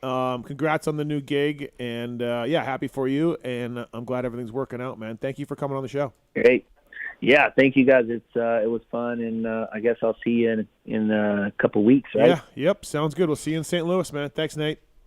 All right. Thanks, guys. Later, Nate. Yeah. All right, that's Nathan Ramsey, everybody. Somebody you've known for a long time. I thought it would be good to. Yeah, that's I was cool, thinking yeah. I was thinking of having him on last week because I knew he got the job and I hadn't caught up with him lately. And I was like, wait, Randy knows him from back in the day. Yeah. I'm like, so that'll be perfect. Yeah, that's super cool. And I was just thinking about when he was speaking of, who he'd ridden for and everything. Yeah. So now he's effectively working, underneath Roger DeCoster, right? Yeah. Whom he rode for at Suzuki in '97, right? So, it's cool to see those things come full circle and people reapply their wisdom and what they've learned from various levels within the industry. So, yeah, super good guy. I've always admired Nathan, the way he, from a racer standpoint, but also the way he lives his life. He's a good dude. He is a good dude, and I've had a lot of people tell me, this was more back when he was racing, that when he started, he wasn't very good. No. And he literally really made himself into a Supercross winner, a 250 champion. He just wasn't very good. Nobody had him picked for any sort of stardom, and the dude worked and grinded. Exactly, and I don't know the exact story, but I think like he was riding. That would have been a great question, but I think he was riding like C class, and maybe he did a little bit of B. Yeah. But at some point, he's like, "Look, if I'm going to do this, I just need to start racing the pro class because Yeah. that's where I need to be." Yeah, there was something about that, Yeah, right? And if I don't go there and get my tail kicked by other pro riders, I'm never going to figure this out, right? So Yep. he just like skipped a classification or Yep. whatever and just jumped right in there, jumped in the deep end, and you have to admire that, right? Yeah, So- you do, absolutely. Michelin Starcross 6 launching on Friday, motorsport.com, your favorite local dealer. Let's give a set away. Let's do that. Can we do that? Yeah, but let's do it before Jamie calls in. Okay, all right, sounds good. Yeah, Jamie's not eligible anyways to win No. any prizes. Okay, good. The Michelin Starcross 6, we're going to give a set away. Just make it easy. Contest at PulpMXshow.com. Send us an email. Put SC6 in the subject line. Again, I'm going to be very specific here because I'm going to eliminate you if you can't listen. Yeah. SC6 in the subject line. And this isn't me being super grumpy and edgy and problematic. This is Steve, but it's your show. Yep. It's your show. And so. then, Randy, I need you. Wow, the obvious answer is 222. Exactly. That's what I was thinking. Do you have that many emails? Oh, yeah. Oh, yeah. Okay. Email number 222 Yep. will receive a new set of Michelin Starcross 6 tires for his or her bike. Fantastic. Yep. All Awesome. right. Contest at PulpMXshow.com. Thank you to Randy for doing that. Also, Randy Richardson brought to you by the folks at Michelin, but also, Yes. Renthal. Yes. It's Randy Renthal, everybody. I love it. Randy Renthal. I like the 816 bend on all my vintage bikes. 816. 816, yeah. It's a CRF 150 high. Oh. Yeah. It's a 7/8. Okay. They make great products. They make that. They make, twin wall. They make all that stuff, right? Yeah. Well, I'm sorry, I can't. Is it not okay for me to like one of their amazing products for my vintage bikes? No, it's fine. Okay, cool. Thank you. Randy Renthal, brought to you by Renthal, renthal.com. Please check them out. They got more titles than all the other brands combined. They got chains. They got sprockets. They got handlebars. They got all sorts of – they got a vintage bike bars. They have twin wall bars. They got a lot of stuff going on. Folks at Renthal, renthal.com. Fraction of a second, a few grams, a couple of millimeters. It all counts. Welcome to the winning world of Renthal. Get the Renthal logo on the screen. Of course I do. Good job. Renthal.com. You look at Honda. You look at Kawasaki. You look at Red Bull KTM. They use Renthal. Why? Because it's great, and that's why they love it. Renthal.com. Please check that out if you can. Randy Renthal, brought to you by the folks at Renthal. That's his new name, Randy Renthal. We got the Race Tech Rant coming up as well. I want to thank the folks at Maxima and your buddy Robbie. Yep. If Maxima ever needs, if they're low on anything to ship to distributor. Yeah, if they need a East Coast warehouse. Yeah. I know where there's one on the top of Paris Mountain in Greenville, South Carolina. Yeah, Robbie, our buddy Robbie, you're no good buddy Robbie, has so much Maxima. Yes. I think he uses the Pulp code. He does. Pulp Yeah, 20 he certainly code to does, save. 927. What do you run in the two strokes? What do you run for a two-stroke mix? Some 927 occasionally. Yeah? Okay. Is it a little too pricey for you, or the high rev doesn't deserve the 927, or what? No, so I'll use that. Sometimes I'll use some Motul. I mix it up a little bit. Okay. Yeah. All right. Number one selling performance two-stroke oil in most markets around the world. The 927 Maxima. Proven performance, unbeatable protection, and still the greatest smelling two-stroke oil on the planet. Agreed. If you got a four-stroke, they have their new four-stroke oil that the teams like Monster Cowie and Monster Energy Pro Circuit are using. Entirely new peak system, unique and exclusive to Maxima. They have SC1. They have contact cleaner. They have suspension clean. They got grease. Mathis in a can. MaximaUSA.com. Great company, great oils. Pulp20 code to save as well. Pulp20 code to save at profilter.com. They are pre-oiled, ready to use air filters for everything from street bikes, dirt bikes, side-by-sides, and more. And I simply love taking the filter out of my Blue Crew and throwing it away and putting in a brand new oiled Pro filter. And as much as you've been riding, is that probably 2 a year, maybe 3 a year? No, 2-3 times a week. Okay. Yeah. Oh, wow. Yeah. Riding that much. Yeah, absolutely. Profilter.com, Pulp20 at checkout. If you haven't heard of ProFilter, maybe you've been roosted too many times, please check that out. ProFilter and Maxima, MaximaUSA.com. The code is Pulp20 to save. Use the codes. Get yourself some oil and some filters. Please. Thank you. And it's now time.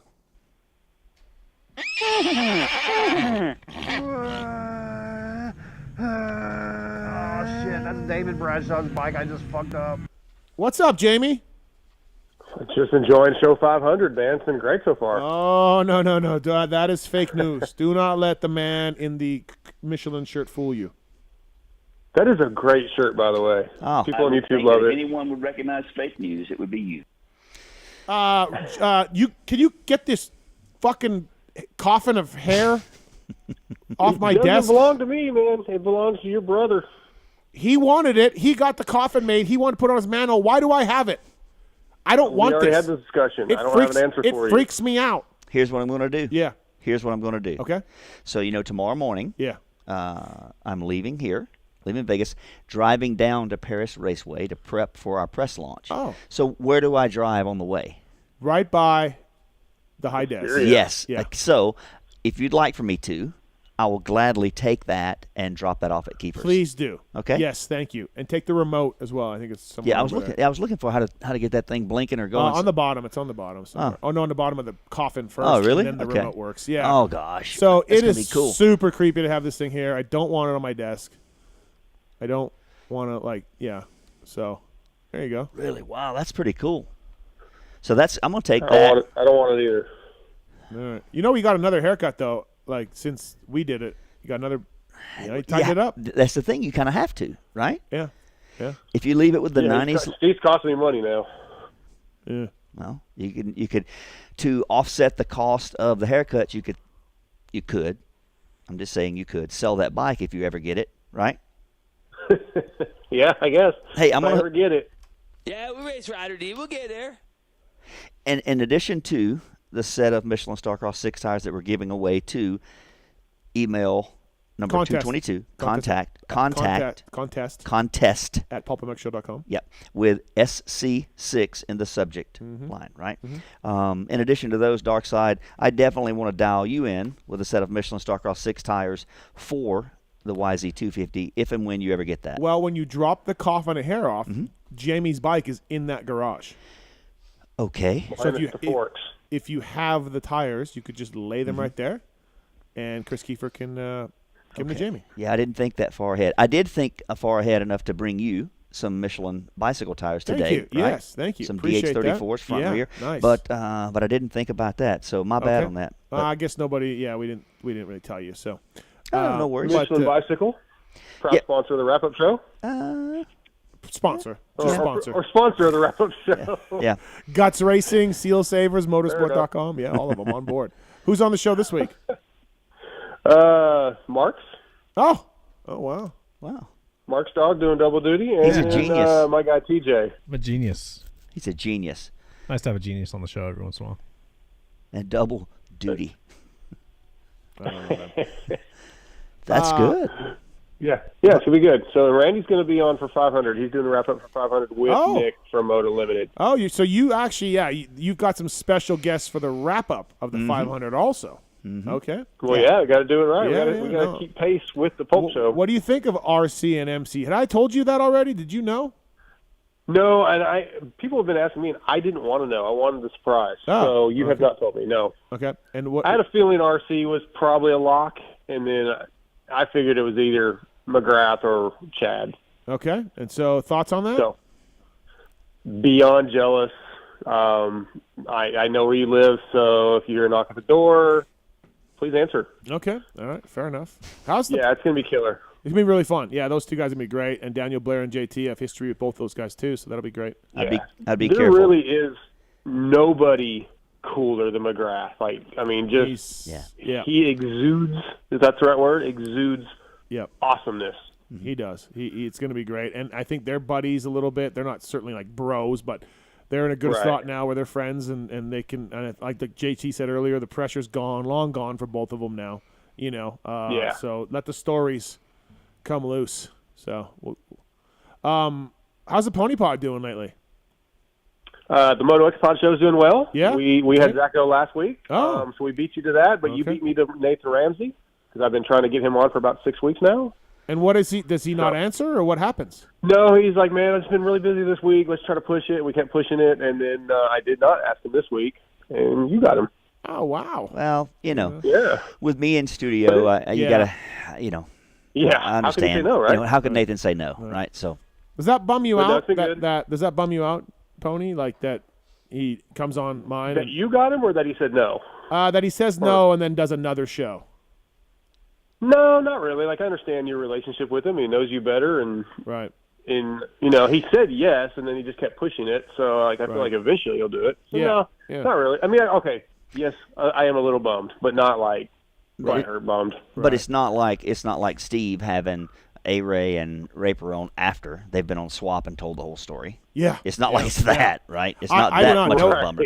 Right. I'll see a guest on another podcast show, like, just a headline or something, or whatever, at the social media tweet, and I'll be like, shit. Like, not that the guy turned me down, but that I didn't think of that, whoever that was, right? Yeah.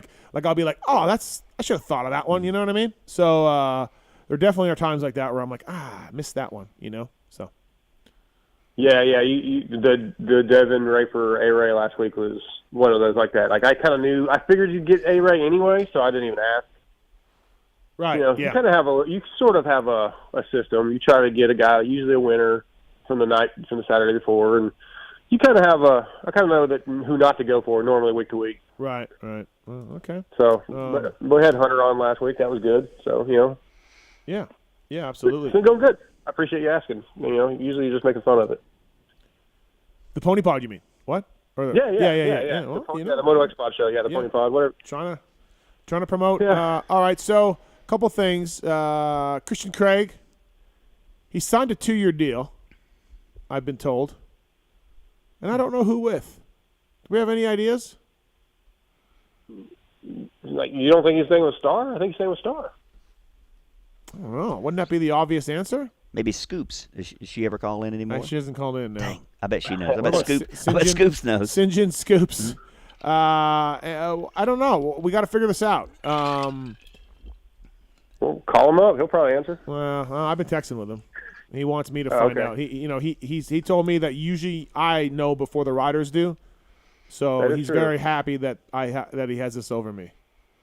Have you tried your technique where you just text somebody and be like, "Hey, so I heard that." Yeah, I tried that I tried that with somebody, and I got shut down on the idea I had. So, all right, but I'll work on it tomorrow. One thing I'm not working on it when I'm in Cabo. Not working on it there at all. Dude, I'm jealous of that too. You know what? Yeah.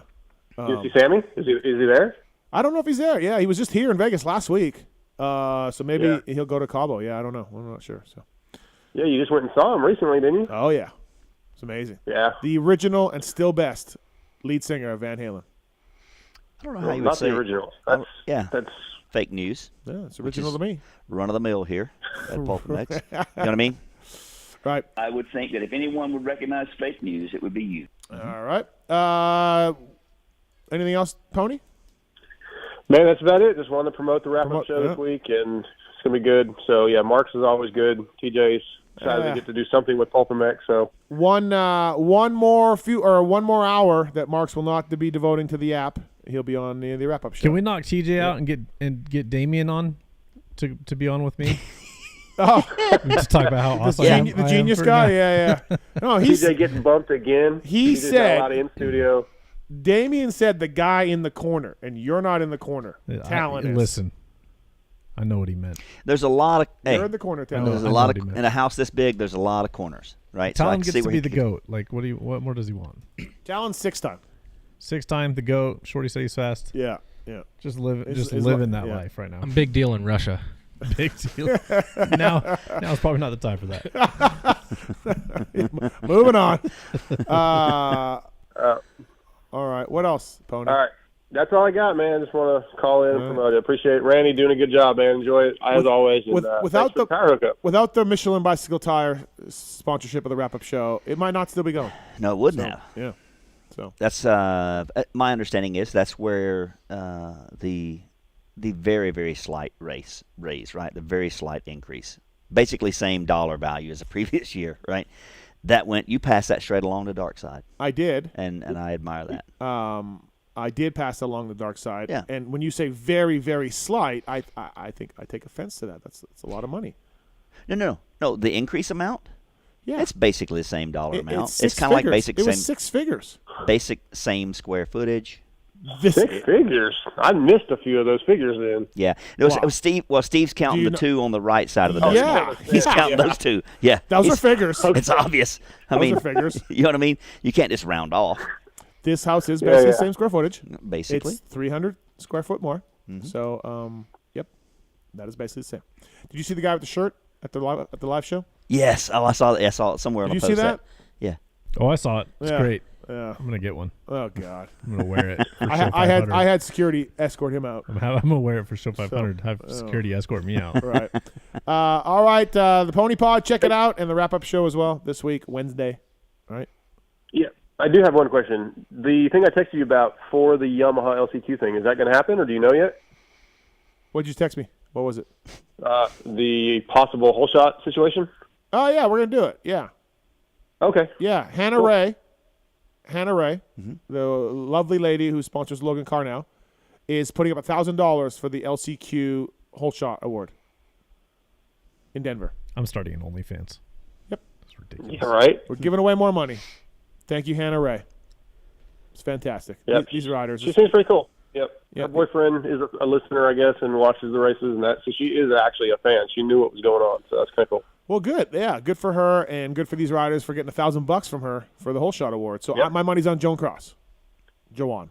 I'll take John Short. Juwan. All right. All right. See you guys.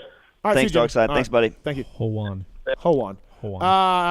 Race Tech. Pulp 22 is a code to save with Race Tech. Great guys. Get your motor work or suspension work done. Randy, you ride modern bikes. You ride old bikes. You ride whatever bikes that someone will let you ride. Yep. And having motors and suspension done right, working well, is half the battle. And if you haven't serviced your suspension, you're an idiot. You need to get your oil changed, get your bushings done, get your bike working better so you enjoy it better, and all of that. And the Race Tech can do that. They're privateer proven over the years, too. The guys at Race Tech will dial you in. Just tell them you listen to Pulp. They'll give you a Pulp discount on springs for your weight and or speed. Yep. And a motor work done as well. The Solitaire Yamaha guys, the Zombie Blows, a lot of teams using Race Tech SGB Maxis as well.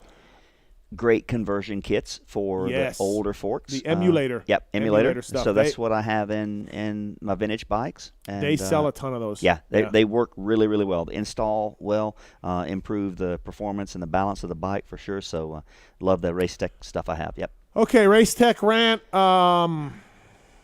So I hope it's not about how bad that sushi was. No, sushi was fine. Okay. Was it bad? So it's okay. It was good. Okay. Fine. So I was a 20-year customer of Hertz rental cars and did me well over the years. No problems, whatever. It's a rental car, right? Blah, blah, blah, blah. 20-year customer. And then the pandemic hit and those jerk-offs either didn't have cars or had ridiculous rates. I mean, ridiculous rates. And because what they did was they parked their cars, right? Like during the pandemic when no one was traveling, they took their cars and they sold them off to make money. And so they had a very limited supply of cars, and so the demand went up and the prices went up. On top of that, they're a 100-year company. And when the pandemic hit, like I think 3 months into the pandemic, they filed for bankruptcy. Like If PulpMX crashed tomorrow, which it could, it there's no doubt. Yeah, well, this fucking guy could crash it. No, he could save it, but go ahead. No, he would crash it on his own. Like he could save it, but go ahead. Oh, yeah, he could. Yeah, like he could just crash everything, right? Crash it, then save it. That's yeah, that's exactly. Yeah, that's the plan. I don't know what happened, but Steve, I think I can save it. Yeah, right. I am in charge now.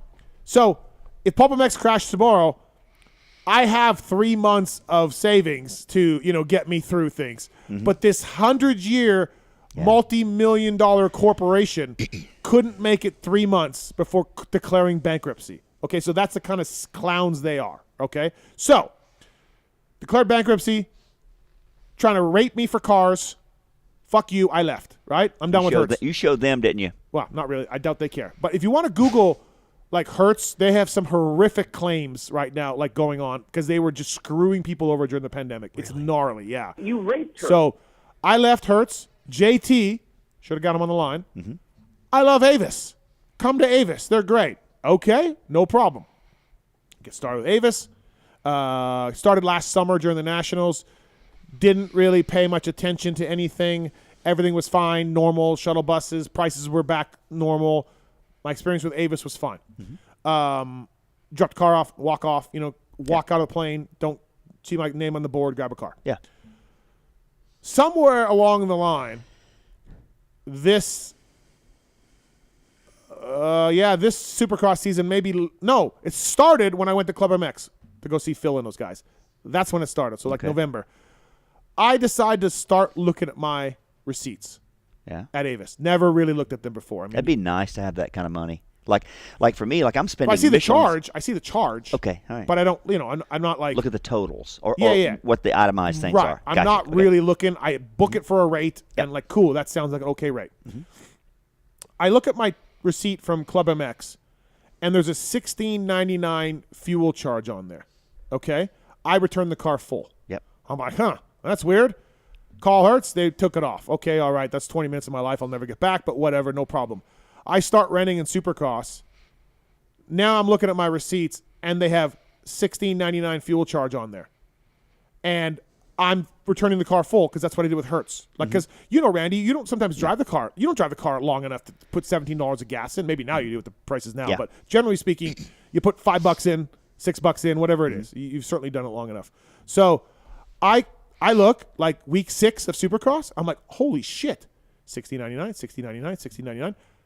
And even someone who's as bad at math as you are, you could add that up to realize that's a substantial amount of money. Absolutely. Okay. I'm not Marks. I can't afford to throw that money away. Nope. So I call Avis, and they're like, yeah, there's nothing you can do.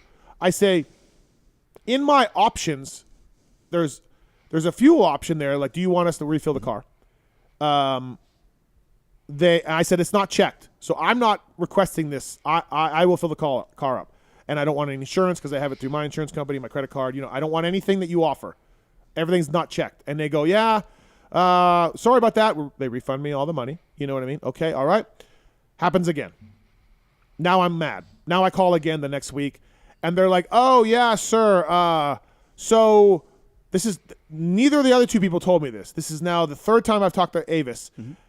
Yeah, sir, anytime you drive under 75 miles, there's a charge for the fuel because we assume you're not going to put fuel in. And I say to them, okay, I just put fuel in the car. It was $7, and you charged me 17. And so how much is that? That's 10. $10 difference. I paid 7. They charged me 17. Okay, so how much is that total? 24. Good job. Okay, so I say to them, well, look, the guy who takes my car, because I'm dropping it off and I'm just walking away, or there's nobody there because it's balls early in the morning, right? And all the guy has to do is turn my car on and see that the fuel is full, and then we're good, right? They have to turn it on to check the mileage to see that you drove under 75 miles, right? Thank you. So they can look at the fuel gauge at the same time. Thank you. So the guy says to me, there's nothing we can do if you drive under 75 miles. That is corporate policy. We will fill it up for you.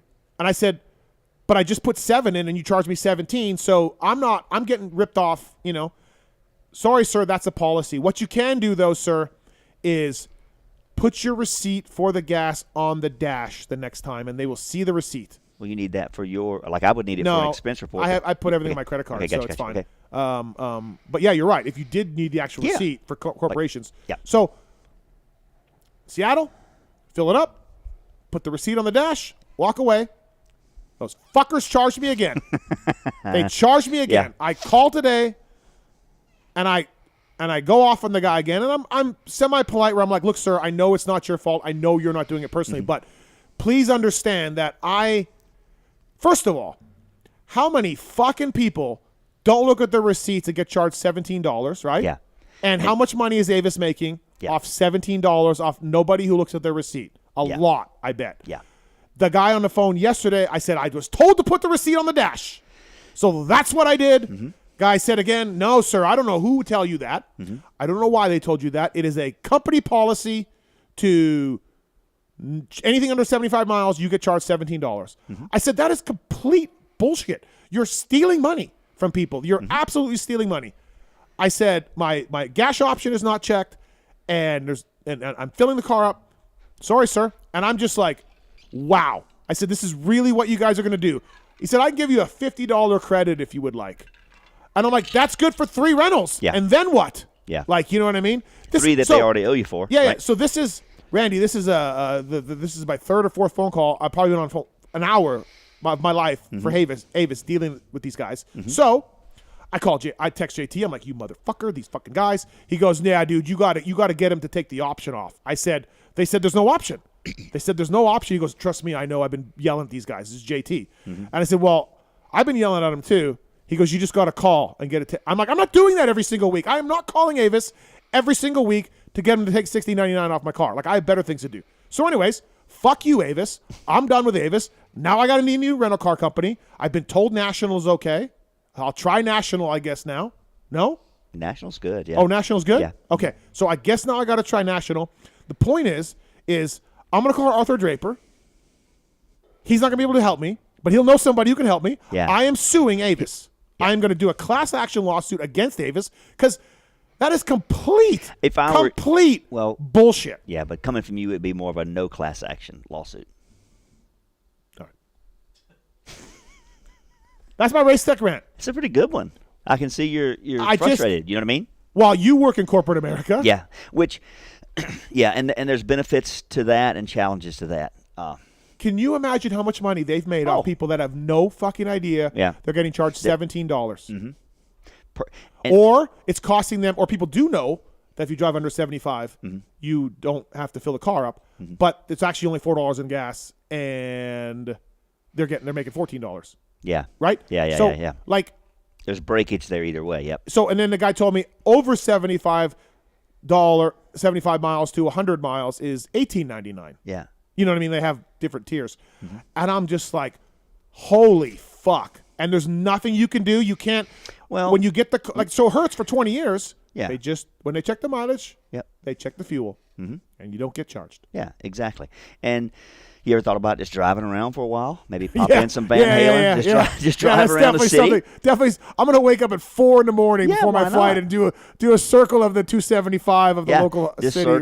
Circle around. But I cannot believe that this is legal and accepted. Yeah, and Avis can go fuck themselves, just like Hertz. Yeah, it's and I'm on a bit of a different side of that. So Michelin would negotiate like a corporate rate with. We were with National for a long time. Then we actually went to Hertz for a few years, and then now we're back with National as a primary thing. So, so that's one thing. Recent race tech rant for me. Yeah. So had some business travel, right? So I go through our off-site travel agency. So book flight, hotel, rental car, all through this one process, right? Yeah. Go online, pick everything, right? And then my business travel in the midst of that changed, so I just called the local hotel, and the hotel where I had a reservation. Yeah. Hi, Randy Richardson, checking in this date. I've had some business travel changes. I need to cancel. It's within this time. Yep. Thank you. I have no problem canceling. I would love to be able to help you. However, I can't because you booked through a third party. Yeah, third party. So then I call the travel agency that we have to work through and go, hi, this is a circumstance, this is a situation, this and that. Okay, well, sir, you'll need to call the hotel. And I'm like, okay. I was thinking you would tell me that. This lady's name is Krista. She's the manager at this hotel, and she's okay with me canceling, but she needs you to call because you made the reservation. So would you please call her? I'll hold. Yeah. And then doing what I'm doing, working or whatever. 45 minutes later, she's still on hold. I'm waiting there, not answering. Have you thought to hang up and call back? Yeah. And then, so short story long, just today I finished up an expense report for a few weeks of travel. Yep. Lo and behold, dinged $153 for that hotel. Yeah. That I tried from both avenues to cancel. Yeah. Couldn't do it. Yeah. Yeah. It's frustrating because honestly, in today's world, there's more customer disservice than customer service, right? People just don't seem to genuinely try to help you resolve anything, right? I can't believe Avis is allowed to do this. Yeah. I can't believe that's a company policy, and there's nothing they can do. You wait till they hear from Arthur Draper's friend, whoever that is. Yeah. Arthur Draper, he'll take the time to know you and take the time to know you personally. Mm-hmm. He only gets paid if you get paid. He's Arthur a moto guy? He's a moto guy turned attorney. Yeah. And he's licensed to practice in a couple of states. Mm-hmm. And ArthurDraper.com for more information. Yeah. Let me know how that plays out. Now, what plays out? How the Arthur lawsuit? Draper? The lawsuit. Yeah. No, Arthur will dial me in. Mm-hmm. Yeah. Be good. Unbelievable. That's my race tech round of the night. Yeah, Weege. Fuck you, Avis. Fuck you, Hertz. What would Weege do? He would probably try to somehow steal the gas and then take it back with him on the airplane. Yeah, put it back in his bike. We were at dinner on after the live show on Friday night, and I said, let's do credit card roulette. We're at Applebee's. There's a lot of us. Yeah. Excuse me. And we said, wait a minute, you went to an Applebee's. Yeah, it's the only place open. Okay, go ahead. Only place open. Go ahead. So we were making a joke that if we were right by a busy highway. We made a joke that if Weege's card got pulled, he would just get it from the table and walk into the highway, walk in the freeway, just all quiet and just get run over. Even though it's a Racer X card, it doesn't matter. Yeah, he doesn't care. Still, wow. Yeah, he doesn't care. So yeah, that was our joke. So that's my race tech round of the night. I cannot believe they're allowed to do this, and Avis can go fuck themselves along with Hertz. Ride Engineering, ride-engineering.com. Pulp Fan 20 is the code to save with Ride Engineering. Great company. They got clamps on the AJE gas team, among others, out there, and they've done really good things. To address the changes Yamaha made to the rear caliper, Ride Engineering is a new YZF rear brake line available for all 2022 YZ models. Beware of other brands not updating this application, as the previous year's brake line will fit, but the caliper guard must be removed. Ride rear lines go for $57.95 and will improve the performance and feel of the rear brake. Even if there's nothing wrong with your stock line, this thing will work. So please check out ride-engineering.com. PulpFan20 is the code to save with those guys. Ryan's on too with a rental car story. What's up, Ryan? Hey, how's it going? Good. Yeah. So Budget Car Rentals, I believe was the name of it. Budget. Maybe. I'm not for sure on the name. But I went to a city where marijuana was legal, and I bought myself a bag of gummies. Well, I leave the bag of gummies in the car. Nobody smokes in the car. I'm not stupid. It's a rental car. Right. And I get charged with a $700 rental fee because they said I smoked in the car, and then there was evidence, and it clearly was gummy bears on this evidence that they said. And there was nothing they would do about it. That was the end of it. $700 That's where I just declined the charges on my credit card. I just declined my credit card changes. I had a problem with, I think it was a hotel. I don't remember what it was. Maybe it might have been Hertz at some point. And I just declined the charges. And I'm like, find me. Eventually they got a hold of me. And eventually I got satisfied, but I wasn't getting my problem resolved. And I'm like, yeah, screw you. I'm not paying at all. You know what I mean? Like until we deal with this issue, I don't remember what it was. I think it was in Orlando for the COVID crosses. Huh. So no, that's a good story, Ryan. These guys are brutal, man, for sure. So, thanks. Appreciate it. Y'all have a good night. Been a great show so far. Thank you. I've smoked the tires in rental cars before, but never got a smoking charge. Yeah, I'll tell you what I did do one time. Mm-hmm. Went into a cruiser Harley event thing. It was in Iowa, so flew into Iowa, picked up a rental car, drove north out of town to this event. Was there for the weekend or week long, whatever. Came back in town. A week or two later, I get a bill in the mail. It's a fine. I'll just go walk around, make yourself at home. So I get a bill in the mail, and it's a picture of a Jeep that's headed north on Interstate whatever, right? And I'm like, it was a $75 fine. I'm like, what in the heck is this, right? And I think about it. I'm like, yeah, I did have a dadgummit, 2 weeks ago, 3 weeks ago, whatever. I did have a Jeep. So I write him a check, this and that, send it off, pay the fine, travel again, come back. I receive a bill in the mail. And it was a photo. They got me going northbound out of town or whatever, right? So I pay the fine. A week or so later, come back in town from a different trip, this and that, and I get a check in the mail, a thing in the mail. I look, and I'm like, I paid that thing. It's just another $75. And I'm like, I paid that thing. So I get my receipt out, this and that, and look, and no, they got me southbound coming back into town. So I'm like, dadgummit, it's another $75. I was out $150 on one trip just for driving too fast with the cameras. Yeah. Right. Also, too, Hertz, the jerk off at Hertz is, so they have the toll things. Mm-hmm. You get a car, you drive through Chicago, they got a toll thing. Mm-hmm. You pay the tolls, it gets billed to your car. Hertz charges I think it was like $2 for a Hertz toll charge. Yeah. So you get charged the toll and then a Hertz service fee of $2 each time you go through a toll. So 25 cents or 50 cents and then $2 Hertz charge. How is that even Yeah. Just making money on top of money. Yeah. So thanks to you people for listening to the show tonight. Suspension Direct, E-Click, shocks, marks, any mobbing? Any mobbing at all?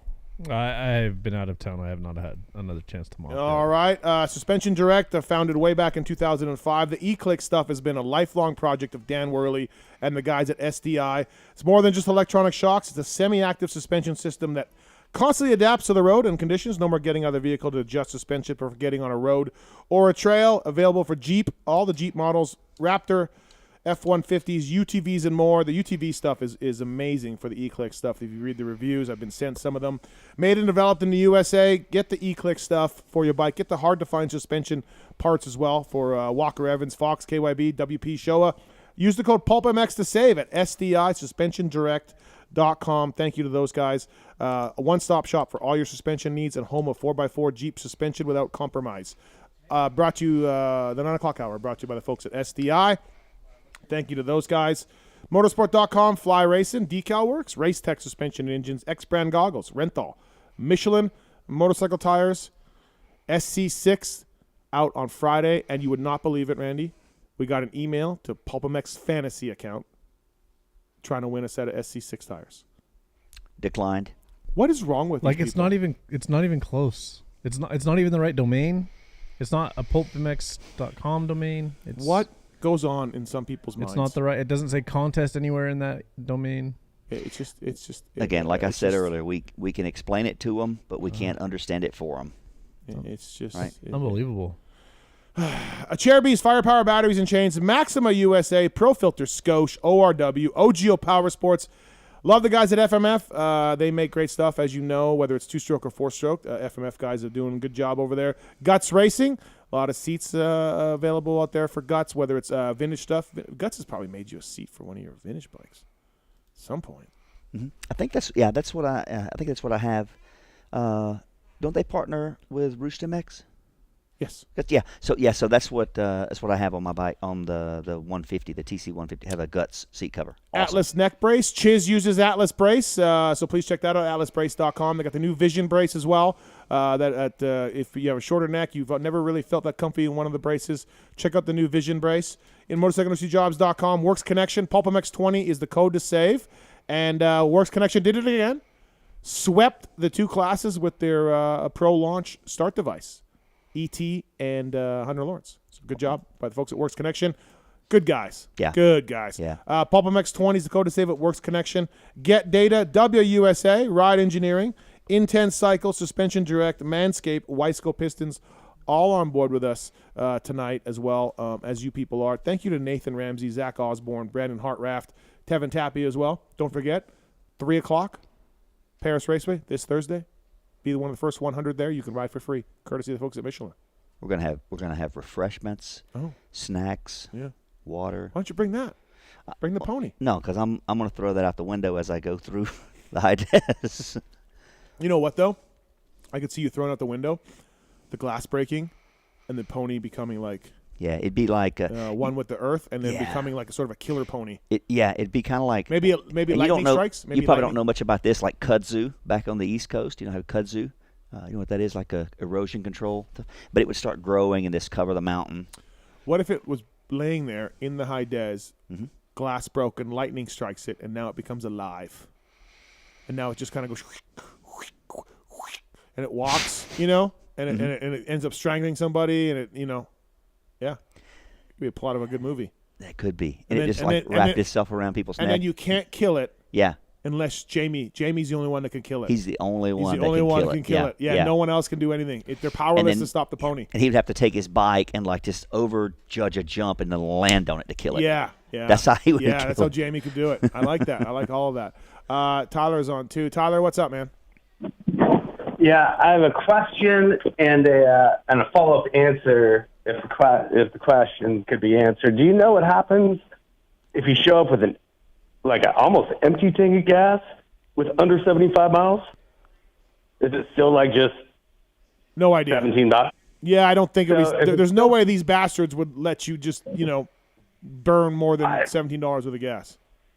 I'm just saying, if it's like I don't know, if it's a technicality, maybe just let the highest ranking privateer siphon the gas, throw it in the box van. There you go. And just say, I mean, like to see A-Ray just siphoning gas out of it with a hose and just swallowing it and throwing up everywhere and laying there and he's going to be done, but he won't even have the lungs left in him by the time it's. Yeah. I would think more like someone like Brees that would race like a horse for a couple grand would probably. He could use it. Yep. Just saying. Yep. Not a bad idea. Could happen. All right, man. Right on, man. All right. Thanks. Appreciate it. All right. Motorsport.com tweet at Tallon segment. Let's do it. No, that's my mom. It's the Motorsport.com tweets at Tallon segment.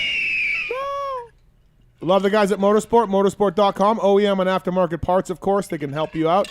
Dedicated team of gearheads there. They drink ice right through a aluminum bottle, right into the microphone, usually all show long. Thank you to Motorsport.com. Go through the banner on PulpMX.com or easy. Is that better? No. Oh, wow. How's that? If you're going to run your mouth about me drinking my drink that I brought, do you know how fast you're going to go right now? Do you know how fast you're going to go? It's going to be amazing. Not that bad, really. How old is this? 19. August 12th of 19. Yeah.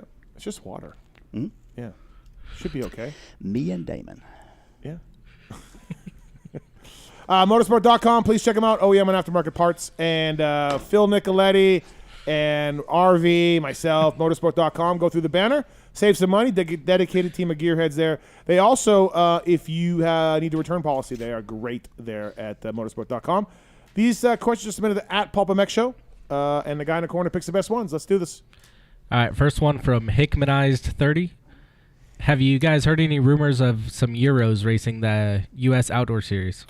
We talked about it earlier. Thanks for paying attention. And Muscan and Roxon? Yeah. Yeah. By the way, I talked to somebody at Honda. Somebody told me that Roxon's not going to ride the outdoors a couple weeks ago. And I'm like, huh? Well, Honda guys seem to think so. You know what I mean? Like, and I think he is. Mm-hmm. And then I asked somebody at Honda, I'm like, what are the odds that Kenny races outdoors? Like, be real. And they said 99% that he will race outdoors. Yeah. So I hope so. Looks like he's going to ride outdoors. Yeah, I hope so. Honestly, I hope so. But yeah, so please, I think Caroli will do it. I said that earlier. Caroli will do some. I don't know about Hurlings. I just don't. I guess he's back riding in a couple weeks, but yeah, I could see Caroli coming over. Like retired and come over and such a prestigious, well-respected rider globally, right? To come over here and ride some, I can see that happening. From Thunder from Down Under. As an Aussie, it's great to see the Lawrence lads kicking ass over here. But in your opinion, which foreign country over all the years has produced the best Supercross riders? Australia, France, Germany, Canada? Well, not Canada. No. I mean, God bless JSR and Rollerball. But, you know what? One Frenchman has won the title. Mm-hmm. One Aussie's won the title. I think I'd go with France over Australia. Yeah. Burner, Metcalf, Lawrence's, Chad versus Bale, DV, Ron, Tortelli. It's what's it? 3 laps down. Yeah. Yep. When did you get him on that? Yeah. Figure that out. What do you think though, off the top of your head? I just to shooting from the hip, I would think either Australia or France because both of those. Yeah. No, we already said that. But who do you have better? Okay. Finishing my sentence, I think either two of those because they have very established Supercross series, right? They come up through Supercross, right? Didn't France had that for the longest time, right? Yep, They would groom Supercross riders. We established Australia and France are the two. Okay, then in that case, let me throw something. Okay, Canada. Okay, you think Canada? Yeah, I'm going with Canada. Well, final answer, Canada. JSR got 7th in the main once. Yeah, I mean that's right up there. Yeah. Yeah, that's one of the better ones. Rollerball got some top 10s. Yeah. I don't know. It's that is a 3 laps down question. I say France, but honestly, yeah, I mean. Australia might have more wins with Reed alone. Oh yeah. That's true, yeah, absolutely. They That's got more true. wins with Chad. So you look at points or race wins or championships, depending on how you look at it. Yeah. Maybe now I'm leaning Australia, I guess, because Burner. Yeah, I think Australia. Burner, and then you look at Jet. Right, Jet will be great. Metcalf. Don't forget Anthony Gobert in Supercross. Yeah, way back in the day. Yeah, I Gobert, think he made a couple of mains. But no, it all counts. It's a strong pull for an Australian name. Reared in. Yep. All right. Yeah. From Jacket on the Parade Lap for Randy. With the sudden rise in on-track slap fighting, which Supercross rider is most likely to be able to fight their way out of a wet paper bag? I don't think I'd want to mess with Mookie. Yeah. I think Mookie would square off on someone. Yeah. Yeah. Now that crap, Weston Pike's gone. Yeah. Mookie. I wouldn't want anything to do with. I don't think anyone would want anything to do with Mookie. Yeah. Yep. Big dude. Yep. From Jamie's YZ. Chance that after Toback wraps up the championship early, he races Jamie's YZ 250 at the final round. Yeah, 100%. That's for sure going to happen. Yep. This guy says he used the Michelin $30 gift card and bought a Senior Citizen shirt. He just wanted to get that out. The Visa gift card. That's super nice. Thank you. Thank you. From Beaks and Tallons. Double dipping. Yeah. Well, no. I didn't encourage him to do that. I just told him thank you for doing it. Yeah. From Beaks and Talons, Randy, have your quick-witted responses ever gotten you into trouble or a fight? Trouble, yes, and more often than not, like around the office, it seems. Yeah. Sometimes I just can't get the clutch pulled in, and I've already said it. But fights, no, not really, no. From Kirk Chandler. For the tracks breaking down bikes too fast issue, would a limit on knobby depth and quantity of knobs slow the bikes down with less traction and also cause less track degradation? F1 went to the groove tires back in the day to reduce grip and slow the cars down. Well, you're a tire guy. I was trying to figure out what that word was. Oh. Degradation. Degradation. So anyway, yeah, and actually that's something that Jason Wygant, who's, with his strong depth and intelligence for all things mechanical, right? He had asked me about that a couple years ago, asking about using like the FIM, which are regulated to a 13 millimeter knob height. He was asking, would that help the tracks not get so rutted and not get so worn out? I would think obviously that it would, and the tracks would probably get less rutted as a result of that, but if that went into regulation, I know for sure all the riders wouldn't really appreciate that for sure. All right, next one from Amateur Cycling Dude. Steve, when are we going to get Kiefer to race a quad? We've been waiting for this longer than Wife Swap. Yeah, I know, right? Well, COVID shut us down. Yamaha guys still want to make it happen. We'd love to do it. You know what? I mean, Kiefer's shootouts are coming. His East Coast shootouts are happening, so he's super busy. He's got a lot, he's going. So I'm still working on tracks for him. Yeah. Trying to make that happen. Right. So, yeah, I don't know. AC 113 wants to know, what's the beef with Bogle and Carnow? Oh, I didn't know they had beef. They had beef?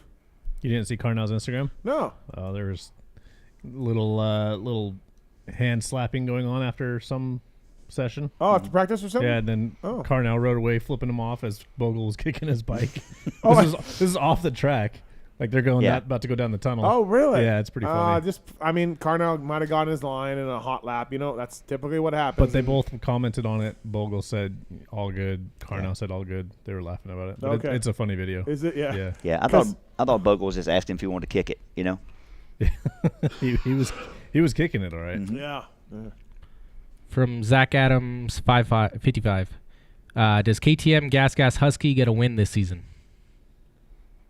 We talked about this with Webb, right? Marvin is basically tied with Coop in points.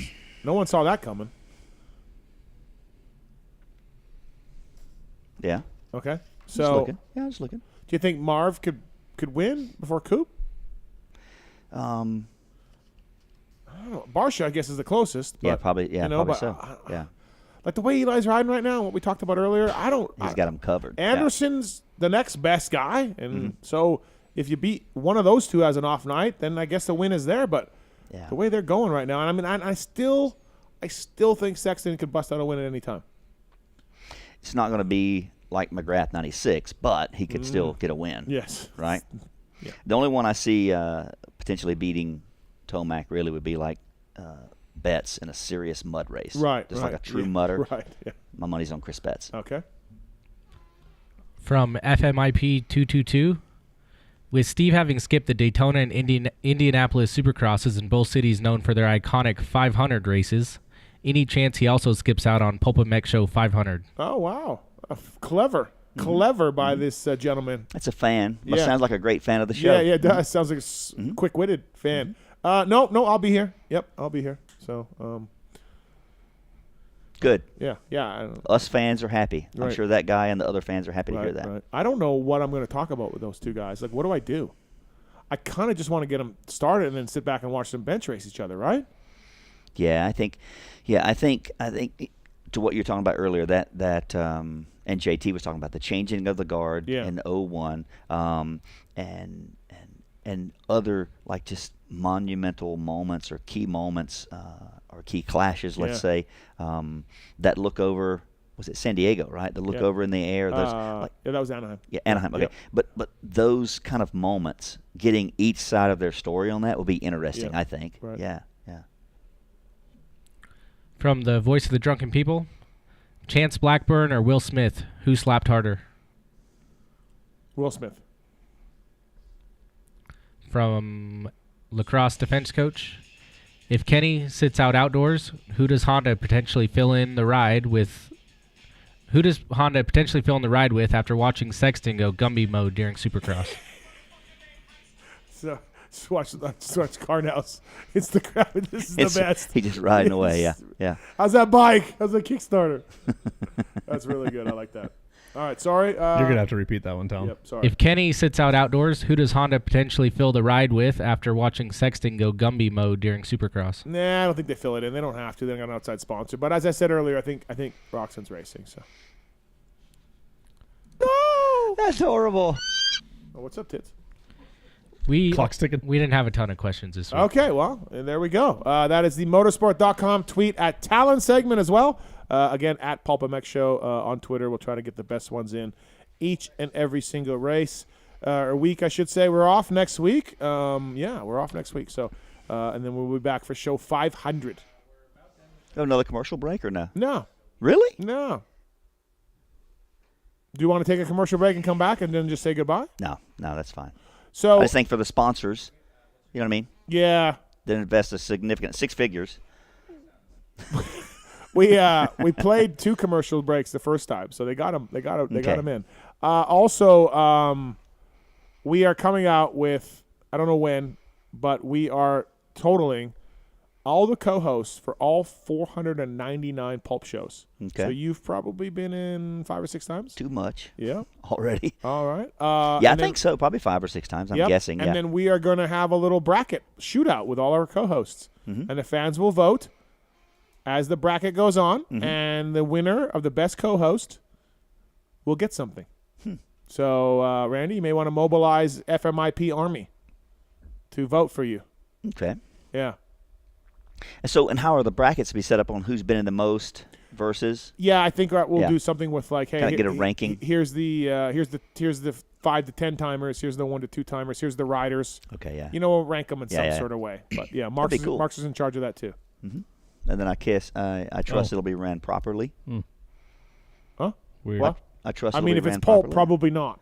No, but Marks has got it. He's got it covered. He's good. Yeah. Nick's on 2 before we go. Nick, what's up, man? Hey guys, how are you? Good. Are you coming in studio, or is it your other guy? Who's coming in studio? No, no, it is me. I'll be over there. Trent's got to stay in Australia, but he's disappointed about missing out. That's for sure. Right. When are you coming in again? Salt Lake City. So the Monday after Salt Lake City. Fair enough. Good to know. Booked flights yesterday. Okay. Should be good. I think it'll be Jason Wygant in studio. Oh, jeez, what a treat! That's after Salt Lake? Yeah. That'd be cool. Yeah. So, all right. What's up, Nick? Australian Pro Motocross started on the weekend. I'm just wondering, like, do you guys watch it, or do you get the opportunity to watch it, and how hard is it to find, like, on the internet? I've not watched it really in years. I just follow it on Instagram on the riders, right? So Wilson Todd won?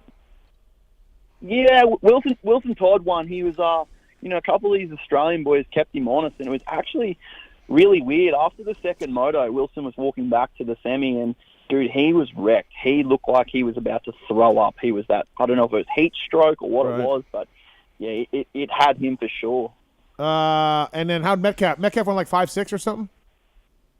Yeah, he in the first moto, literally the first lap of the first moto, his KTM dumped all its coolant, and it actually made it to the end of the moto. So I was amazed he finished, but and then Luke Clout goes 1-1, takes Honda's Kyle Webbs is probably the quickest by far, but he just had a few errors, and Clout was able to capitalise. So it was good. It was good to see racing back here and with fans and full pits and stuff. So it was cool.